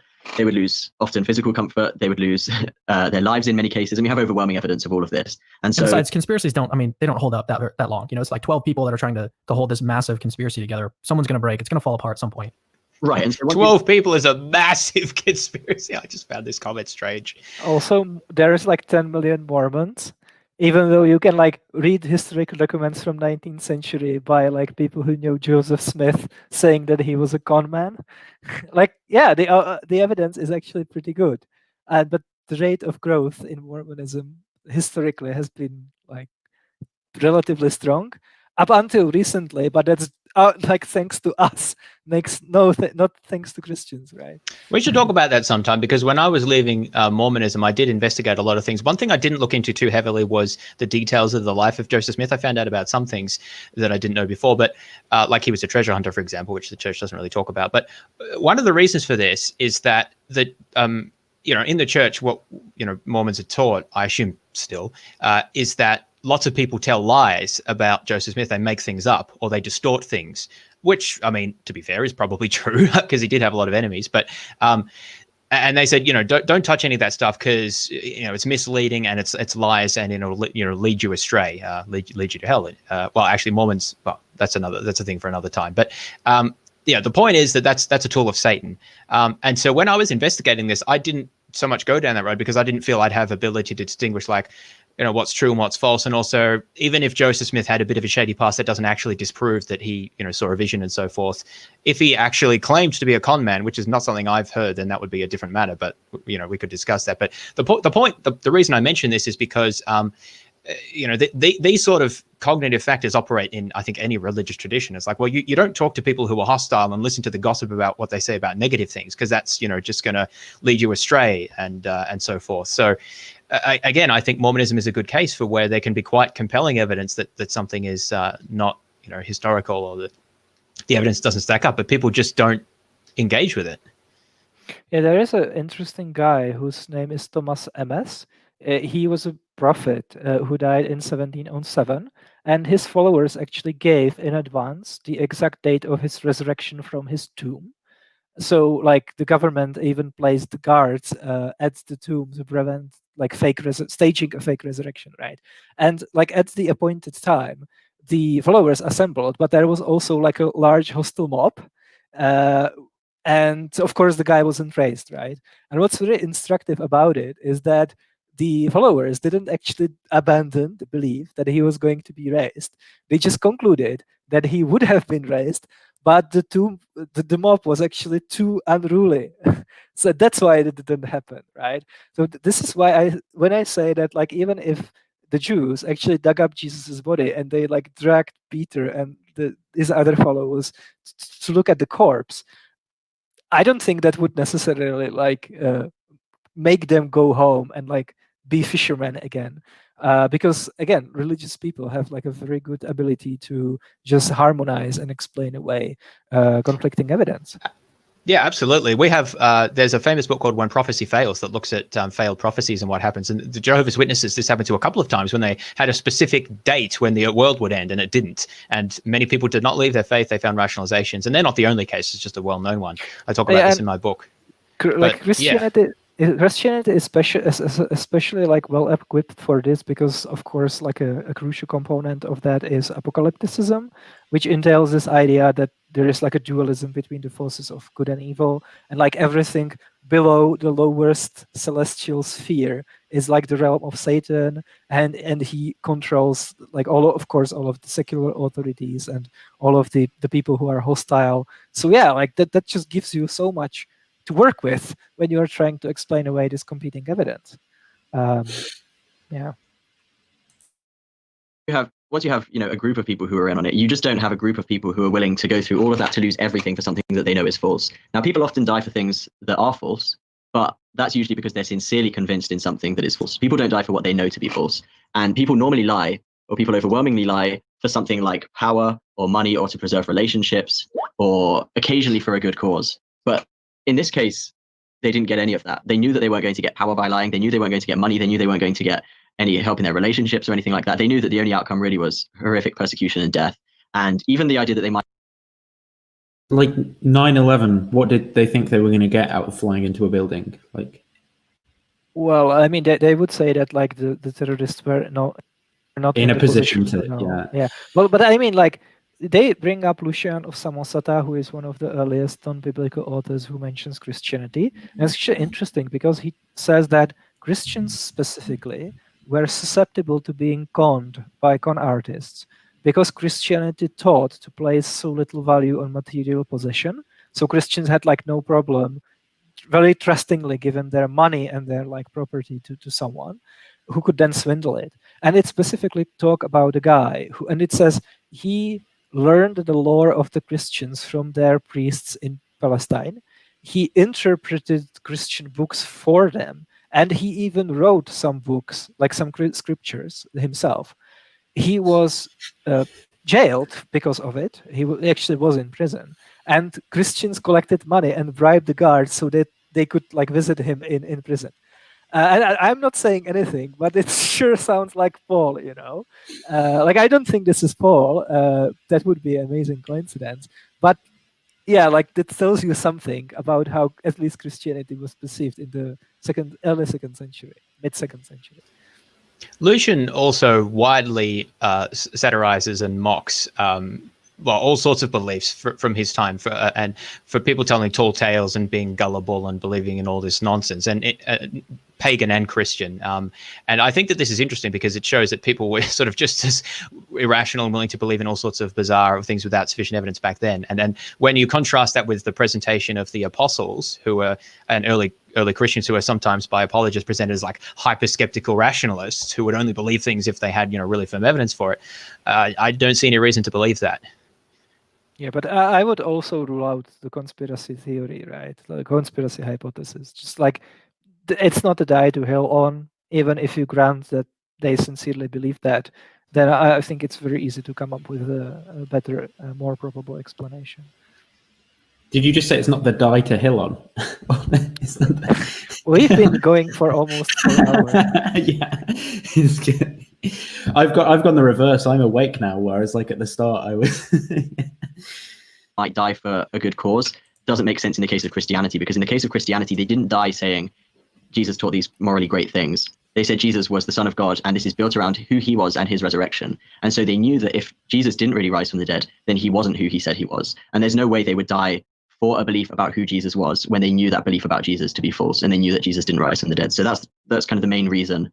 This is just like such a bad epistemology, though. Like, why can they not have a false belief? Like, it just anyone who's like sincerely believes something makes them know it in this fundamental way. Like anyone with a religion. No, I mean, here is specifically saying that they didn't steal the body and lie about it, I think. Yeah, the challenge is to explain how they would come up with like sincerely held but mistaken belief. I think I can explain it. Yeah, that's what I mean. Yeah. Yeah, but I mean, I want to add that Joseph Smith is a good correlate to this.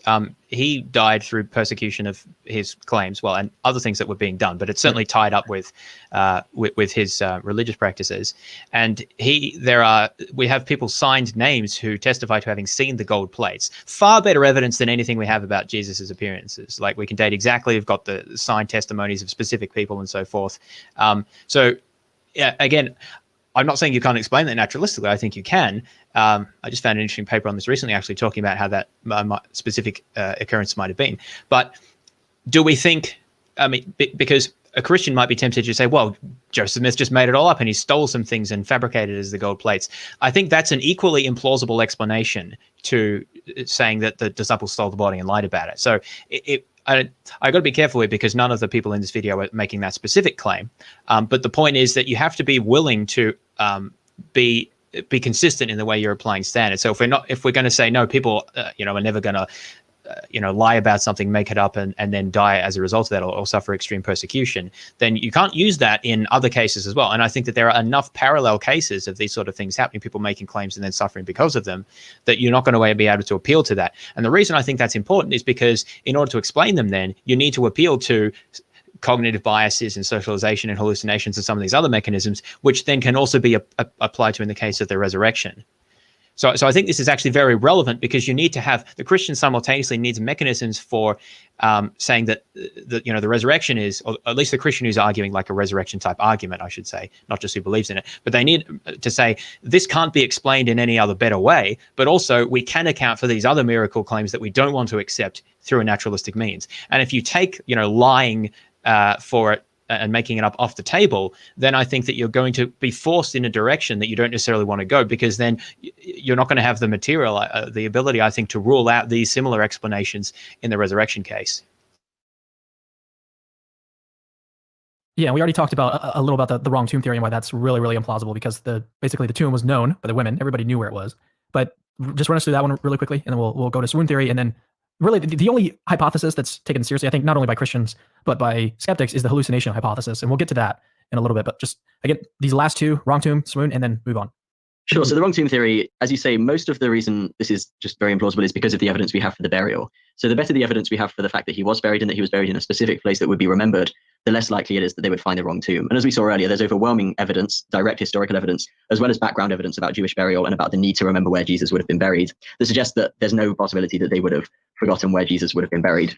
And in Luke 23:55, just real quick, it says, the women who had come with Jesus from Galilee followed Joseph, again, that's Joseph of Arimathea, and saw the tomb and how his body was laid in it. Yeah, exactly. And obviously the fact that it's women who are being given as witnesses there suggests that it wasn't being made up as well. But the other reason on top of does Tacitus say that, or Suetonius?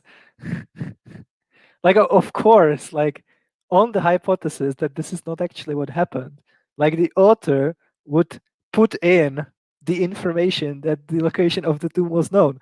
Like, yeah, this is what is called the yellow brick roads apologetic, right? Like, if there is no Emerald City, where does the yellow brick road lead? Like, you can't explain where it goes, It's what Robert Price coined. Yeah.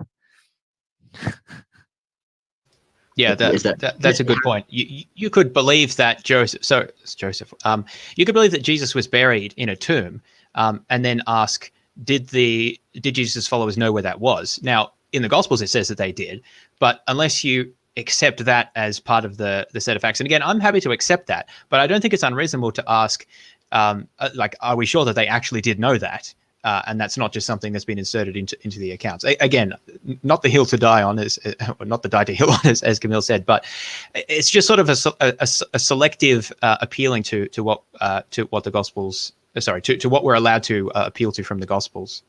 If I accept that the location of the tomb was known, because that's what the Gospels say, then I can just like flip the page, and it also says that Jesus was raised. So I don't know what this whole stream is about, like, it says that in the Gospel. So what you're even talking about?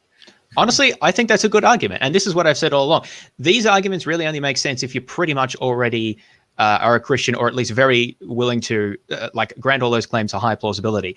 And if that's the case, I think you should just say, like, I take this as a matter of faith, or because it says in the Gospels. I think that's actually a better reason than all of this apologetic stuff, which I think is really giving the air of false confidence and sort of rationality, which it doesn't have. So I want to reiterate, I'm not actually attacking belief in the resurrection. What I'm attacking is bad apologetics, and I really think that it's harmful to be teaching people like how not to think and reason, and teaching them to be sort of motivated reasoners and look at evidence in a biased and disjointed way. So that's what I'm really objecting to here. So I'm actually quite happy if Christians take that approach. Well, this is what I think Max said at the start, though, is that he said, I thought it was just an element of faith, but then I was surprised by just how good the evidence is. And I guess we can hypothesize why that has sort of happened after becoming a Christian, that the evidence, appears to be really good. But maybe, I don't know, people wouldn't want to believe it if they thought that there wasn't good evidence for it, and so, or there's like so much cognitive dissonance, but they want to stay in and not go to hell. So then the apologetics has to exist to keep people in. And I don't know, the whole thing. Like, to be honest, I think Max converted to Christianity because the stream that we are on right now hasn't existed yet. Like, seriously, like, can you imagine someone who is about to get into it and listens to us for 4 hours? It's going to be much more difficult for them to just get to that point, Yeah, that's true. I mean, like, apart from all the meaning and purpose that doing these kind of streams gives me, that obviously there otherwise wouldn't be in life without. If atheism didn't exist, then there would be no meaning and purpose. But I think if I'd come across like this sort of stuff when I was becoming a Christian, like, I definitely would have listened to it rather than like going crazy and just joining a cult. Probably, I don't. Managed to go to the wrong tomb. If the disciples had gone to the wrong tomb, it's very likely that other people would have remembered the right tomb. So Joseph would have remembered the right tomb, or Nicodemus would have remembered the right tomb, or even the Sanhedrin might well have known where the tomb was if it was the Sanhedrin's duty to bury criminals. And so even if some of the disciples had found the wrong tomb, it's very likely that the other people involved would have found the right tomb and shown that Jesus was still in there. I would just add also that basically, any theory, any rival naturalistic theory that's going to really try to comprehensively account for the data has to do more than just account for the empty tomb. It needs to do that, but it does also need, I think, we should all be able to agree that the empty tomb just by itself, if there had been no, apparent appearances of the risen Jesus, would not have, very readily led to a belief in Jesus' resurrection. So any rival explanation which only pertains to the tomb is going to be, very incomplete. So the next theory on the list is the swoon theory. And this is also sometimes called the apparent death theory. And this basically says that somehow Jesus survived on the cross, despite the fact that the Romans were executioners. He somehow mended his wound. Do we want to skip this? Help, and then very soon afterward came out and basically. I want to put a word of defense in for the Muslims. I'm not sure if they mentioned that explicitly. Maybe we can skip it and I'll just say it here. Some apologists, I can't remember if they specifically do it in the video, so forgive me if they don't, but I think the comment is important. Really hammer against the Muslims for believing that Jesus didn't die but was taken up to heaven. I'll finish this point. You can talk about that. But and they say that this contradicts, a really well-established historical fact that Jesus died, and so this is unreasonable. And they sometimes use this as an argument against Islam as a belief system. But I'm not a Muslim, right? But I don't like it when people's views are taken out of context and misinterpreted. And so let me just read the passage, which is very brief, about what the Quran says about this. It says, hang on, I'm getting a bit of feedback here. Am I the only one hearing that? I've not got feedback. Really? That's interesting. Can you hear it when I talk? No. Can you hear it when you say something, Camille? See if... Testing. I can hear myself. Yeah, I can hear the feedback. And for me. That is weird. Maybe if I... try saying something now, see if... Testing. Now it's gone. Feedback. Yeah, whatever you did, it's a miracle. Yeah, sorry, I got distracted. So I just want to read what the Quran says about this. And for they're saying, we have killed the Messiah, Jesus, the son of Mary, the messenger of God. In fact, they did not kill him, nor did they crucify him, but it appeared to them as if they did. Indeed, those who differ about him are in doubt about it. They have no knowledge of it except the following assumptions. Certainly they did not kill him. Rather, God raised him up to himself. God is mighty and wise. End quote. So the point there is that, as far as I understand what Muslims believe, is that God intervened in history and performed a miracle. He made it appear that Jesus died on the cross, but in fact, he didn't die. He took Jesus up to heaven. Now, I want to ask, what is less plausible about that than Jesus actually dying, but then being raised from the dead? You need to make different theological assumptions about what God would have reason to do. And obviously Christians and Muslims differ in that, but there's nothing inconsistent with any historical evidence there. It says that it appeared that he died, and that's what everyone recorded. So there's no incompatibility with history here. The point is they make different theological assumptions. They don't think that God would want to raise Jesus from the dead, but he took him up into heaven. So I just think this is, so I mention this because it's, mentioned sometimes in the context of the apparent death theory. And so I just wanted to put in here that it's just yet another example, I think, of not trying to understand other people's viewpoints and how they can make sense. Yeah, as soon as I mention Allah, he disappears. Well, the reason I brought this up before was because Max teaches at Wycliffe Hall, which is the Evangelical Christian College at Oxford. And I was just thinking, well, they've got a statement of faith, right? So I thought I'd just quickly kind of bring that up and take a little look through where like Jesus is mentioned in that statement of faith. And because I was thinking like, how likely would Max be to deconvert if his salary is, like a prestigious teaching position at Oxford is like predicated on signing up to something which, like principles, truth, Jesus. Why is Jesus mentioned under a thing of truth in a statement of faith for like an academic college? Like I can't imagine like going to a university where like you had to believe in Jesus to. I just find this really bizarre. But yeah, I don't think truth has gaping holes in its hands. But also, can I ask you something as a Brit bonker? As a what? Sorry, Brit bonker. It's a slur for a British person. Oh, okay. No, but I'm like seriously, like, honestly interested in this. So when you say you teach at Oxford, and it turns out the academic institution is actually not a part of the Oxford University, like, is that scammy, or like would a normal person like think nothing of it? Yeah, like so there's a few things going on. So like in Oxford, for example, there's Oxford Brookes University. And people will say like, oh, studied at Oxford, when Oxford Brookes is like kind of like a polytechnic or something like that. And that's like a well-known strategy of like, like CV bolstering or whatever. I guess it's interesting with Wycliffe Hall because it is a listed college that's accredited by the university itself. So like technically, if you go and do like a degree there in apologetics or biblical studies, whatever, like technically you have an Oxford degree. And I mean, like you are a professor at Oxford. I don't know. Can you put, because I know in the UK, people even like when they are giving their academic credentials, like PhD, for example, they even put in brackets that it's from Oxford. Or like, would you do that? Would that be appropriate? If you went to one of these colleges. If you went to Wycliffe. Yeah, I think that's definitely is what people do. However, I think like from an outsider's perspective, if you like see that and you go, oh, it was like the Christian college or whatever, it probably does make you be like, oh, there's motivated reasoning and stuff for most people. Yeah, because it might be just my like Eastern European thinking, but like if I was living in England, like the first thing that I would do is just like set up a cubicle somewhere like within the municipality of Oxford, so that I can claim I have an educational institution and it's Oxford. Yeah. Like aren't there like hundreds of institutions that do that just because Oxford sounds like prestigious, with like Oxford, Massachusetts, or something like that? Yeah, I mean, this is a thing that people do, but it's like a fine line, right? Because the university itself does actually accredit the degrees they offer. So like you could go to Balliol College or I can't really think of the name, like Corpus Christi or whatever, and study theology. But you can also go to Wycliffe Hall and study, and it's the same theology course, the same theology degree, but that like on paper that you'd come out with.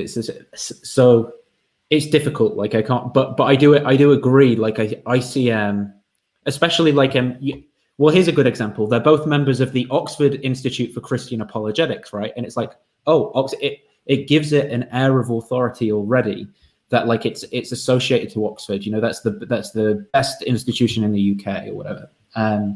It certainly goes on. But I mean, like a statement of faith that's just objectively evil. Like this is what was, for example, going on during communism. Like if you wanted to teach, Ooh, or I was even about to say that. yeah, if you wanted to even study in a university, you had to like actively subscribe to this like material dialectic paradigm, and you had to participate actively in all the religious festivals, right? Like marching in the marches on the 1st of May and stuff like that. And there were repercussions, like people had their career ruins if they diverged from that view. So that sounds really bad. Like on one point, I can understand that like when you are offering like, for example, education to make a person a priest, you don't want atheists studying it. I can kind of get that, but yeah, like if you are like cosplaying as a historian, then this is really doesn't look good. I was trying to kind of bring up, so like say if you were going to study theology and religion at Oxford, right, and you just done your A levels, whatever, and I'm sure they used to have, and it's gonna cost you like more than you will make in the first 10 years of your life. There used to be, one of these tabs used to be like colleges, and because Oxford, like, as compared to other universities in the UK, Oxford and Cambridge are weird because it's like, like all these little colleges are like independent almost. They're like independent universities, but they all work together. But yeah, the whole thing with like, nepotism is quite big in the UK. Like, like who where your family is from, what that if you want to get like a high flying job or high paying. All this stuff, and people like exploit all these tricks by like putting stuff on the CV and stuff. And yes, it goes on with Christianity as well. Like, oh, this guy studied at Oxford or Cambridge, and therefore it's like more true, or whatever. All of this is just a genetic fallacy, so I think we should move on. Yeah, sure. So but I had to mute the other thing, by the way, because of that was the feedback issue. So let me know if you can't hear. That might happen. Convinced everyone that he would. So at this point, sorry. So I'm getting feedback again, by the way, but I'll just mention that I think because I just discussed what I wanted to about the apparent death theory, we can maybe jump to the hallucination hypothesis, which I've got time stamped as around 2 hours, 16 minutes ish. Okay, I think something's gone wrong with like the StreamYard share audio thing, so hopefully this might fix it. So 2 hours 15-ish. That's 16. Oh, 16. Sorry.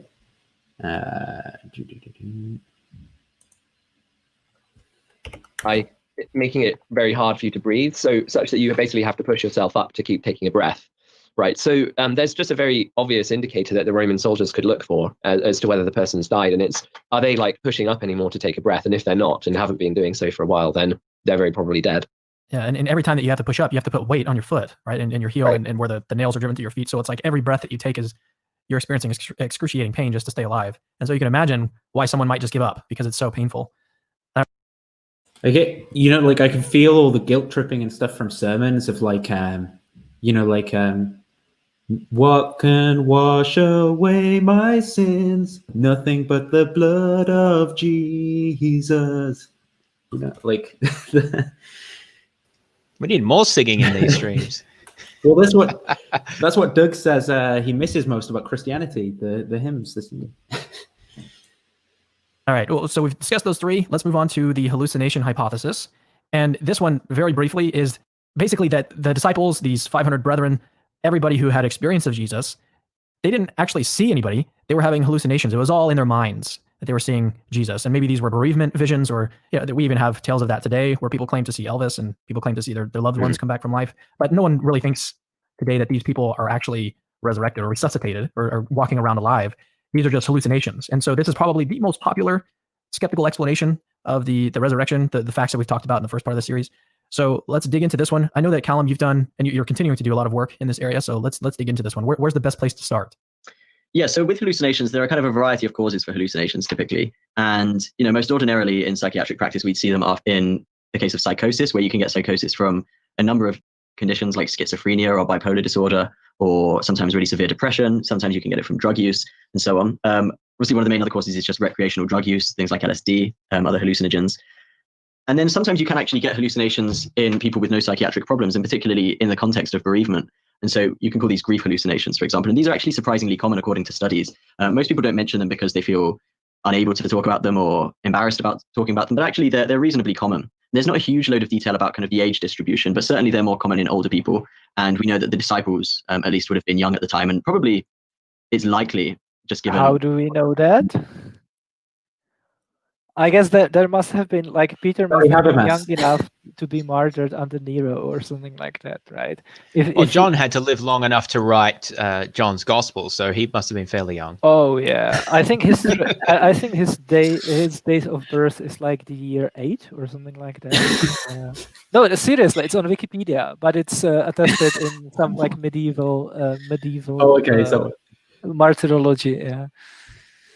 So I have a few comments about even what he's just said here. So first of all, when he talks about hallucinations, he immediately starts talking about like substance abuse or psychopathology, and certainly hallucinations can occur in those contexts. And maybe because I think he's the one who's a medical doctor, right? Or are they both? I can't remember. Max teaches philosophy at Wycliffe Hall. Right, yeah. Sorry, I got confused. Yeah, he's a medical doctor and apologetics masters or something. Right.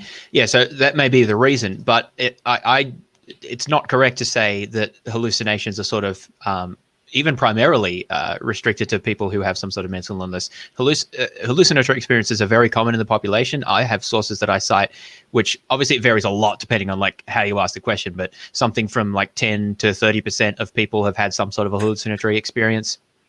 They're quite common, and they're often not associated with any particular psychopathology.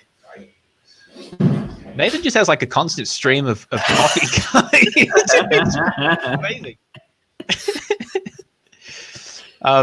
Sorry. Anyway, so yes, yeah. For people who are interested, I cite more of this in my book. But you could just look up and do your own research, right? Apologists often like to link hallucinations to. And to his credit, he does mention bereavement hallucinations, which I'll get to, but they like to link it to either substance abuse or like LSD or whatever, or mental illness, and then argue that the disciples don't fit this and therefore hallucinations are improbable. But that's just not the case. Hallucinations are quite common, especially in particular contexts. Two of those contexts in which we know they're common are bereavement hallucinations, and also in the context of new religious movements or similar type of organizations which are sort of highly excitable and have sort of supernatural or similar beliefs. And so I don't think it's consistent with the evidence to think that these are particularly unlikely or to associate them specifically with psychopathology. Now, mentioning about bereavement hallucinations, I'm glad that he does mention them. They're often neglected. He says that they're more common in older people, but we don't have much evidence about the age distribution, which I agree with. I'm not familiar with particular studies about the age distribution, but I'll give everyone one guess as to why they may be more common in older people.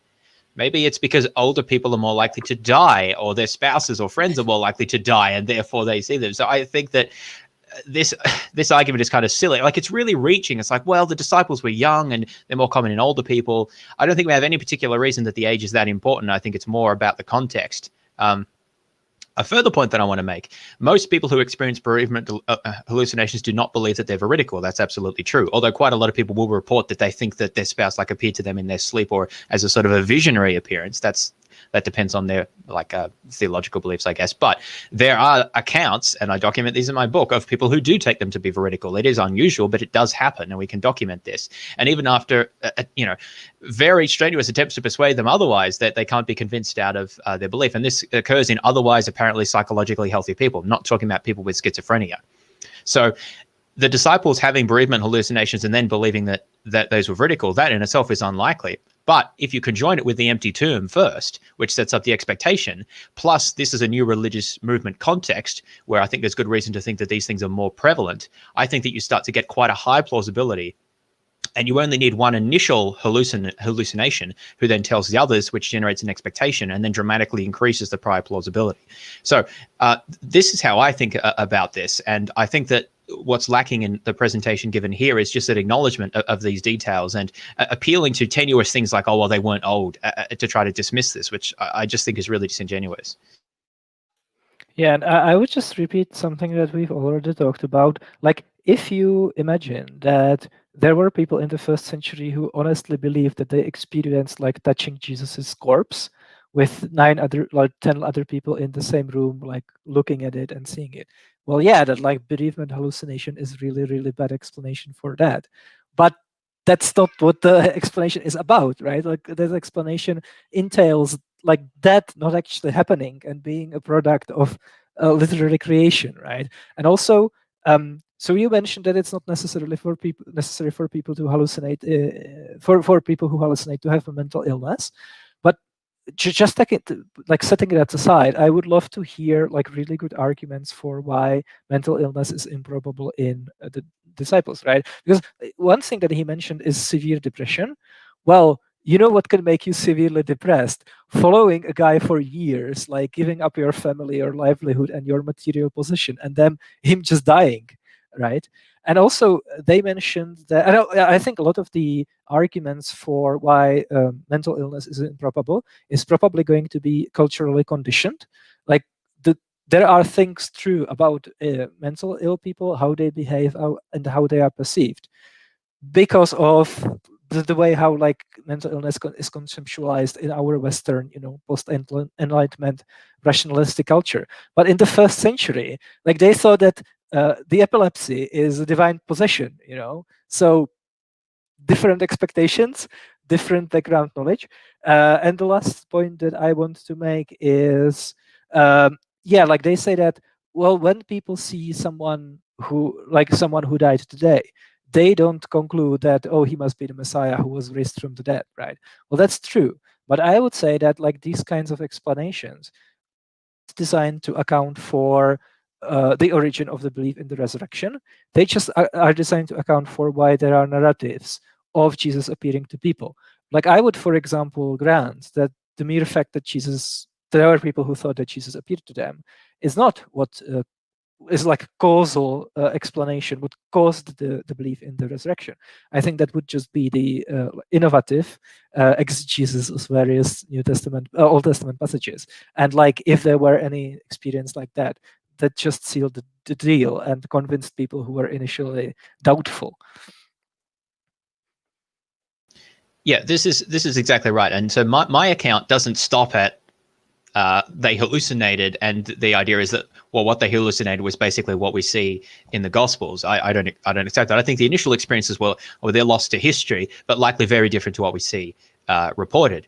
But that's why my model is RHBS, because you need the biases and socialization as well. There's a long process that gets from a long causal process, at least. It doesn't necessarily have to take very long in time that occurs between these initial experiences, and then they talk about it to each other. That gives rise to expectation for more experiences, and then you have maybe group experiences, which again I document, and they've been researched often in Pentecostal settings. There's very interesting studies as to how this sort of works, and then they reflect on this and try to understand, well, how could this happen? We thought he was Messiah, but he died. They look to the Old Testament. They come to the view of the resurrection coupled with the empty tomb, which is one of the reasons I like to appeal to it, because I think it kind of makes sense as to, well, that's why I don't think it's necessary, but I think you can appeal to it as that's why they came up with the resurrection idea.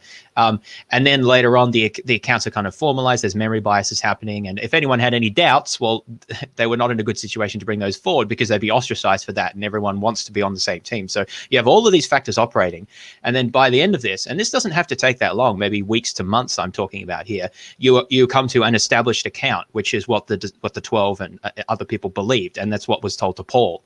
So the point here is that you don't just say, oh, there was a hallucination and that's the end of it. As Camille was saying, it's the trigger for a series of other processes that happen, all processes that I think we can document happen in other contexts, which is why I argue that this is a superior explanation, because we don't have to invent anything ad hoc. We just have to say that these things occurred in that specific setting. And what's disappointing, I think, is that the things like this are just not. I mean, I'm not the first person. I think my account is a bit more detailed than most others that I've seen. But I'm not the first person to raise these sorts of issues. Other people have talked about this for a long time.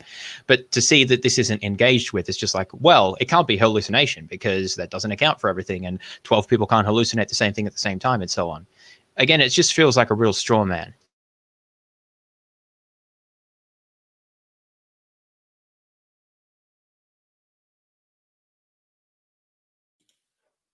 I can't hear it. people in the later stages of life. And so, to begin with, grief hallucinations are common, but they're significantly less common among younger people, such as the disciples. Normally with grief hallucinations, especially if they're as common as scientists seem to think they are, it seems like people who would be prone to them would have experience of them and would know them, and certainly people in the community would know of them, especially if they are prevalent among younger people, as they would need to be in order to explain the appearances in this case. And obviously being a common feature of the ancient world, if people said that someone who had died and people who were distressed at the death of someone they had loved, if those people began claiming that the person in question had risen from the dead and that they'd seen him, it would be a fairly obvious suggestion that these were just visions. Visions were well known in the ancient world, and they would use certain terminology. They would say they were exalted, or they were in Abraham's bosom, or just that they had a vision. And we see this in Revelation, where John in Revelation has this vision of Jesus, and they were well aware of visions in the ancient world. And lots of Greco-Roman stories that talk about heroes in the past, or novels in Greco-Roman literature, they will talk about characters having visions, and these were fairly well known. But they wouldn't have necessarily said that this was a resurrection specifically. I think in order to explain the terminology of resurrection, it had to have been something considerably more concrete. And we know that the overwhelming majority of grief hallucinations are generally just of one sensory modality. So they will be either visual, in which case they just see someone who doesn't talk, or they will be auditory, where they hear someone but they don't see them. Or I think about 1% of cases, I'm not sure the exact details, but I think it's 1% of cases are tactile, which means that they feel something. So this is pretty rare that they would feel something in a grief hallucination. And it's much, much rarer still that they would have all of these at the same time, that they would be able to see and hear someone and touch them. Now, that's not to say it's impossible. And given the frequency with which we need to address this. So many claims in there. How do we know that the initial appearances or experiences of the risen Jesus involved them seeing and hearing and touching him? I don't accept that. It's not. That's what it says in the Gospels. Like one paragraph after it says that Jesus was raised. Come on, I don't know. Even. Exactly. So again. I don't actually. I think we may skip past when they introduce the minimal facts formulation, but I expect people listening know what that is. It's the idea is you try to bypass discussions about the specific reliabilities of all the details of the New Testament by just establishing a few core facts. The ones that they appeal to are Jesus was crucified, he was buried, the tomb was found empty. The disciples believed that Jesus appeared to them, and then they believed in and taught that he was resurrected. And I'm happy to accept all of those facts, although I don't necessarily agree with all the arguments for them, as some of which we talked about. But let's accept all of those. You can't, and I said I would hold them to this, and now I'm holding them to it. You can't now appeal to the fact that these initial experiences had all of these sensory modalities. That's not among the accepted facts that you've established. So I strongly push back against that. Now, some of the other things that were mentioned here, we already talked about the age point, which I don't think is established. He mentioned that grief hallucinations are like something, or bereavement hallucinations are like something you'd be familiar with, but most of these happen in people who've never experienced anything like that before. It's when they lose a loved one, then this is the first time thing for them. At least in many cases. So I don't quite understand the nature of this argument. Many of the disciples probably haven't experienced anything like this before, especially because this was a very traumatic experience for them, we know. So it's got the ingredients there. So I don't think that argument makes any sense.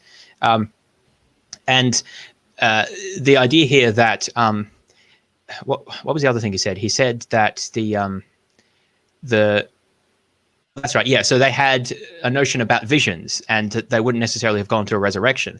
Well, I ask, well, I'm accepting the same minimal facts that you are. What do you think led them to belief in the resurrection? Now, one argument could be, well, it was the nature of the experiences, like they saw and touched Jesus's body and they actually felt the holes in his hands. But I'm not going to accept that, because I don't think that's been established that all of that detail is one of the minimal facts. So I'm not sure if that's what he was appealing to. If so, then he needs to establish that actually happened. But the track that's usually taken is to say, well, it's the fact that the tomb was empty plus the experiences that they had, which led them to believe in the resurrection. Just hallucination or just appearances by themselves, maybe they'd say it was visionary. But because the empty tomb was there as well, they also thought, oh, well, it's bodily experience, or at least that's the argument. But the thing is that that's precisely the same argument that I'm making. I argue that the reason they went to resurrection as an explanation is because it's the best thing that they could come up with that fit the empty tomb plus the appearances, plus they sort of were able to devise an account for why the Messiah was eventually killed. So it seems to be just looking at it very two-dimensionally, like, well, taken in isolation, a hallucination wouldn't explain everything else. But again, you have to actually think about what the account would look like and what it would say of other things as well. And I don't get the sense that that's even been attempted. Yeah, and it's also good to re-emphasize that the polymodality of the experiences is only in the Gospels. It's not even in the 1 Corinthians Creed, which only talks about like one word for seeing, which means a bunch of other stuff, including purely mental phenomena.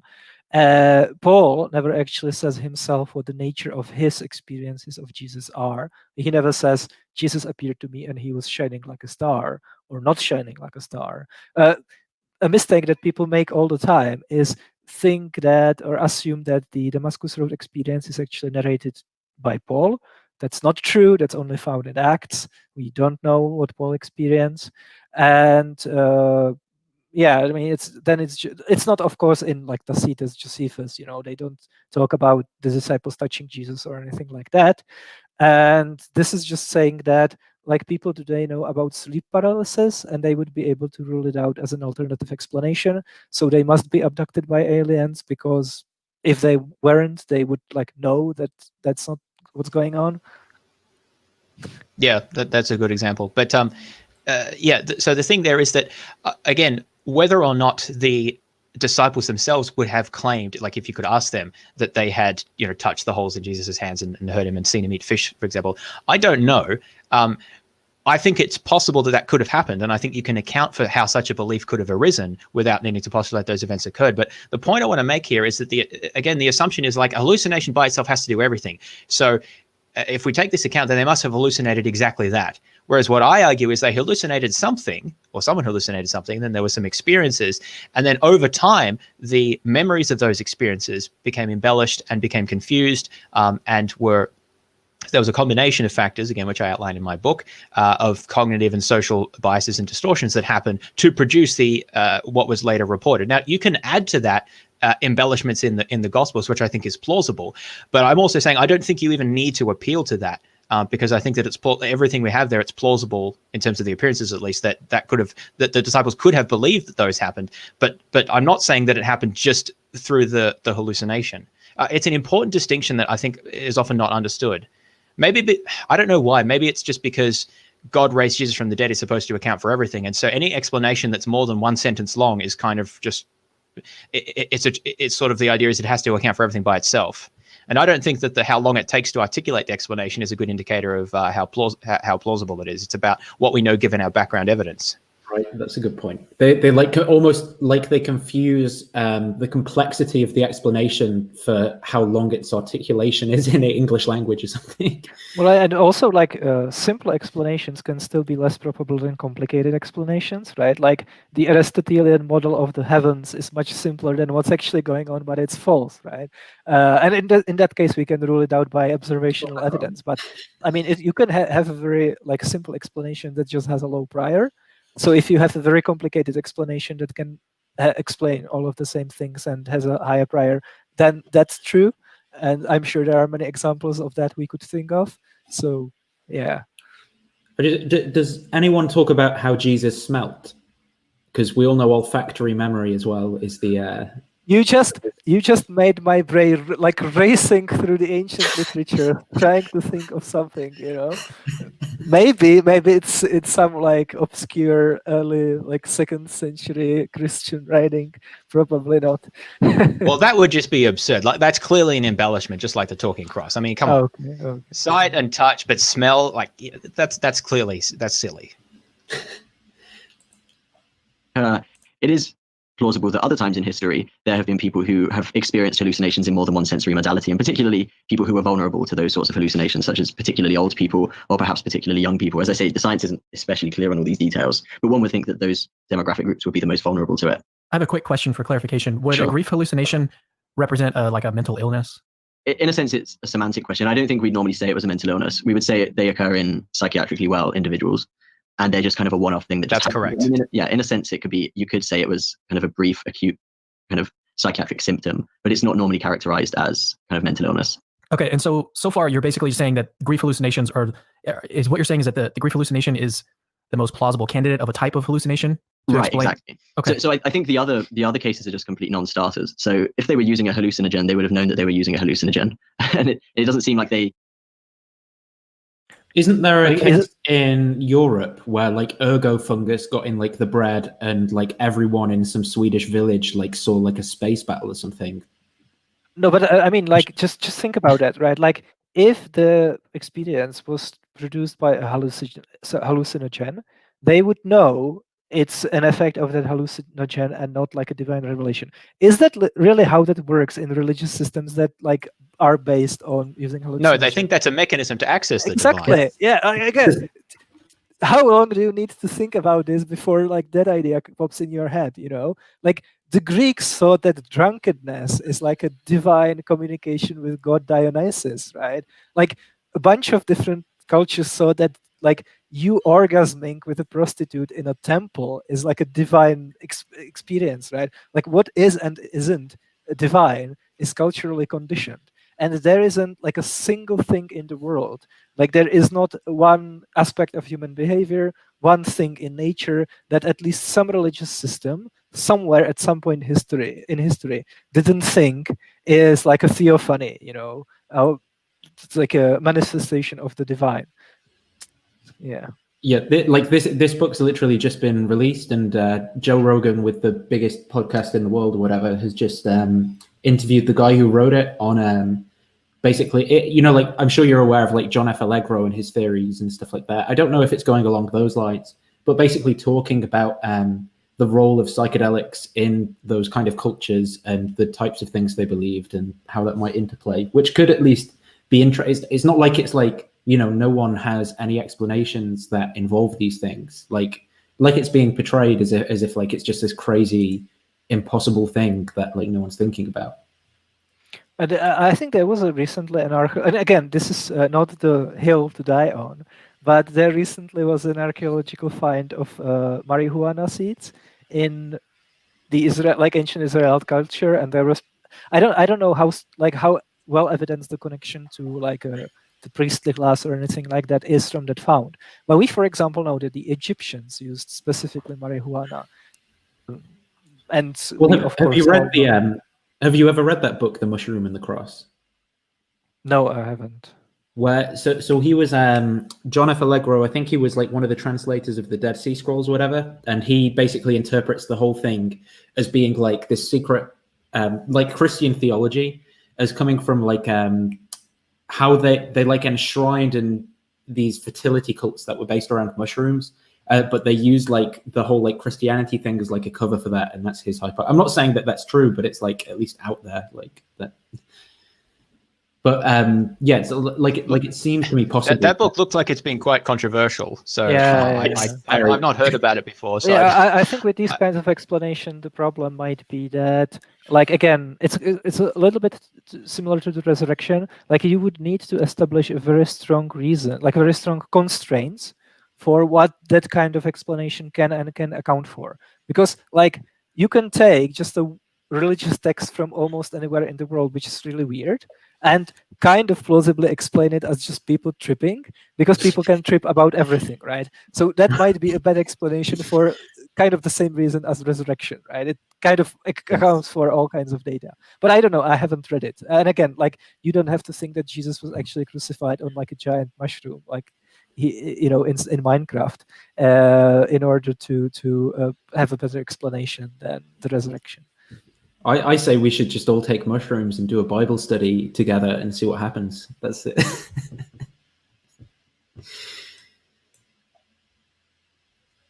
Hallucinogenic drugs where people normally see extremely eccentric things and visually stimulated things and bright colors and distorted shapes and that sort of thing. They describe Jesus as very simple and recognizable. They don't talk of pink elephants and things like that. So hallucinogens is a non-starter for explaining hallucinations in their case. And psychosis, I think, is another. Hang on.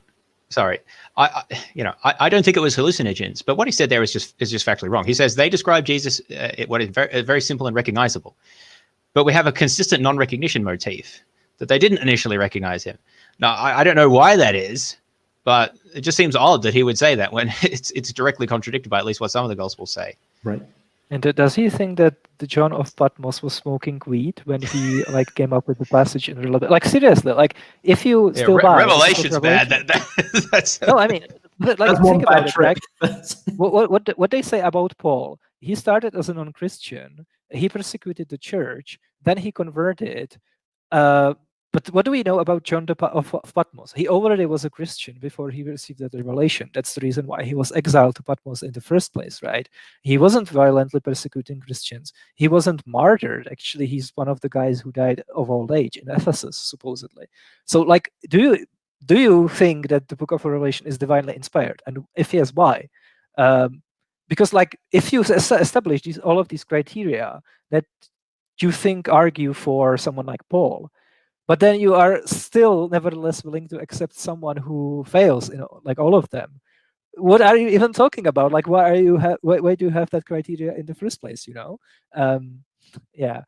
Yeah, that's a really good observation. And also, he says, like, that's not what they explain. Like, they are not talking about pink elephants. Well, who is they? The gospel authors? Like, do you think the gospels were written by the people who had those experiences, like Matthew?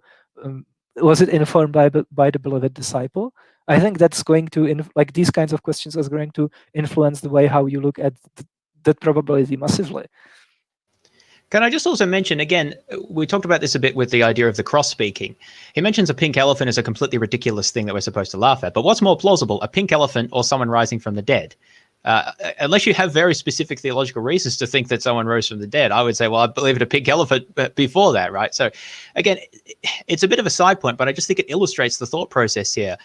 Like an inability, it seems, or unwillingness, I don't know, to step back and look at it from a more objective standpoint and see why is one thing more acceptable or plausible than another thing? What's the actual criteria that's being used? Dr. Josh in the comments is saying he's got his minimal facts argument for narrow sin. So we're going to have to debunk Dr. Josh at some point, but he keeps running from debating me. So if you've not come across his stuff, by the way, James, I think you'll like. I have not. No, I'll have to look into it. They would all just suddenly have the onset of a psychotic illness completely independently, that they would all just suddenly get schizophrenia or bipolar is probabilistically verging on impossible. We never say impossible, but it's probabilistically a non-starter as well, I think. Yeah, the prior probability of that seems pretty low. Yeah, exactly. And so, and of course, we have evidence that they didn't have these things because people with those illnesses exhibit many other symptoms that we have no evidence for in the disciples, and we have significant evidence against. So I think that's essentially impossible as well. So when we're talking about grief hallucinations, this is just the only sort of plausible candidate for the kind of hallucinations that could explain it. So again, just to comment here, just to reiterate what we said, what evidence do we have?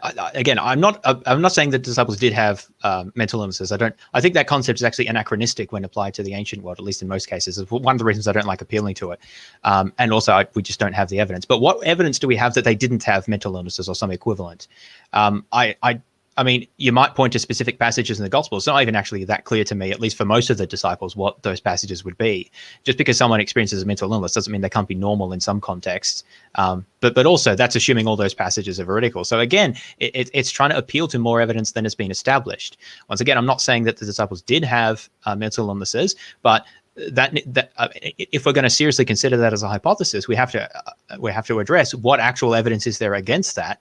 And I don't actually think they've established any evidence against that. They're just happy to take the fact that, well, we don't think that was the case, and the Gospels don't say that it was, so we'll just sort of accept that as sufficient. Yeah, just thinking about it now, like I grant for the sake of argument that all of Jesus' disciples were like healthy, well-adjusted first-century rural Galilee shepherd herders. But just like thinking about it now, it's like super improbable that they would all suddenly develop mental illness at the same time. Well, obvious idea, like what if they were selected for being mentally ill in the first place, right? Like, wouldn't people who already have inclinations of that sort be more likely to join a movement that like Jesus led? There is evidence for this, not specifically about mental illness, but there's a concept called fantasy-prone personality, which I mentioned in my book. That concept itself is a bit contested. I don't want to rest too much on that, but the idea that there are personality and sort of psychological differences between the regular population and people who join new religious movements or cults, or that's a derogatory term, but there is evidence for that. And I think it's perfectly reasonable to think that, I mean, Jesus' disciples aren't just a random sampling from the population. if we take the gospel seriously, at least some of them, he just went up to them and said, "Hey, follow me," and then they just did. Like, what sort of person would do that?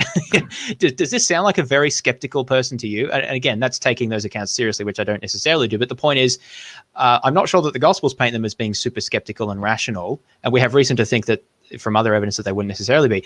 If we don't take those accounts seriously, then we don't really know anything about the disciples, and so we can't appeal to particular facts as to, well, that they wouldn't, that they would or would not have certain experiences. Have either of you guys come across this Dr. Moody al-Rashid for mental illnesses in ancient Near East? No, I just think that, yeah, like talking, like the concept of mental illness is essentially post-enlightenment.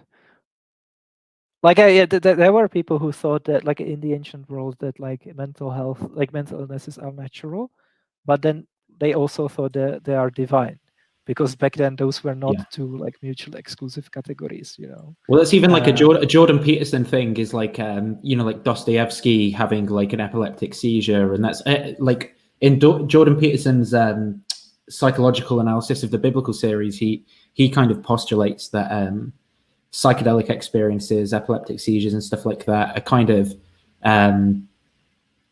what happened in the Old Testament. He kind of goes through some of the features of things that happen in Genesis and stuff, and he's like, well, this is kind of what you expect when someone's having this, like this is a common thing you see in like shamanic initiation rituals, for example, these kind of themes.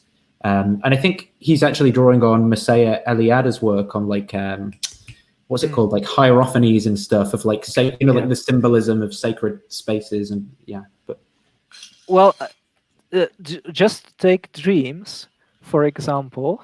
Like, I would challenge anyone who this is what we are reading right now, by the way. I think it's not very good, but Messiah Eliada like a Nazi or something as well, like Sorry? Or have I got that? Was I don't know if I'm pronouncing it. Was Messiah Eliada like a Nazi? Was he like a Nazi, or like a Nazi or something like that? Or did he have crazy? That's okay.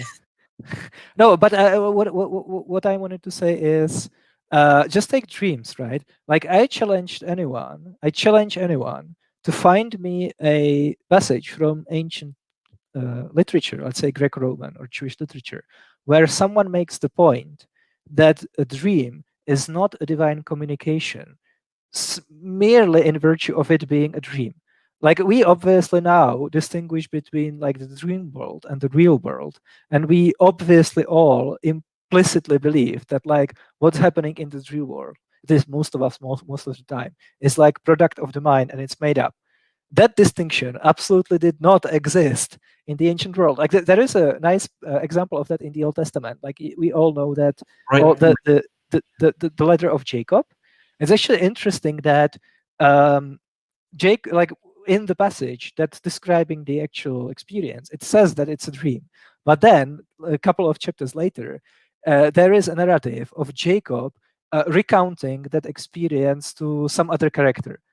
And what do you know? He doesn't say it was a dream, right? And I think this is very telling. Like, I think people probably didn't distinguish like very sharply between those kinds of different experiences. Again, I don't think that I wouldn't explain the resurrection appearances as a dream or anything like that. I'm just saying, like, these are the let's say this is the background knowledge that we are approaching this from, and I think that it's clearly obvious that a guy being raised from the dead, even if you think that resurrection are like not impossible, is less probable than something like that happening. Yes, and I think that there's, and we'll see this later actually, that there's a tendency to imagine or talk as if the disciples were, post-Enlightenment, Western educated, literate, generally rational, or at least aspiring to be sort of rational, scientific-minded people, which they're not. All of those things are anachronistic. And, the concepts like mental illness and the distinction between dreams and reality and, scientific method and all of these other things did not exist at the time. So they're looking at the world in a very different lens. I mean, and as someone just pointed out here, a lot of people today still believe these things, even in the post-Enlightenment society. But the point is just to not project in an ahistorical manner about how they would see things and the distinctions they would make. Yeah, just like if you want to approximate today the kind of worldview and the cognitive cognitive processes that probably the Jesus's disciples like operated under. Go find a goat herder in like rural Afghanistan or like Mongolia or Siberia, and talk to them about like their worldview, about their epistemology. They probably believe like some weird stuff that we think is super like unreasonable for bad reasons. But that's really, really common. Like you can't conflate how reasonable a belief is to believe with how probable it is that someone would believe it, especially in first century. Like, come on. Specifically, like lay it out. What is a grief hallucination? So there may be a technical definition that I don't know exactly. So I'm not intending to speak as an authority defining it here, but it would be essentially a hallucination, which is a kind of sensory experience of something that isn't there. So it's something essentially that the mind makes up. It's not just an illusion where they missee something or misinterpret something they have seen. It's something that they experience either visually or auditory or tactile that literally isn't there and that has no external stimulus at all. It would be a hallucination just in the context of grief, which is usually. I feel like, from this graphic that keeps like flashing and stuff, I feel like I'm going to have an epileptic seizure. I was going to mention that as well. This is a terrible thing to loop. Why does it keep flashing? Bereavement. So, for example, after Jesus' death, it would more likely be a grief hallucination as the disciples were bereaved. Here's another question. Yeah. So in these cases, I don't know how many you've looked at particularly, but in these cases, is it likely that for the person who experiences a grief hallucination, do they normally go on after that believing that that person is alive again? Or do they normally like have this experience and then recognize, oh, well, that was just a hallucination, that wasn't real? Yeah, so this is critically important, I think. So if you look at these cases, then there may be a case that I'm not aware of where they do genuinely go on and think that this person is alive again, but I'm not aware of it. I've documented some of those. Look at my book. Overwhelmingly, these people have insight, and insight in psychiatry means they're aware that what they're experiencing is pathological or is not real.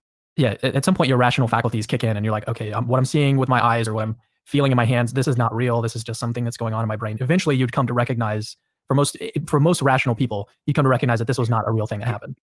Can I say something? So like when Mike Lacona gives his speech about why it's plausible that there is a supernatural realm, like apart from flying trash cans. Garbage cans. Yeah, well, he specifically gives the example of like a woman, I think it was his friend, like that, seeing like a red demon face in the middle of the night in her bedroom, and that like chronologically corresponding with someone dying or something like that, right? So is it really the case that people like that eventually realize that that was a purely mental phenomena and just like dismiss it? Or is it the case that Christian apologists take those experiences as veridical and use them to motivate people into thinking that Jesus was raised? Like, come on, people don't really work like that. And it's a much better explanation that people don't really work like that than a guy being raised from the dead. Yeah, there's no evidence. It's true that most people who experience bereavement hallucinations don't believe that the person came back to life.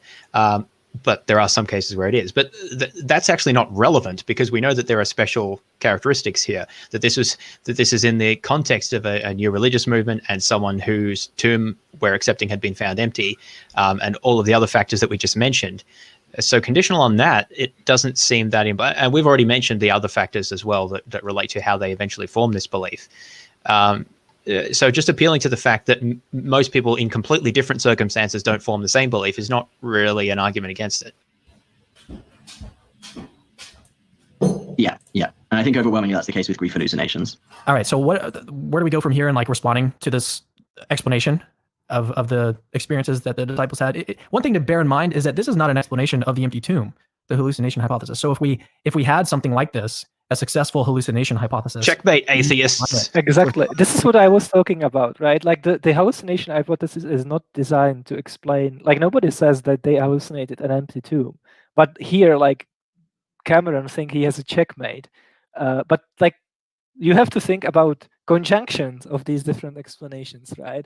So Mike Lacona in his book has a table of these different like naturalistic explanations, and then he has columns for the various explanatory virtues, and he just like crosses out all of them until he has just the resurrection explanation. But like one of the reasons that he does that is because they lack explanatory scope, which means that surprise, surprise, they don't explain the thing that they are not designed to explain to do.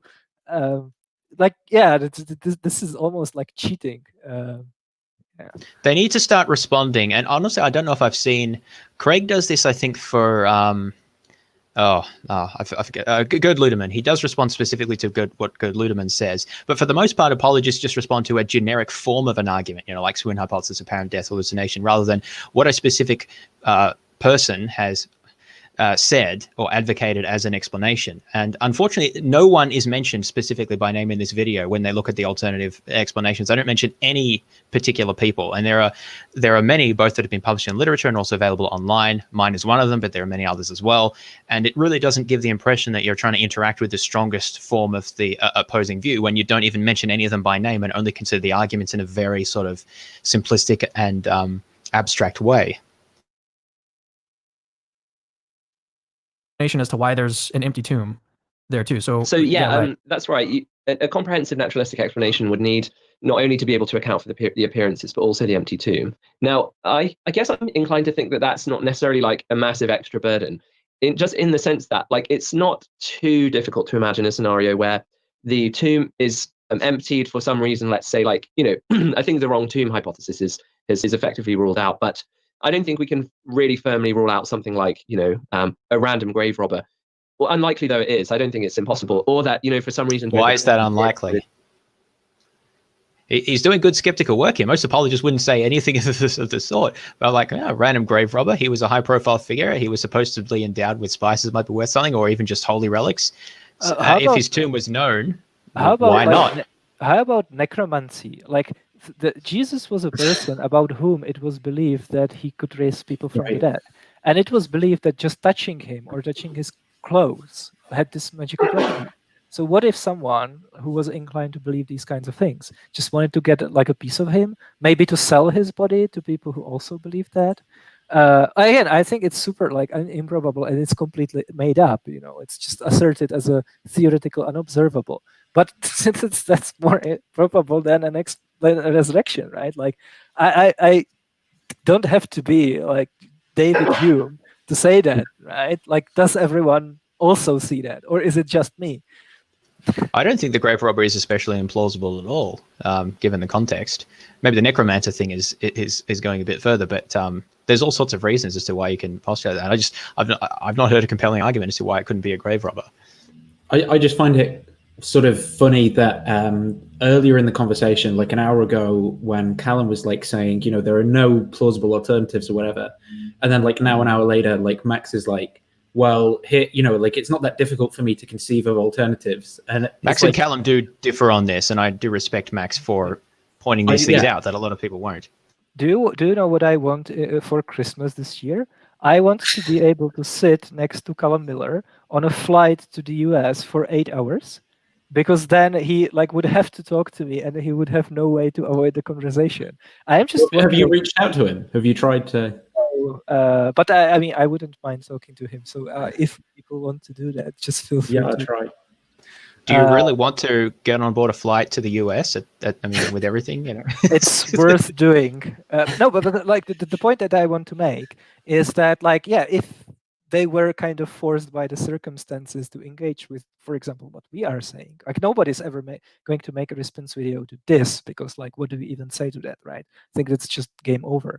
I'm just wondering, like, what he would have to say. I think he would probably have to fall back on his personal experiences, right? Because that's what people always do. Like, you have like conversation about history for 2 hours, and then in the last 10 minutes, when everyone is exhausted already, like the real reasons start coming out, and people will say things like, I don't care where this comes from, just I just want to keep getting it because it feels better than taking drugs, which are like actual things that people like are on record saying online.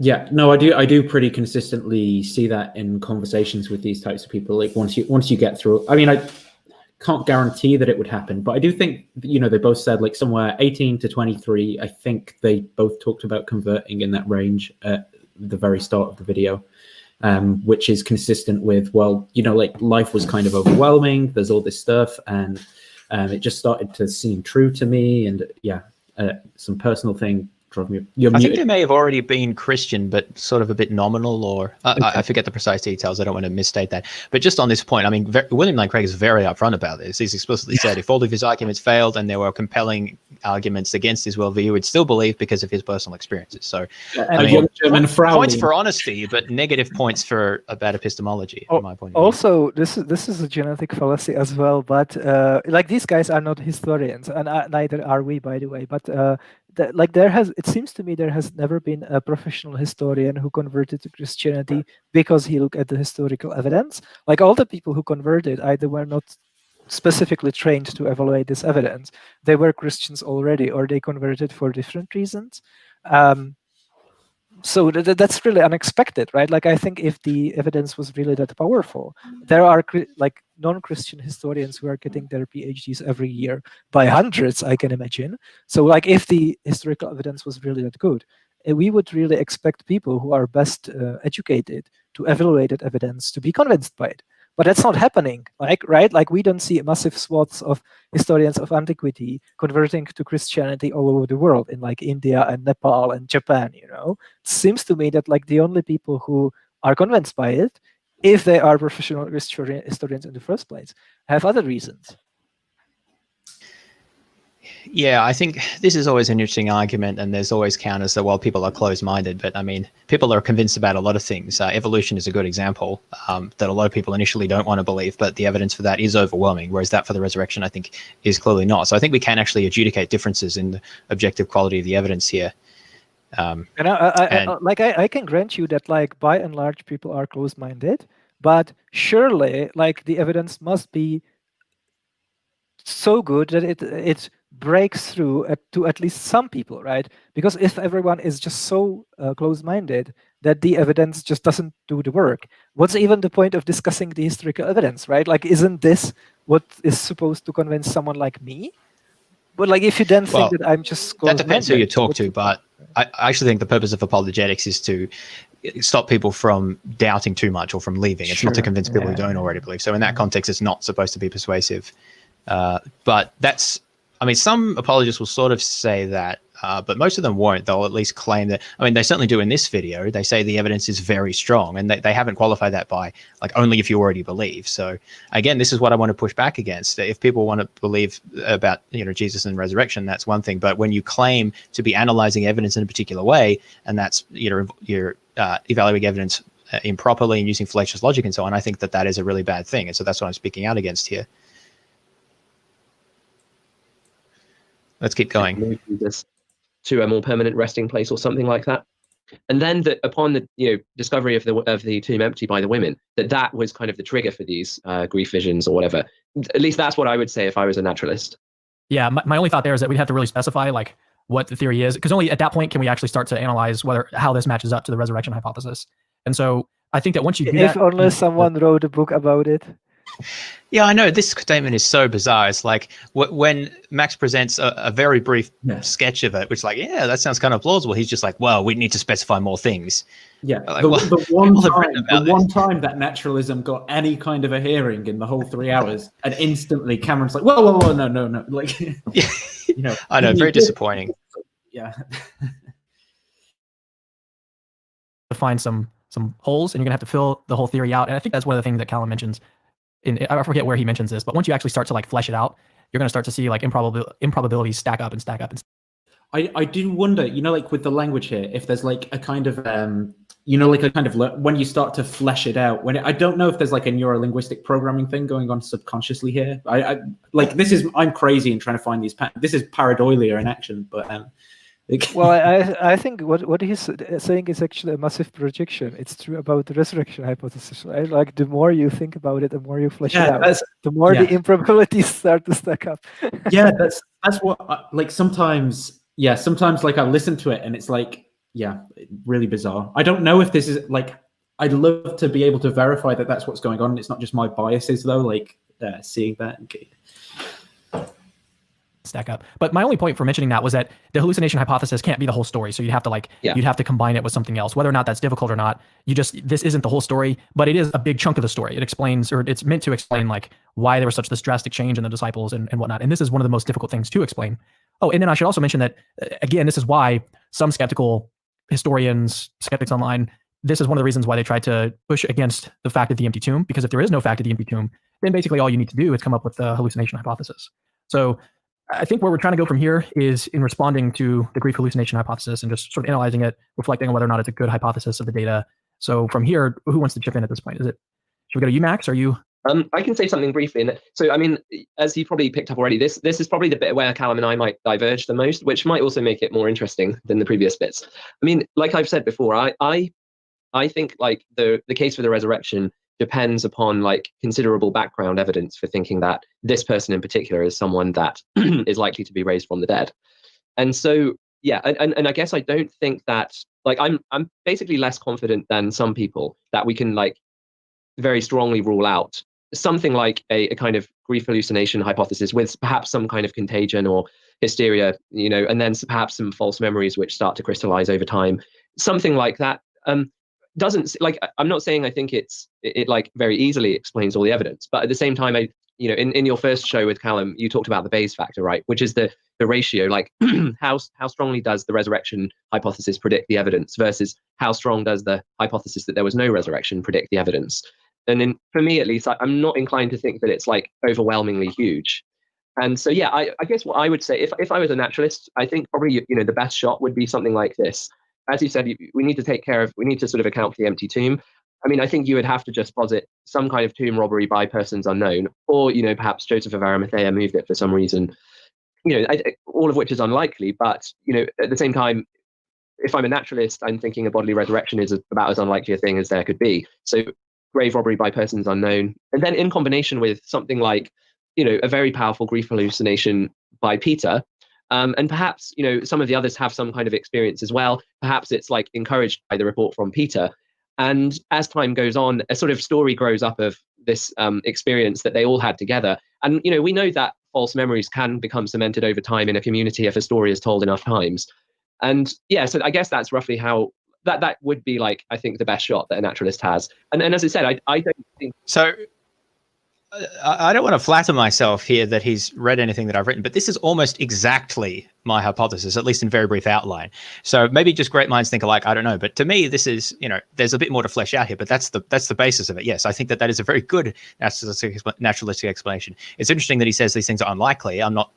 He doesn't really explain why. But I got mad props for him for saying this, because a lot of people in this sort of line of work wouldn't. And the thing is, they don't really engage with this. They're just sort of like, yeah, okay, and then they move on to talk about Bayes factors. Like, I just think it's fascinating. that one can say that that's like outlandishly improbable. All right, well, let's turn it over to Callum, because obviously, and you already mentioned this, Callum disagrees. I think he thinks that the strength of the evidence is extremely good. It's somewhere on the magnitude of between, Richard Swinburne thinks that the Bayes factor is about, what is it, 1,000? And Timothy McGrew thinks it's about 10 to the 4. Sorry, at the risk of repetition, you saw there, he just gives the best explanation that they've seen for the evidence, like far better than anything that they've had before. And then he's just like, okay, well, we'll go over to Callum now. And then they start talking about Bayes factors. Like, why are you not addressing this? This is exactly what happens. As soon as there's a doubt, Richard Swinburne, Timothy McGrew, the cosmological argument, what he specifically says, well, I think Callum disagrees. So, like, please help Callum. Well, Callum doesn't address this. They just talk about Bayes factors, which I actually don't understand. Let's talk about the Bayes factor, because that's hilarious as well. That's even better than Richard Bockham. Well, I've briefly outlined Bayes' theorem just for those who aren't familiar with it, which is where the probability of Jesus is greater than the probability of everything else. And that's basically the equation. Sounds right. It's big number. And sorry. So Callum, in our two-part series on the prior probability of resurrection, was saying that he falls somewhere between that figure. So obviously that's a big difference between you guys. So Callum, where do you disagree with what Max just basically laid out? And he thinks that the explanation that he gave, the naturalistic explanation, doesn't seem too improbable. I mean, it's unlikely, but it's not too improbable. So where do you disagree with him? Yeah, so I guess the first thing I'd say is that, you can build a strong case for the resurrection with a Bayes factor anywhere between what Swinburne says at 1,000 or what the McGrew say at 10 to the power of 44. And, if there's good evidence for God through natural theology, and if Jesus is the kind of person that God would raise, you don't, as Swinburne kind of shows, you don't need a huge Bayes factor at all to make a solid case for the resurrection. So he does it with just 1,000. And I think Max would put it at a significantly higher number than Swinburne even. So both of us think, the evidence is strong. It's just a question of when you... Can you guys guess what I'm thinking of when he's saying this one? Swinburne gives it an over 1,000. Yeah, is it over 9,000? I'm thinking of Play all? I mean, do you actually play all these, or? I play them and I cherish them. This is at the top of the heap right here. There's no question about it. Look at the flame on that one. Yes. Look, I mean, it's quite unbelievable. This one is just it's perfect. 1950. Track this piece on. Be played. Never. I mean, you're muted, James. Sorry, I missed my joke. What we need is a meme version of the video where on top of the guitar that he's saying how amazing it is, it's the resurrection hypothesis. There's a top to what we use on stage, but it's very, very special because if you can see, the numbers all go to 11. Look, right across the board. 11, and most of 11, and the amps go up to 10. Exactly. Does that mean? And so labeling, we've got base factors here. One note, isn't it? It's not 10. You see, most blokes are going to be playing at 10. You're on 10 here, all the way up, all the way up, all the way up. You're on 10 on your guitar. Where can you go from there? Where? I don't know. Nowhere. Exactly. What we do is if we need that extra push over the cliff, you know what we do? Put it up to 11. 11, exactly. One loud. So that's what I'm thinking when he's talking about all these numbers and how good they are. But yeah, about as meaningful, honestly, these numbers. Why have we got two Camille's in the chat? That's very. Oh, you're. Yeah, there we go. Oh, no audio, Camille, on it. You might have to. We can get the idea.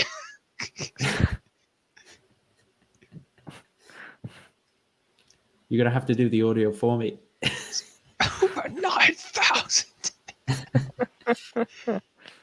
I'll just mention how Timothy McGrew came up with his number of 10 to the 40 or 44. This was based on the idea that all of the 12 disciples independently had, I think it was a hallucination that he looks at. And so he just he gives it I forget what the exact number is. I've got it highlighted here, but so he gives those a low number and then he multiplies them all together and gets this, ridiculously low number. I think it's for all of for each individual disciple, it's 1 in 100. And I mean, it's not just multiplication of that times 12. They have some factors as well, some pieces of evidence. Yeah, there's other things going on as well. The bulk of that companion.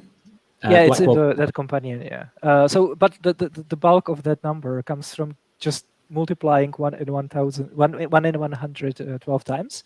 And the 1 in 100 number is not motivated. They just put that there for the sake of argument for illustrative purposes, which is really funny because then people just cite that product, But also, I think they are not going nearly enough because why multiply it by 12? Why don't you multiply it by 500? Because as we all know, there are 500. So I think it's actually 13 looking at this as well. I'm not quite sure who the 13th is, but yeah, why not 500? That's a good question. Maybe it's 12 plus Paul. It could be. By 500, but by the exact same logic, the Bayesian factor for there being a Cyclops, Polyphemus, is very high because you have Odysseus and it has 12 companions who all interacted with him. So you can just take that and multiply it by 13 and you have a very high Bayes factor as well, right? Well, the idea that conditional on one disciple experiencing the risen Jesus, that the other is independent of that is just absurd. And they're not dumb. They are aware of this, that people are going to criticize it. And I was having a bit of a look through this and they just don't have an argument. They basically just say, let me just read this sentence here. Obviously, they've been talking about this for a while, and in my opinion, waffling on. We must conclude that if the 13 witnesses did influence one another to continue in their testimony, this positive influence itself is best explained by their really having seen and heard what they said they had seen and heard. So basically, they say, well, yeah, maybe they influenced each other, but that would actually just be evidence that they really did see it, which is just so silly. So if a group of alien abductees come together and they talk about it and reinforce their beliefs even more, because you see a reptilian alien, I saw a reptilian alien as well, right? Did he have a big tail? Yeah, he had a very big tail. Well, does it is that evidence for them actually being abducted by aliens? qualitative terminology doesn't really help in a sense, because some people would say a base factor of 1,000,000, that's really strong evidence. But, compared to a base factor of 1 billion, it's not as strong, if you see what I mean. And so I think both of us would say it's strong evidence, and it's not, it's far from easy to explain. I think. Like, how about a base factor of a Googleplex? Well, yeah, I would also want to highlight that we have two different apologists who are using base factor, base theorem in general, and they are working ostensibly with the exact same evidence. And one of them, Swinburne, comes up with a Bayesian factor of 1 in 1,000, and the other one, Timothy McGrew, comes up with a factor of 1 to the 10th, 1 to the 1 in 10 to the 45 power, right? Like, just the massive difference between those two numbers should probably tell you that there is something fishy going on, right? Like, it's the Holy imagine Spirit if guiding all truth and understanding. Sorry, it's the Holy Spirit guiding believers into true belief. well, he's doing a really shitty job, But like, just imagine if being out by 42 orders of magnitude is pretty wrong. Yeah, like, imagine if we were just talking about like any other claim in ancient history, and just two historians had like such a dramatically different estimation of the probability, right? And also that there is something that I often say, it seems to me that whether the resurrection actually happened or not, we are dealing with extremely low numbers, right? And it could be the case that people's brains are not just built very well for handling numbers that are that small. It could be like, if you see a horse, you can see that it's a horse, when it's standing in front of you. But if it's very far away, then it's just like a brown dot. So it could be a horse, it could be a cow. Like, your vision is not designed by God to be that good, right? And it could be the case that people are just flawed the same way or similar way when it comes to thinking about these very small probabilities, right? So I would just say that, in which case we should probably be agnostic, Like, it could be the case that the probabilistic difference between Jesus being raised and Jesus not being raised is in orders of magnitude.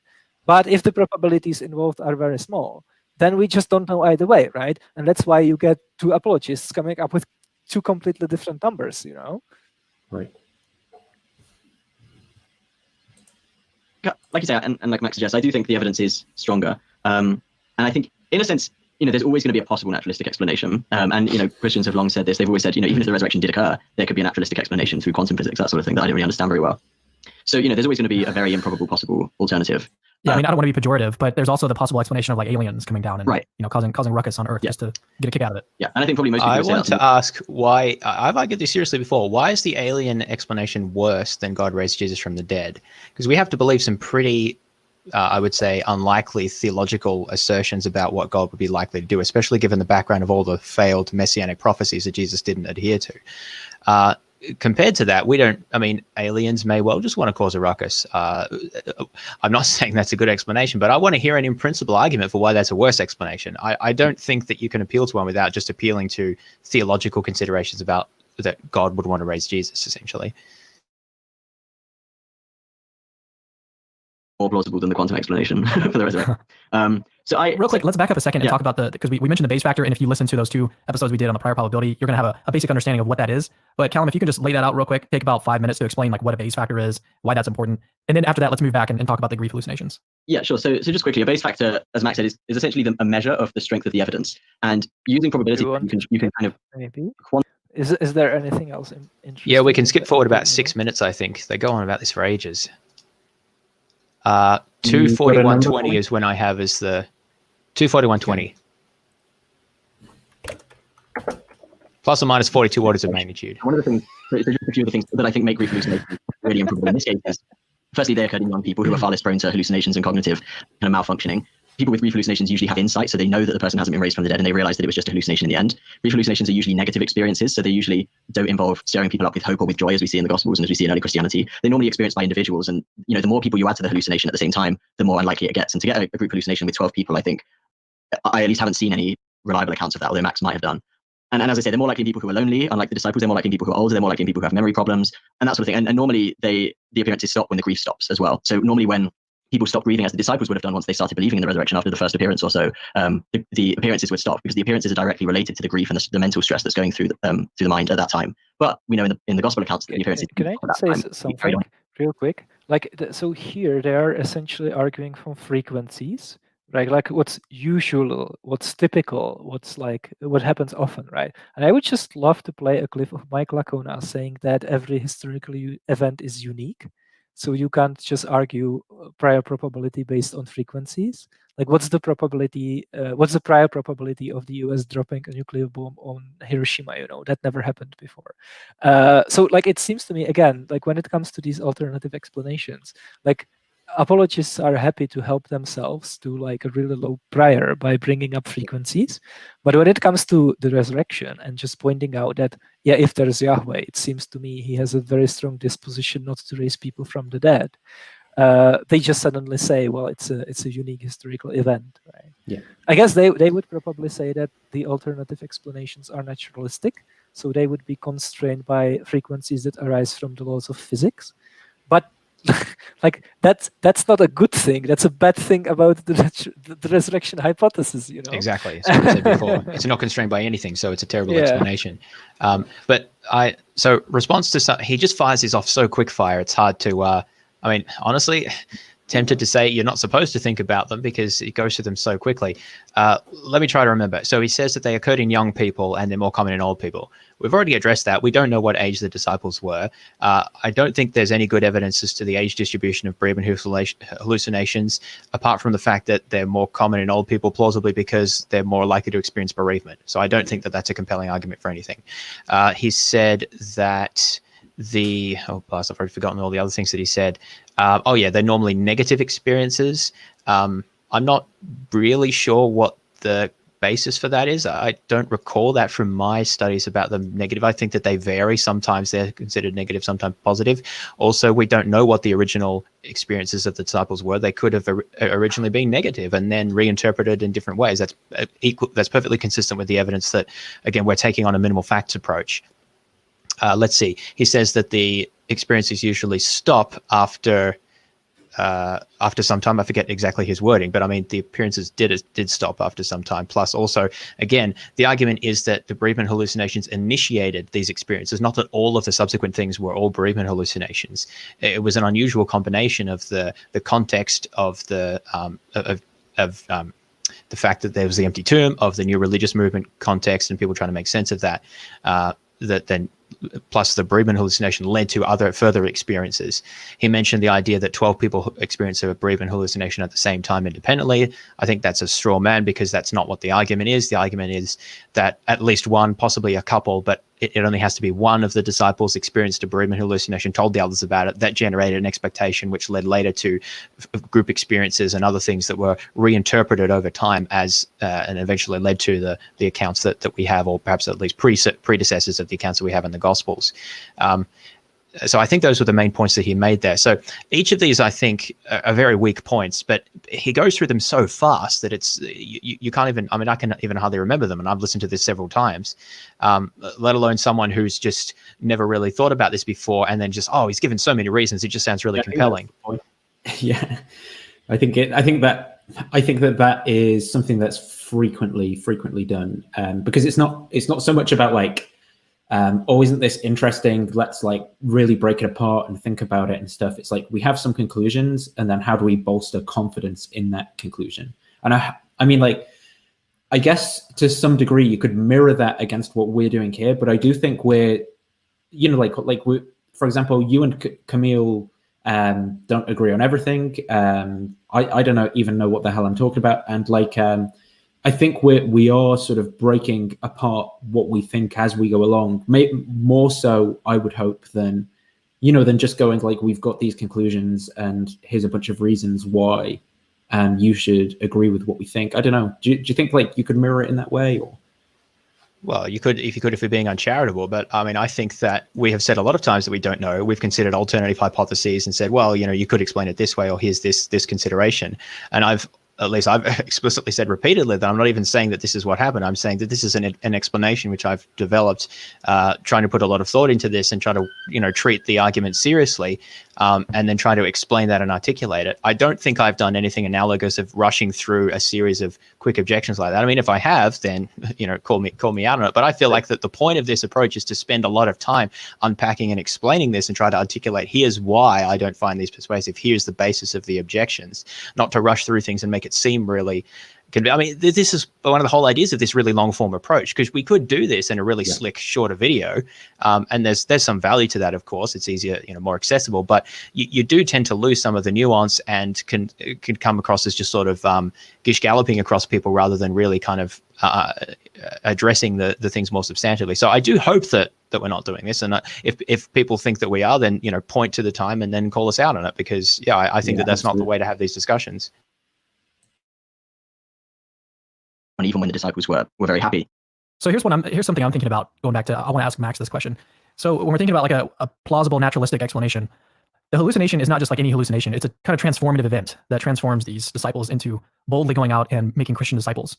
And so I guess the question there is like, the hallucination might explain the experience of seeing Jesus, but what explains, or like what can we add? What can we like hybrid out this naturalistic explanation even further to give some kind of explanation as to why this event was transformative in this way? Because that's, I think, one of the points that you made, Callum, is that there's, in conjunction with just like having this hallucination, there's this transformative nature of this one, which it's like positive. It's a positive transformation that doesn't really happen in these types of scenarios. So like, what can we add to a naturalistic hypothesis to explain like why it was so transformative?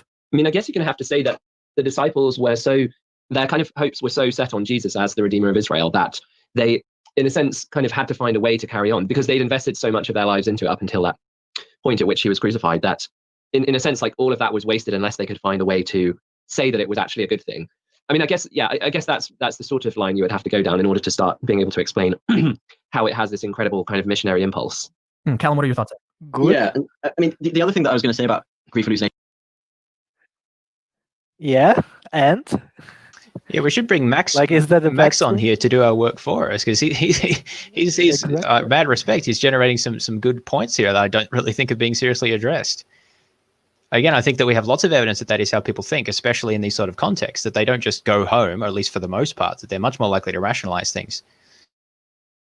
Is that normally grief is worse after, so it normally makes things worse, partly because they're usually negative experiences. And so kind of, I said before that I agree with Max that this is possible, or at least that some sort of hybrid is possible, where maybe one person has a grief hallucination and then it sort of spreads in some way to the others. I don't think, I mean, in general, hallucinations aren't contagious, but there's at least a possibility that it primes someone else too. I think it's unlikely that all of them had grief hallucinations, and so I don't think it would be.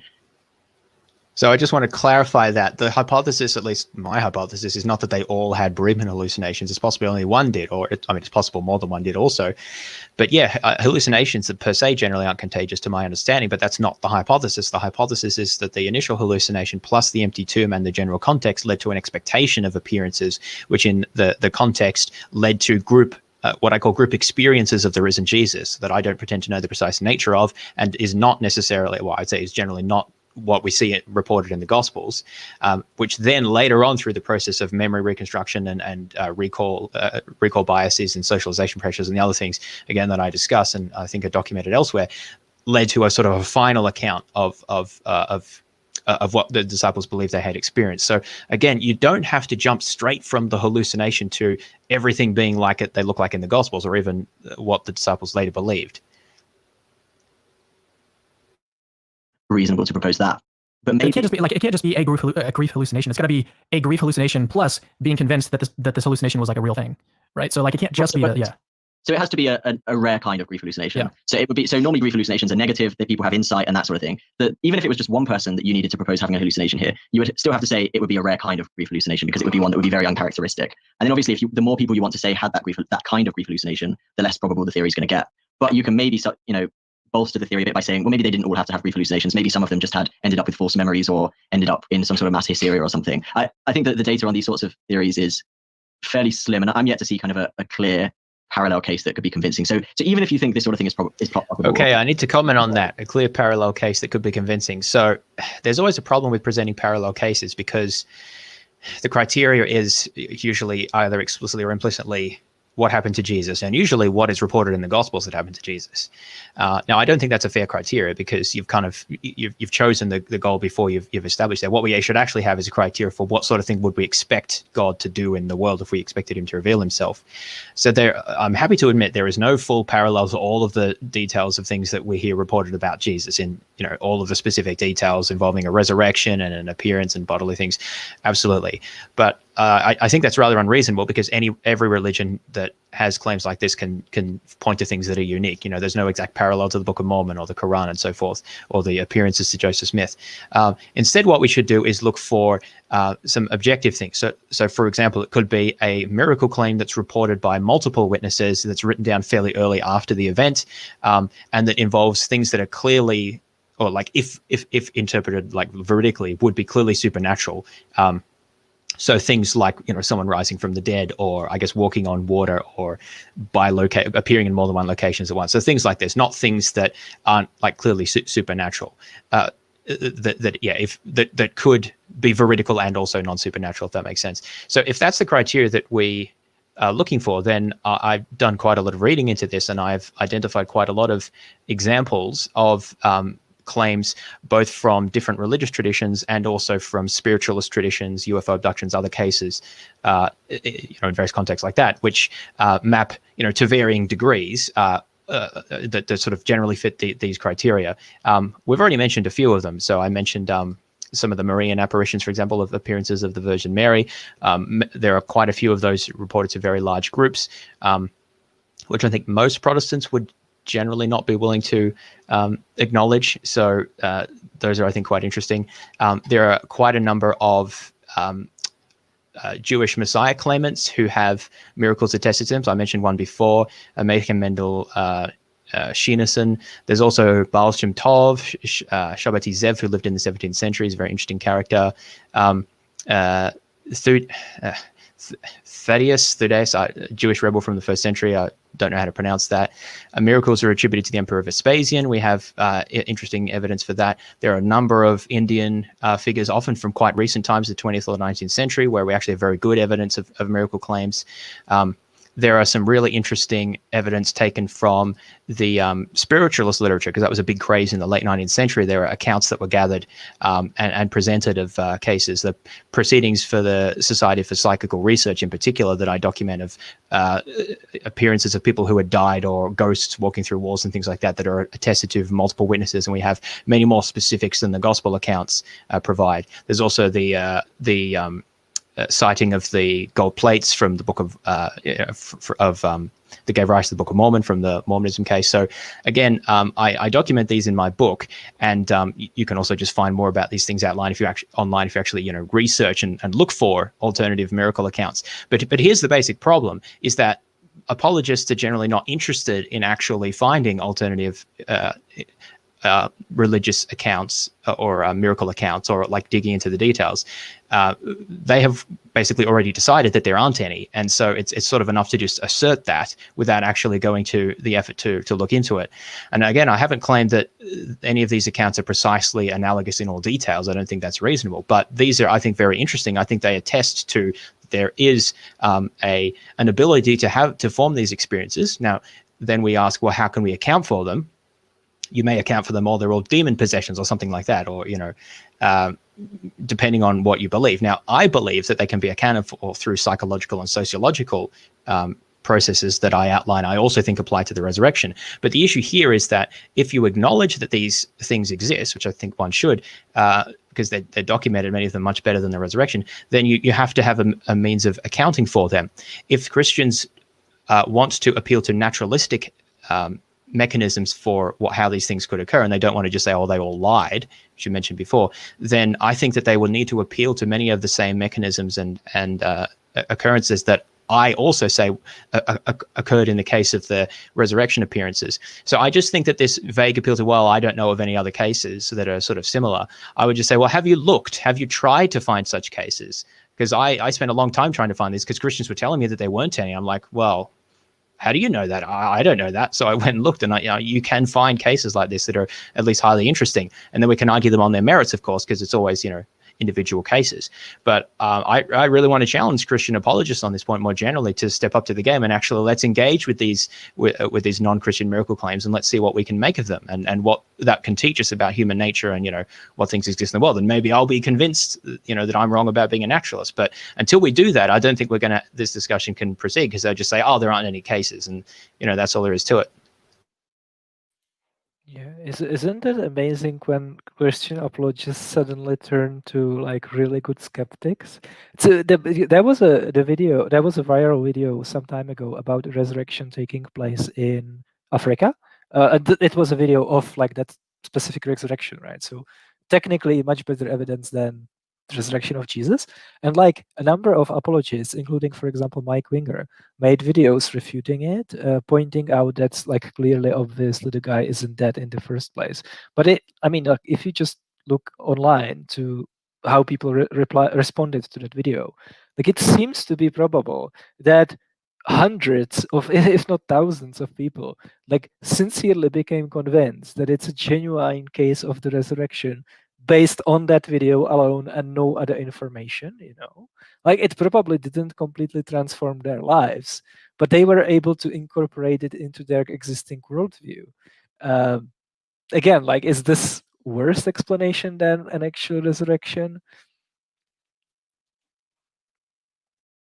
If I was a naturalist, I just can't see how I would think that a bodily resurrection is more probable than the kind of thing I've just sketched. Even if like, and I grant the kind of thing I've sketched doesn't like obviously just tie up all the loose ends very neatly, but like again, we're talking about a scenario where like assume that the prior probability of a bodily resurrection is fantastically low. I just can't see how it's plausible to say that some kind of conjunction of grief hallucination plus mass hysteria plus random grave theft is less likely than the way a naturalist thinks of the probability of a bodily resurrection.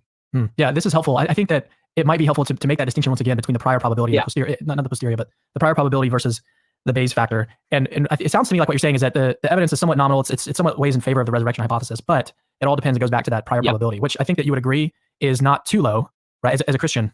Well, I think that, yeah, absolutely. So I think that's why I'm very much in sympathy with Swinburne's approach.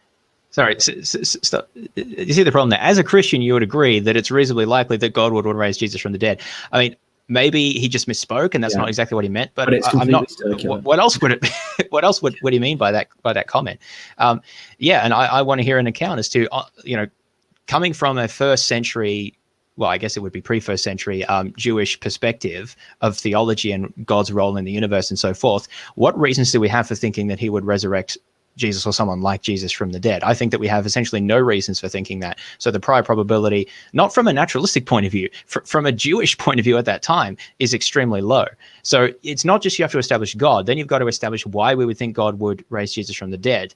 And that just establishes the prior. Then you actually have to see the evidence on top of that. To me, this is adding improbabilities on improbabilities. And, so forgive me if I don't see the evidence as very persuasive. Again, this is how I'm responding to it. I'm trying to be like upfront about why I don't find it persuasive, because there's so many things that have to happen here, and I don't actually see the strong evidence for it. Even if I think, natural theology arguments for the existence of some sort of God, or, maybe I'm 50-50 on that, but that just doesn't get you anywhere close to where you need to be to think that the resurrection is the best explanation for these facts. Yeah, who is the person with the second highest prior probability of being raised by Yahweh, and why? Those are the Very good real question. questions, In terms of trying to first build a case for thinking, and to be clear, you don't need to show that God does exist. You don't need to show it's more likely than not. You just need to show it's like, at least sort of, 1 in 1,000 or 1 in 100. And then when you start to throw in some stuff about, how might God kind of respond to the human situation? And hold on, like, so if you think that the prior probability of God existing is 1 in 1,000, then the posterior on Swinburne's Bayes factor is 50-50 for the resurrection, right? And then you, of course, as he's saying right now, you have to throw on like all kinds of things on top of Jesus, just God just existing, right? Like Swinburne in his book has like 20 different steps that you have to take in order to get what's essentially the entire New Testament theology. And yeah, if you are convinced of the entire New Testament theology about like what God wants to do and with sins and atonements for sins and stuff like that, I would say not like just New Testament theology in general, but like specifically theories for atonement and stuff like that. well, then of course you're going to think that Jesus was raised, right? Because the people who actually wrote the New Testament, where these ideas are communicated, and like subsequent early Christian authors who expanded on it, of course, already were convinced that Jesus was raised. So they would talk about Yahweh as if raising Jesus is something that he would want to do. You know, like it's not surprising that we find that kind of argumentation in the theological literature. But like I can explain it very easily, right? They, of course, like it's not like they would write, oh, Yahweh absolutely didn't want to raise Jesus, he was against it, but Jesus was raised anyway. Of course they're going to say that that's what Yahweh wanted to do, right? But like what's the reason for someone to believe that independently from the evidence for the resurrection? The human figure in history looked like a good candidate for the sort of person that God would act through to bring about some kind of rescue of humanity. Jesus, I think... Sorry, can you just go back a little bit? Because he makes an argument kind of as to why Jesus would be, which I think would be worth hearing. Just a few seconds, And then when you start to throw in some stuff about, you know, how might God kind of respond to the human situation, and does any particular human figure in history look like a good candidate for the sort of person that God would act through to bring about some kind of rescue of humanity?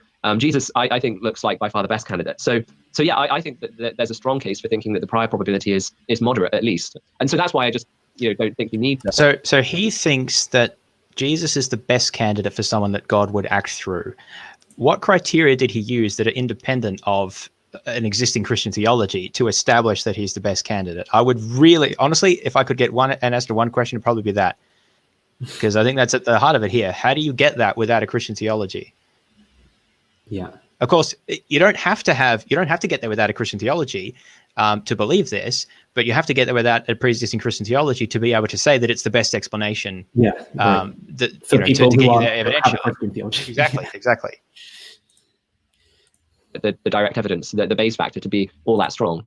And okay, so Callum, just to lay it all out again, Callum thinks the base factor is a lot larger, and so even with a prior probability that's like infinitesimally small, could still, the evidence is so strong that it could still overcome that. And that's basically the way that we end up with a posterior probability after we look at all the evidence, that it's more likely than not, and depending on what you set these numbers at, that's how we're getting a posterior probability that Jesus rose from the dead. So do you guys have anything else to add there before I go on to different questions? Yeah, I guess I would just clarify. I don't think if the prior probability was infinitesimally small, the evidence would be good enough. Just because the evidence has only a finite probabilistic strength. So like the evidence, it does have some limit. And I think it's probably even less than Tim and Lydia Magrew's estimate of 10 to the power of 44. So I don't know where I'd put it. And to be honest, I'd quite like to just do some calculations and see where I come up with, because we know that humans are prone to misestimating these sorts of base factors. Unless in the end, you might even be farther. It might, yeah. So humans are actually prone to underestimating base factors. So if I were to just, it might be less than 10 to the 44. What kind of skepticism? Maybe he's going to come up with like 10 to the power of 98, and that's going to he will become even more confident that Christianity is true. Just some of these comments by Karen is just, come on, why you should say that? Multiply 10 to the 44 isn't enough for you? Come on. Yeah. All the way up to 11. That's all I'm hearing. All the way up to 11. just give a guess, then it might be wrong. And so I think it's the sort of thing that probably just needs a bit more calculating and working through. But I would think I would end up at less than what Tim and Lydia suggest. So less than 10 to the power of 44. But that's still, immensely strong. Even if it's 10 to the power of 10 or 10 to the power of 15, that's still very strong. And as long as there you go. So this was even higher than I said before. I think at the start of the video I said 10 to the 6 or 10 to the 8. You're saying 10 to the 10 or 10 to the 15. This is what like more than 1 in a trillion, 1 in a quadrillion, something like that for the higher end. These are unbelievably high base factors. Like do we have that good evidence for anything in the ancient world? Yeah, exactly. It's so high. What would be his base factor for like the Battle of Thermopylae or something like that, or like something happening in the Second World War?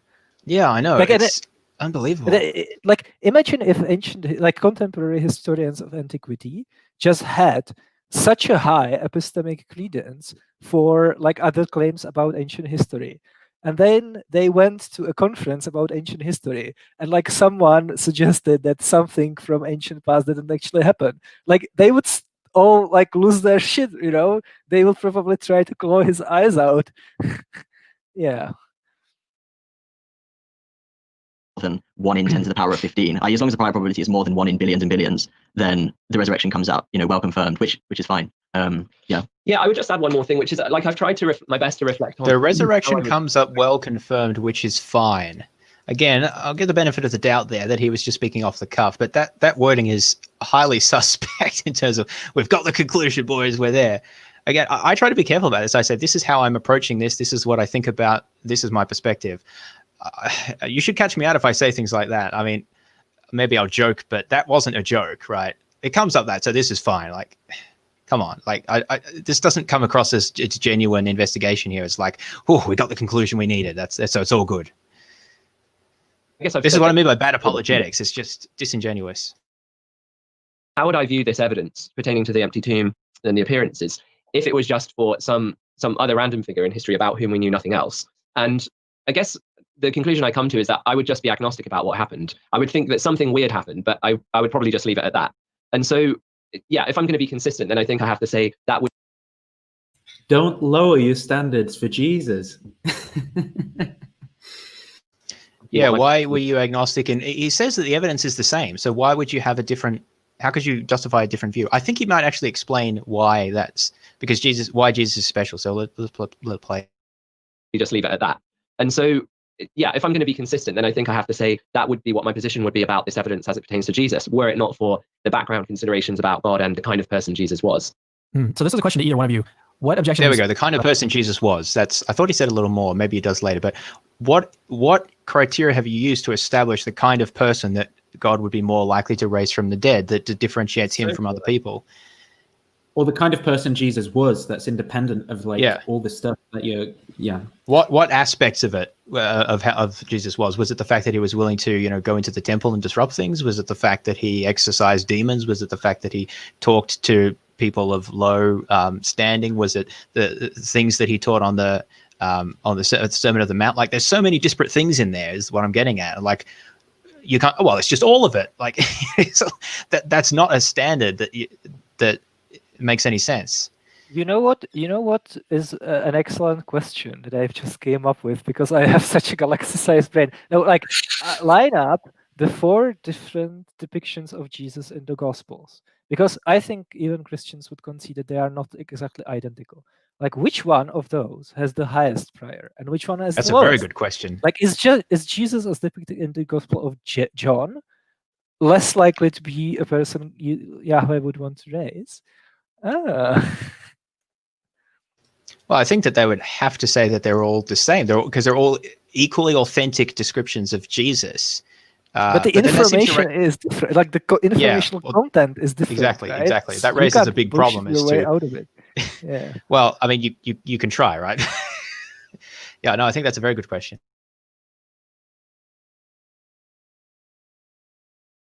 And this is, I'm looking for something that you see like on a regular basis. What is one of the worst objections that you've seen to the resurrection? Oh, yes, I'll say. I think it's probably the objection that Jesus, if he had really risen from the dead, he would have appeared to famous people like the Roman emperor or Pontius Pilate, and the fact that he didn't is supposed to be evidence against the resurrection. What about you, Callum? I actually haven't heard that one. So just sad face on that one, because I mentioned that before. I did know that he said this. A couple of points I want to make. Firstly, why at the end of this long video talking about the best evidence of the resurrection do you ask for the worst arguments against it? Shouldn't you ask for the best arguments against it? Wouldn't that be more sense? And I would like us to do that at the end of this. I think that's much more intellectually rigorous. So I just was bizarre, but I thought that question was bizarre. I thought when he said it, like, surely he misspoke. He means the best argument, right? Like, why would you ask for the worst? It's just like, anyway. But this point about appearing to the Roman emperor, why is that a bad argument? Like, what sort of, again, it comes down to what's the purpose of him appearing to anyone? It's supposed to be, as I've understood, a vindication, like evidence of his that Jesus has been vindicated by God, that he's overcome death. And so, okay, so maybe he appears to his disciples, but I mean, wouldn't an even further vindication be that he appears to other famous people as well, and that that is something that can be recognized? It wouldn't necessarily mean that anyone would convert. We've seen that, as we've discussed before, that people can see all sorts of things and not be convinced. But and if God wanted us to have sufficient evidence so that we could know that we could be confident in the future that these things happened, then multiple sources from around the world all describing the same thing at the same time when they couldn't have colluded would be very good evidence. So I think it's a good question to ask, is why didn't that happen? Not saying that they can't come up with theological justifications, but it does seem to be a reasonable question to me. It's a shame that he doesn't explain why it's such a bad objection. And the one interesting note, so Tertullian in the 2nd century claims that Pilate actually reported the resurrection to Caesar Tiberius, who became convinced that Jesus was actually raised from the dead. And he wanted to put a vote to the Senate, making Jesus a part of the Roman pantheon, but the Senate turned it down. So either Tertullian is misinformed or he's lying, or this isn't completely like out of the realm of plausibility, you know? No, I never heard that before. That's interesting. Yeah. Actually came to mind is probably a bit pejorative because it's actually a very common and prestigious one, but Hume's argument I just think is so palpably miserable. I just can't believe anyone of any like intellectual powers. I mean, Hume was intelligent. Hume was a very good philosopher and a very intelligent person. But I, Callum Miller, am more intelligent, you know? Well, look, you can say a lot of things and I'll cop a lot of stuff, but when you criticize Hume, that's when you've gone too far. Again, he doesn't really explain what's so bad about it, which I think is unfortunate. I haven't read Hume, but isn't what Hume's saying essentially like a primitive formulation of the Bayes theorem? Hume on miracles is interpreted in so many different ways. Okay. So this is why I don't like to say that this is what Hume said, because there are so many different readings of it. My preferred reading of it is basically what you said. Yeah, you know, he's basically saying that you need to one of the things that he says is that you reject the greater miracle. So is it that this apparent supernatural event happened, or that people were lying or mistaken, and so forth, and you should reject the greater miracle, which I interpret to be essentially a Bayesian claim. Again, there are other arguments he gives as well, like that miracles are in principle impossible because we always have better evidence for the regularity of nature than a singular event. And some people have, thought that that's circular. So I don't want to necessarily make a definitive comment about what Hume said about miracles, but like the basic idea of the argument, if you sort of steel man it, I think is basically just saying that, and Hume does talk about this in terms of different people and primitive cultures and so on being gullible. Like we have lots of these cases, the evidence is not very good, versus the fact that resurrections don't happen, or if they do, they're extremely rare. So we should go with the one that's more, or reject the greater miracle, as he says it. So I think fundamentally that's a good argument. Maybe that's not what he thinks Hume was saying, and so I if you interpret it differently, that's fair enough. But again, I think that it's a bit flippant to just reject Hume like that. I'm a bit of a Hume fan, as you might have guessed. He specifically says something like that the falsity of the evidence should be more miraculous than the claim. Yeah, that's right. That's right. Those lines. Yeah. Yeah, that's just the Bayesian factor, right? Like, all he's saying is that, like, the evidence should match the intrinsic probability of the claim, right? Extraordinary. Yeah, well, that's like. I don't understand apologists pushing against the extraordinary claim require extraordinary evidence. Yeah, that's just an articulation of the Bayes theorem. That's like what all the hip, cool apologists on the block are using to prove that Jesus was raised. He's kind of like a scapegoat or something. It's like yeah, exactly. Or something. Like you can just pollute the well by like saying, "Oh, Hume's argument against miracles," and then you don't have, "Oh, Jesus mythicism," and then you don't have to like deal with anything Richard Carrier says anymore because you've like poisoned. Exactly. Yeah, that's my impression as well. Yeah, because Hume said a lot of things about miracles, and it's not like he just made one argument. So even if one of his arguments is bunk, like you can still look at the others. I honestly can't see how he ever found that remotely convincing. Just remind us what that is real quick, Hume's objection. So it's essentially the idea that because the idea of miracles and resurrections are basically unprecedented in human history, therefore all the evidence of scientific laws of the past goes against a miracle occurring, and therefore even if there was really, really good evidence for a miracle, it would at best only match the universal evidence of human experience beforehand. And so they would cancel out. And so you still, at best, you could just be agnostic about a miracle. But that's the best case scenario. And then he argues further that you don't have the best case scenario because he says things like miracles are usually held to have happened by barbarians in barbarous nations and gullible people, and that people are prone to lying and things like that. Obviously, there are going to be some other very outlandish arguments that are probably just as bad or worse. Things like people who claim that Jesus never existed, or people who think that resurrections happened in other kind of cultures in the Mediterranean at that time, and who think that this has precedent in earlier mythical stories and things like that. Those are the kinds of things I don't think any serious historian would accept. But to some extent, they're so outlandish that they're not worth mentioning. And the serious historians do accept that people rise from the dead because yeah. Yeah, I also just want to object to David Hume's argument against miracles being put in the same basket as, Jesus mythicism. David Hume's argument against miracles has been very widely discussed, and the thing is, it's not one argument. Even just in that little sketch there, he mentioned actually two very different things. There's kind of the in principle, all of our experience weighs against it, and then the in practice. But the evidence in practice doesn't actually work out very well. So Hume said a lot of different things, and I guess you can't go too far with this because apologists say a lot of stuff as well. But then again, we're doing a nearly 6-hour talk addressing some of these points, and I feel a bit slighted when Hume is dismissed so flippantly. So I guess that's my complaint there. Mentioning, but yeah, I think all of those are pretty miserable. Okay, so we're wrapping up our discussion. Max, did you want to say something? No, I was just laughing about how I'm using the word miserable. So we're wrapping up our discussion. If either one of you can just give a brief summary of pretty much, I'm asking a big thing here. If you can just give a summary of kind of what we've talked about, not only in this part, but in both parts, and maybe you can go back and forth. And is there anything else worth talking about? I think so, yes, because they summarize the case, which I think is worth listening to. And I'd also like to summarize. Okay. Sorry? And Callum, you can wrap it up and explain why you think that the resurrection, wins ultimately in the end. And then after that, I want to talk about your new book for about 10 minutes or so, your new book that you guys co-wrote and just... we can definitely skip that bit, right? Yeah, I've got that time stamped. In here, so I want to dedicate some time to that book because this podcast series is actually being released somewhat in conjunction with that book. So it's really exciting stuff. Yeah, okay, so I'll just kind of summarize what we discussed in terms of the evidence. So, yeah, we started sort of talking about non-Christian sources like Josephus, Tacitus, Pliny the Younger, Suetonius, Marabas, Serapion, late 1st century or early 2nd century sources, which all essentially kind of attest the core backbone, if you like, of the events of Jesus' ministry and also his crucifixion. And then at least they give us a very kind of zoomed out picture of this movement that had followed Jesus sort of stopped for a bit after he died, but then it kind of came back with a vengeance, if you like, and that is intriguing to say the least. And then we sort of went on to talk about how then we can start to bring in various Christian sources, which we're treating here just as ordinary historical sources, not presupposing that they're divinely inspired or anything, just to be evaluated with the normal tools of historical research. And yeah, so we especially important is this early creed in 1 Corinthians 15, which virtually all historians think Paul received very early on, within maybe 5 years of the events of Jesus' crucifixion and so on. And Paul received this from the eyewitnesses themselves. Yeah, so from there we went on to talk about so the crucifixion is very well established, and you even have ancient historians saying it's sort of about as well established as anything in ancient history is. The burial, Callum talked a lot about the Jewish background, the importance of burying the dead.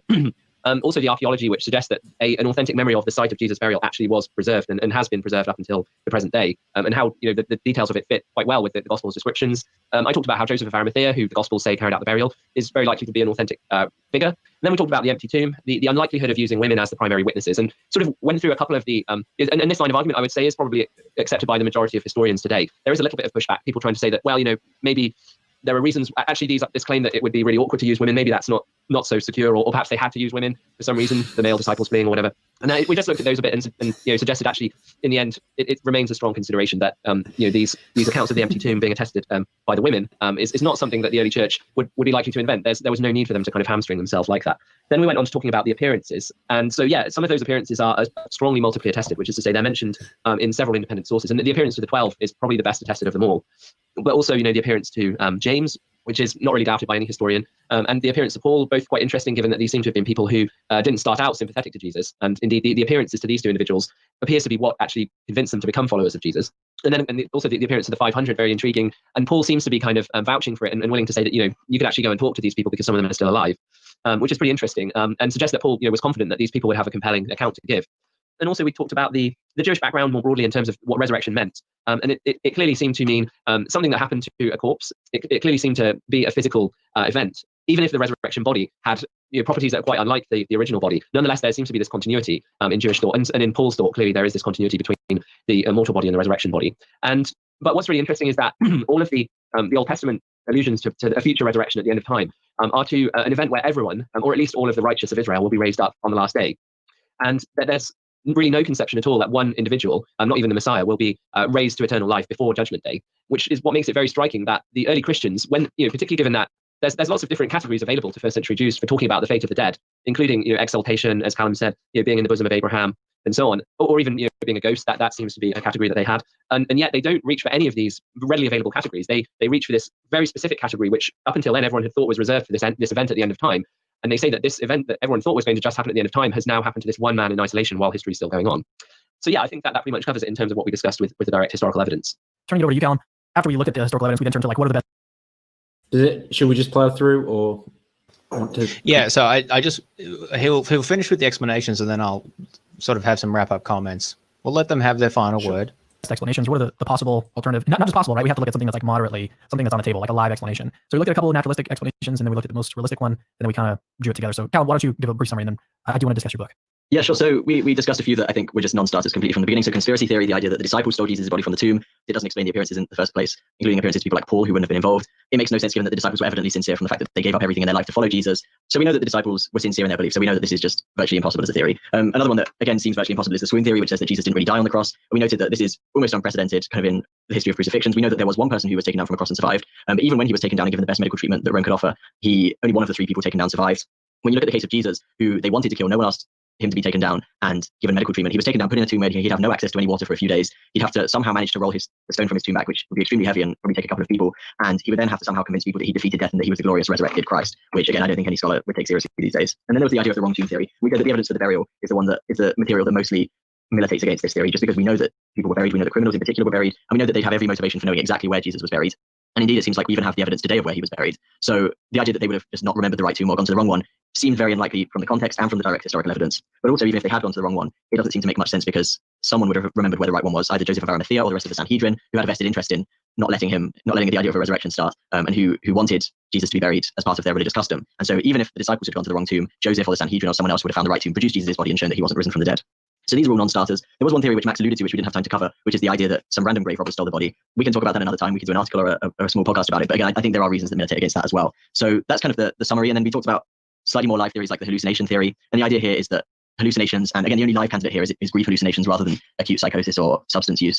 And we saw that for a number of reasons, even for this just to occur in one person, the kind of grief hallucination that you would need to cause disbelief and that gives rise to these sorts of recorded narratives would have to be an extremely unusual kind of grief hallucination, even just to happen to one person. And for that to happen to multiple people multiplies that improbability exponentially, I think. You can have some kind of hybrid theory where maybe one person has a grief hallucination and then somehow this belief spreads to the other people through the implantation of false memories or suggestions. But I think the idea that you would get enough people on board with that and enough people so convinced of Jesus' resurrection that they would go to their deaths and go through such heavy persecution, I think you would have to end up in what would be a very, very improbable theory. But there is some room for disagreement, as you will have noticed between me and Max on that. But I think it is a theory that is extremely improbable. And if you have a good alternative explanation, one that makes sense, one that's a simple theory which predicts the evidence, which makes sense of Jesus' ministry and which makes sense of natural theology and the idea that God would want to reveal himself to the world, I think we have that theory in the resurrection. When you place those two theories side by side, whether you think the hallucination theory or the hybrid theory is almost infinitesimally improbable or just considerably improbable, when you compare that to a theory that actually predicts the evidence perfectly well, is a simple theory that doesn't have to postulate anything ad hoc, that just says God exists, God wanted to reveal himself to humans, and God happened to pick the person who is probably the most famous, widely revered moral teacher in human history, where almost every religion in the world wants to claim him as their own prophet. It doesn't seem crazy to me that God would pick that person to reveal himself through. And given that Jesus seemed to make those claims about himself, that seems by far the best theory to me. So that would be the summary of the possible explanations. Awesome. So let's take about 5 minutes. Right. So that's why I wanted to listen to this last part, because he packs so much in that last little bit there that we need to discuss here. What were you going to say, Nathan? And just how do I give my life to Jesus now? So let me discuss a lot of that was summary, but there was a few new claims that were just thrown in there right at the end, almost as an afterthought. So one of them is that Jesus made claims about himself. Now, he didn't say the nature of these claims, but I'm not sure if this was that he claimed to be the Messiah or perhaps that he claimed to be the Son of God or actually God. Those are interesting in themselves to address because they haven't been discussed so far. I think that it's plausible that Jesus claimed to be the Messiah. I certainly think it's not plausible that he claimed to be God or the Son of God. He would have been stoned to death on the spot, I think, if he'd done that. But of course, other people have claimed throughout history to be God or the Son of God or the Messiah or other special emissaries from God. So even if we're taking from a pool of those, we have to ask, well, how are we going to adjudicate which of those God would be most likely to raise from the dead or vindicate in some other way? He doesn't really give any explanation to how he's cited Jesus there. He does, except for saying that he's something like the most successful or the most revered prophet in human history, which is an interesting argument that seems to be based on the success of Christianity. So again, that is an interesting argument that one could make. The fact that it's the largest religion in the world is evidence for its truth. I don't actually think that's a very good argument. It's certainly an argument that wouldn't have made any sense for most of human history when it wasn't. So, I mean, again, we could go into that, but that's not an argument that's been made throughout the video. So I'm wondering why it was sort of thrown in at the end there. But apart from that, we haven't heard any argument as to why it would be particularly likely that God would pick Jesus out of all of the other potential people who have claimed to have a special connection to him. And the claim was that it's given his, we heard claims about given his ministry and the claims that he made about himself, that it's fairly likely that God would want to resurrect Jesus, or at least not especially unlikely. But I mean, only a few minutes before that, we heard about how, and we've discussed this before, but how the concept of the resurrection was not something that would happen in the middle of history, but it would happen in the end, that it had nothing to do with the Messiah, and that would be a resurrection of all of the, the faithful, and not just one person.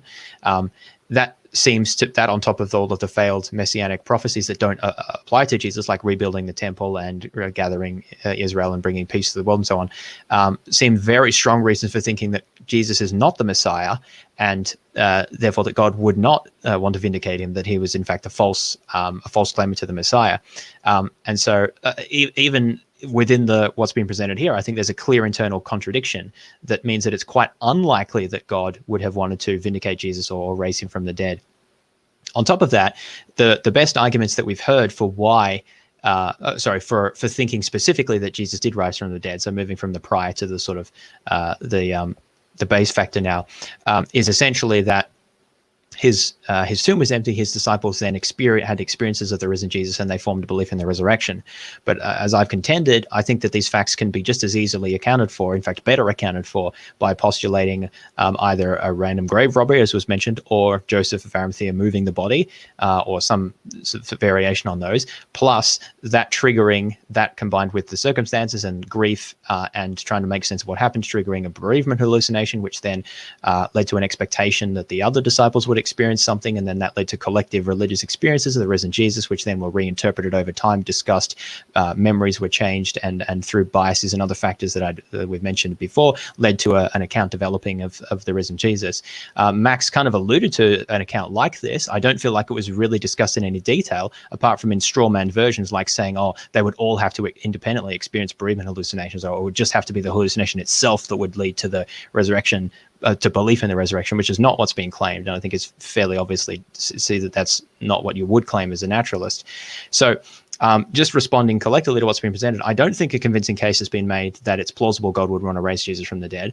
And I don't think a convincing case has been made that that there is any facts or that historical facts have been established that cannot be accounted for by processes that psychological and sociological and other processes that we already have documentation occur, and also appear to be the best explanation for other miracle claims and other sorts of experiences that people had as well. So on the basis of these sorts of considerations, I'm not really moved by the arguments that are made in a video like this. And that's why even after all this 6 hours we've been looking at this, I still really don't feel like that this allegedly very persuasive evidence is actually persuasive at all. So that's my summary. That's mic drop. I just love how he said that the resurrection hypothesis is very simple and it doesn't have to postulate anything ad hoc. If you only accept that there is a God, blah blah blah, and then he lists like 5 different things, which in totality basically give you the whole like New Testament theology. So no wonder Jesus is the best match with Jesus, right? I just want to conclude by saying like maybe 2 things. First is, there are many Christians who like think that Jesus is divine, but at the same time don't think that if you use the historical method, the most probable explanation is the resurrection. Like we all know and love Laura Robinson.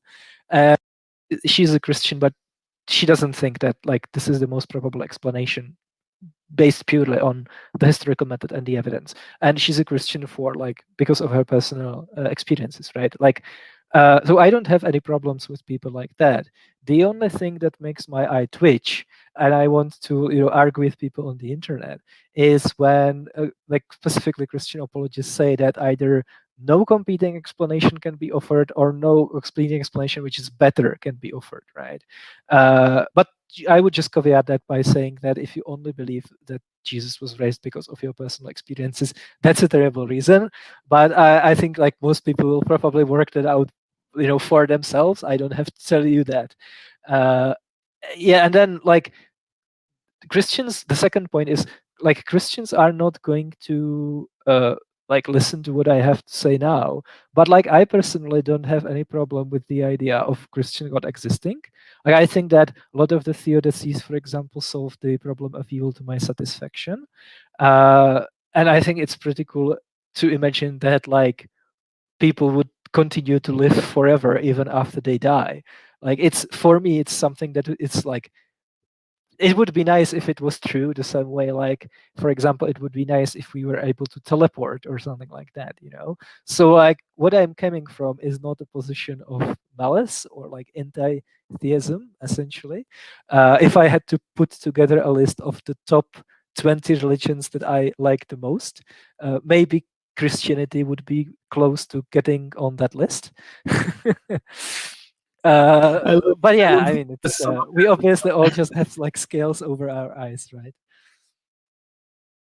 What just before we kind of wrap the whole thing up, then what would you guys want to give as the strongest objection to your positions that you've kind of argued for throughout? I'll go first.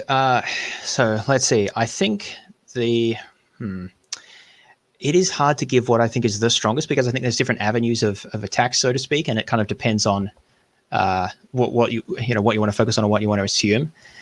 I think the best objection would be to question how we can be confident that the sort of process, psychological and sociological processes that I document, actually occurred and are applicable to the specific situation. There's always some element of extrapolation that's necessary in doing this, and one should be quite cautious about doing it to historical events. My argument is that these things should be part of our should be part of our background evidence that we apply when appeal to when trying to evaluate these sorts of things. But there should be a caution about applying these sorts of theories, to a time and a place that's in the past, and that we don't have don't have all the knowledge about the details of what happened. So I think that questioning how applicable they all are and would be the best counter, as well as looking at comparative cases and trying to establish trying to establish a list of objective criteria to establish how unlikely they are, or how likely a supernatural explanation is, and comparing them between cases. Because I think that the resurrection appearances do rank fairly highly. I don't think they're necessarily the best, but the fact that there appear to be quite a lot of witnesses, for example, the fact that is a strong case. The fact that they were written down later is a negative. But if you accept that some sort of experience occurred, then that in itself is not definitive. So I think that would be if I was to criticize it, it would be, how do we know that these mechanisms were applicable there, and the extrapolations you're making, as well as looking at competing miracle and other claims, and trying to construct an objective standard that nevertheless may still find that the resurrection appearances at least rank moderately highly. The other thing that I would need to do is address the prior plausibility issues, and I don't necessarily have. I don't feel qualified to do that, because I feel like this is essentially a question in Jewish theology, which I don't know very much about. But so I think that question needs to be taken seriously, but there's probably avenues to be taken that at least mitigate that to some extent. So if I was to launch an attack on my argument, it would be look at the avenue, look at what resources are possible in terms of maybe there's properties of God from natural theology that we think mitigate in favor of a particular intervention. I don't really know what those would be, but perhaps there's something that could be said there. And then, question about the applicability of the mechanisms I talked about, and then look at the comparative miracle claims, and then maybe those turn out that Jesus is actually, or the claims for Jesus are actually hold up fairly well. So I hope that answers the question as to some of the sort of the strongest approach against what I've said. Yeah, I think my explanation is actually terrible, and it's terrible, and nobody should believe it. Is this right? the cloud one, or? What I outlined initially, and what I was using, what did the explanatory work when we were talking? No, I mean, I don't think what I'm saying is more probable than not, and I'm not instructing anyone to believe that this is what actually happened. That's not the point, right? I think that honestly, it's what actually happened is lost to history. It's very sad. I would love to like have a time machine and go back and actually investigate it. But the point is, like at best, my explanation is more probable, and at worst, the probabilities are so low that we just can't entertain that, right? Because like we have limited access to information, and like our capabilities to estimate those numbers are not very good. But then again, that's just like the same flaws are the case with the resurrection hypothesis, and then some. So like at worst, we should probably be agnostic about it, or at least like our confidence should not be in orders of magnitude. Yeah, 10 to the 40. yeah, exactly. Yeah, so I want to add there that. Oh, sorry. No, he doesn't actually never say what the posterior is for him. So it could be the case that he's like only 70% certain. You know. Yeah, so I just wanted to also reiterate, which I think I've said before, that I don't actually advocate that my RHBS model is sort of is what happened. I agree with Camille that is lost to history. What I advocate is there's a better explanation for the facts than the resurrection hypothesis, unless you start with a whole set of Christian, or at least very close to Christian, theological beliefs. And so I don't actually make a comment. I'm not making a claim here about what it's rational to believe. If you do begin with those sort of set of theological beliefs, I think that it may well be that the resurrection becomes the best explanation. But I think that if that is the case, then the argument doesn't work as the apologists generally intend it to. It seems to be that it's supposed to be an argument that is supposed to convince people who don't have those pre-existing beliefs. And therefore, I think the argument is not a good argument. It does not work. But I have no point claimed that people should not believe that Jesus was risen from the dead. The only thing I would say is if the only or predominant reason you believe in it is because of these arguments, then I don't think that you should believe it. But I don't actually think that applies to many, if any, Christians. So I don't think I'm in the position of telling people that they should stop believing in what they believe religiously wise because of that. It's that my target here is bad thinking, bad arguments, bad logic, which I really object to, because I think that has a whole, if people are accustomed to this and they get this is modeled as being good, then I think that is really destructive for all across society. I think that there are negative consequences of people not thinking critically and carefully. So that's one of my key motivations for engaging this. Do we have any questions from the chat?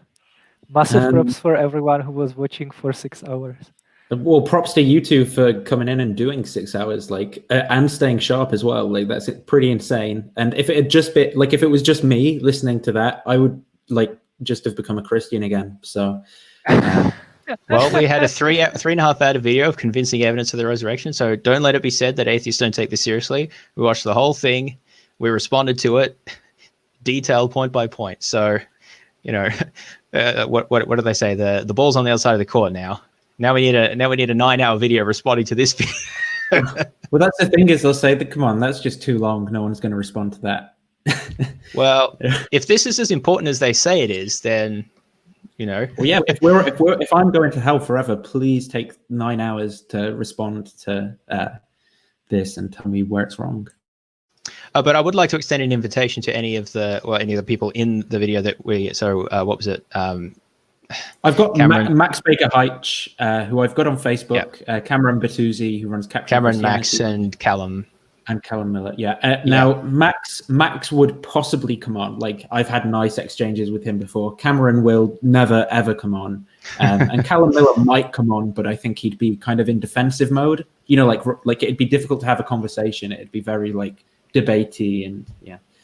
Yeah, that's fair. Regardless of whether it happens or not, I think it's important to extend the invitation to continue this dialogue and dig into the details. And I'm very open to doing that, because I do think that these issues are important and that people should be exposed to the best case from both sides that can be presented. Yeah, 100%. Can we start shilling now? Yeah, go on. Can you just maybe, I don't know, paste the link to our to Cam and Cam channel to? Yeah. I will. I will send you the link in the private chat. So go subscribe to it. I will probably start uploading some original videos at some point. Yeah. I'll put it in the description as well. Nice.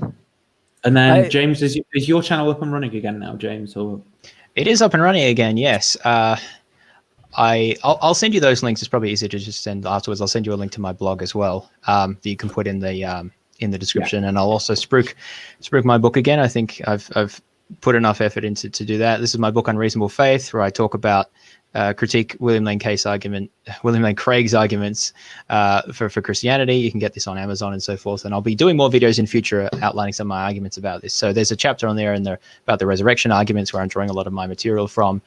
And yeah, I hope that it is. The idea is that it's a reference source that people can use to sort of respond to these sorts of arguments. So check it out if you're interested in more of this stuff. Cool. Did I interrupt you, Camille, when you were saying something? No, I just realized I should have ordered the book on Amazon when I found out I will be doing this, because there's a chance it would probably arrive by then, and it would be super cool for me to have it as well. But I will actually do that now. Yeah, well, there's hopefully we'll get to talk about some of the stuff in the other chapters, like the Kalam cosmological argument and the moral argument and so forth. So there's. Well, so if we're doing one of these there. approximately every 2 weeks, right? So for you guys who are here now, it should be relatively consistent. And what have you had any thoughts on what episode number 3 should be?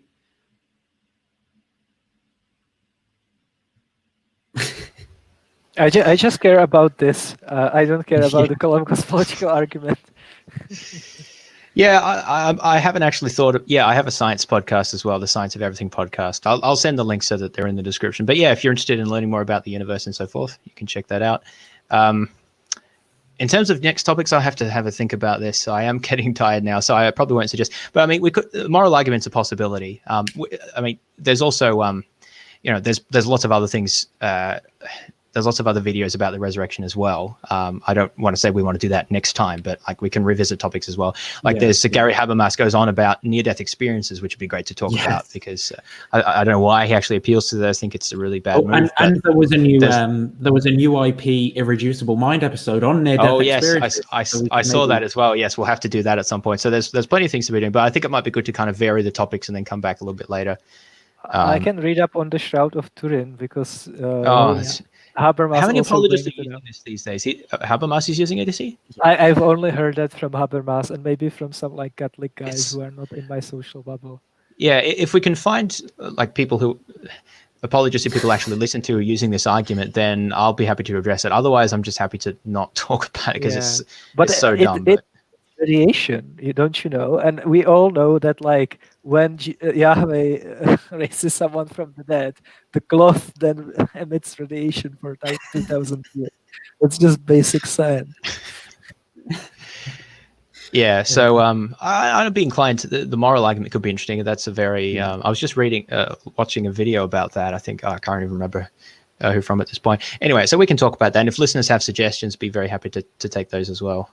Okay, well, let's tentatively put the moral argument in for the next one, and then if people have stuff they want to see as well, definitely put it in the comments. So we've got like a catalog, and we'll work on it and get around to it. So thank you for watching, everyone. If you're new here, be sure to subscribe for more, and see you all around.